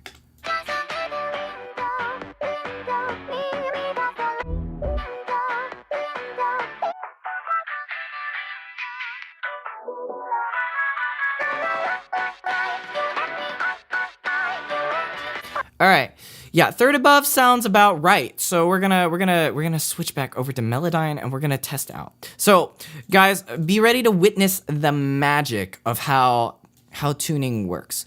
Also, let me quickly make sure my Melodyne window is playing through the right sound system, just so we can hear it right. All right, let's just make sure 48K. Yep. Okay, cool. So. Oh no, there's so much latency. Hold on. If I play through this, does it actually play? That doesn't play. Okay, that's awkward. I should have tested Melodyne before, but I did not. All right, DirectX. Let's try this. All right, there we are. There. Okay. Lie, third above. 4 below? Okay, give that a try. You'll watch the VOD because you saw this late? Hi, welcome in, Cloudy. Sorry, I kind of missed you there while I was setting things up. No worries. But yeah, this is actually kind of standalone from what I've been doing earlier with stuff, so you can still tune into this part because I'm just gonna get over into explaining how I go through tuning and stuff. Or, not necessarily tuning, but like finding harmonies. So, without further ado, I kind of want to find out where the harmonies start, so I'll listen through.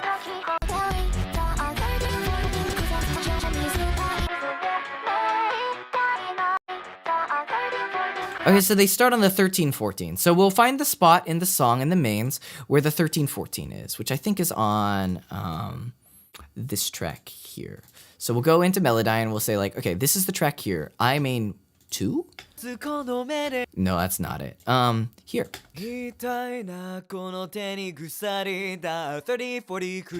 I think it's here. Oopsies. Here.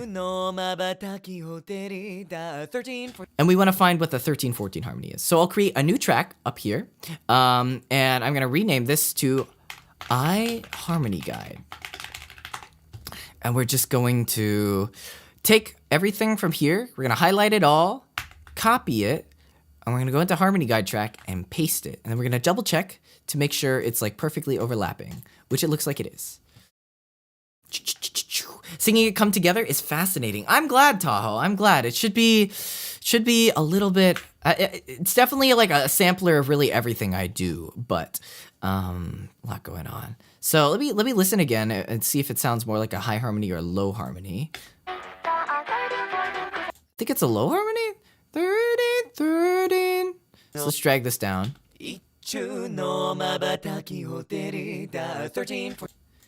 Alright, we're just gonna remove this from the harmony guide because all we need is the 13-14. Huh? Why is it? Why is it still? Huh? 13-14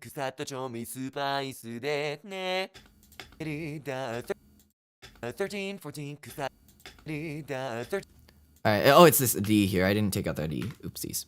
But yes, there's a formula to getting thick harmony stacks easy. Oh, no way! What is the secret?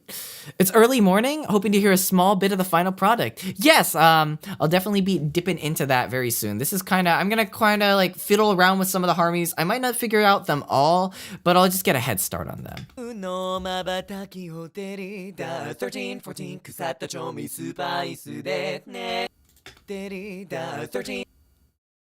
this is the da, and then 13, 14, I don't think these are right. Try this. 13, 14. That's not right. That's wrong. Maybe this? 13, 14. Yeah, I think that sounds about right. 13, 14. 13, 14. 13, 14. Let's hear, is that...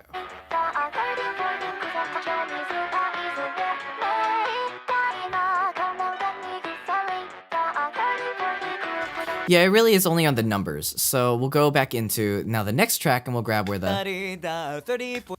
30, 40. We'll just grab this. I think this is where it starts. Go back and copy and paste it onto the harmony track. And we'll see here. 30, 40. 30, 40. All right, that should be it. We'll bring this down to around where the last one is.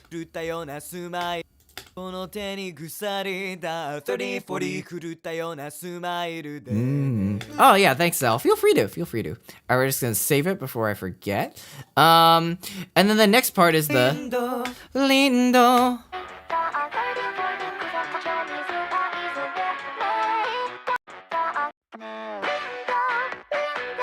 Yep, definitely sounds like some kind of third above. So we're going to pull up one of these tracks. We don't need to copy both of them, but we just need to copy one of them into our place. So we can do this. Where is it? Here. Both of these have crazy vibratos. That's kind of annoying, but... All right, so we're gonna copy this into the harmony track, and we're just going to move this down or up to around where it sounds like the harmony should be.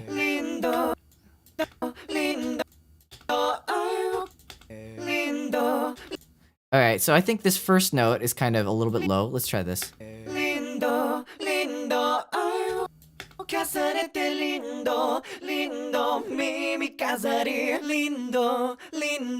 that's sounding about right. Also, because I'm using a different sound card than I normally do, there is like some weird quality, or there's like a weird like delay buffer, like where I play it and where the actual track thing is. Normally it isn't like that, but for some reason it is, so sorry, I gotta agree with that. So the song is B minor, just make it have C or an F, then make them C sharp and F sharp. Oh yeah, that's a good one, Yeah, okay, C sharp, and let's make sure there's not any Fs, no Fs here. Okay, perfect, cool. Yeah, so let's see, how does this go? So lindo.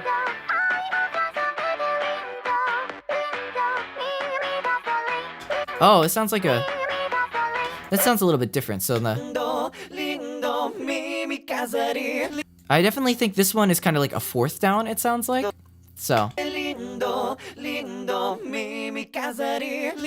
sounds wrong. Let's try this again. What kind of sound card do I have? Well, so the interesting thing with OBS and capturing sound is like, for OBS to capture sound, it has to grab from your default sound card. And so I'm obviously mixing on like an interface which has its own sound card to reduce latency. But when you use that, just like, I don't know, OBS just has a way of not wanting to pick it up. So it's just a little bit unfortunate, Taco Almighty. So I have to use my DirectX sound card, which is kind of the generic, which is just a little bit sad, but it is what it is. This is the wrong one. I grabbed the wrong part. Oh,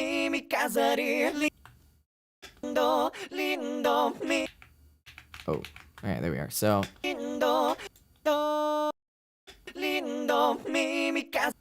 Where's the Mimi Kazari? Oh, here it is. Okay. So it's this part that I want to bring down.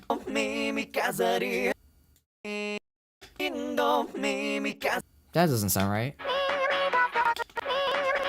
So it's me, I think. It's the normal note, and then me, I think is the word also.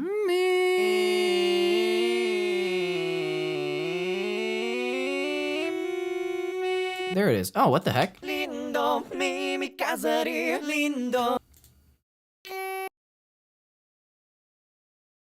Oops, wrong button.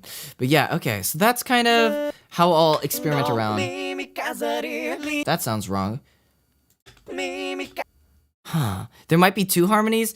Oh, man. Okay, you know what? Alright, well, I showed how I do it. I just am not very good at it. So, I'll probably figure this out off stream, to be completely honest, because harmonies are not my my strong suit.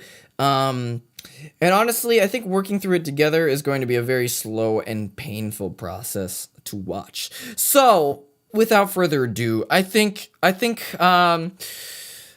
know. I'm kind of getting hungry too. I need an excuse to go back to eating. So, yeah. The harmonies are hard. Yeah, I wouldn't be able to do it and talk at the same time. I think that's the biggest thing. Like, it's so hard to talk. So, like, they're really good to listen to. I love them in my mixes, but, like, getting to that point is so pain.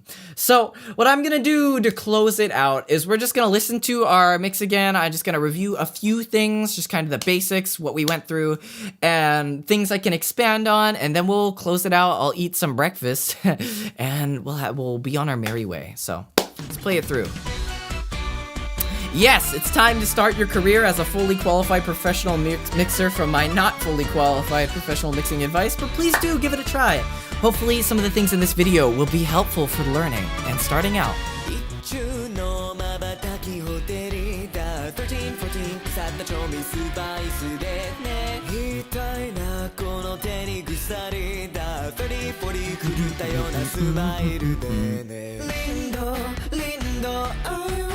I cover, honestly, this is gonna probably be one of my next covers, so hopefully I can finish it soon. I'll probably ask Shiki if she could send me the harmonies, honestly. I could make some TikToks on mixing, that is a good idea. I don't know how well they fly, but seems like it'd be very interesting to learn. Like a quick, like, bite of information on how to do stuff.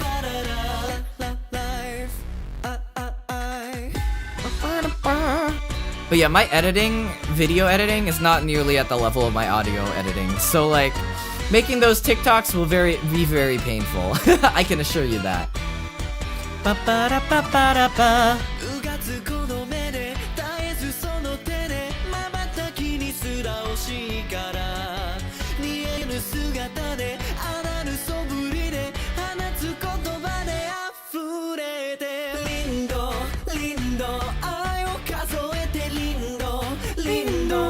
That's the wrong harmony.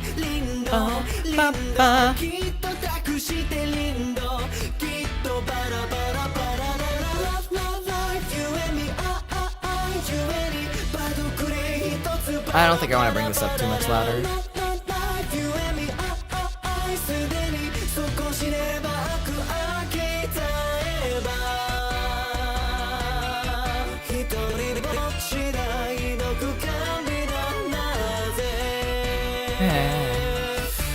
Oh, man.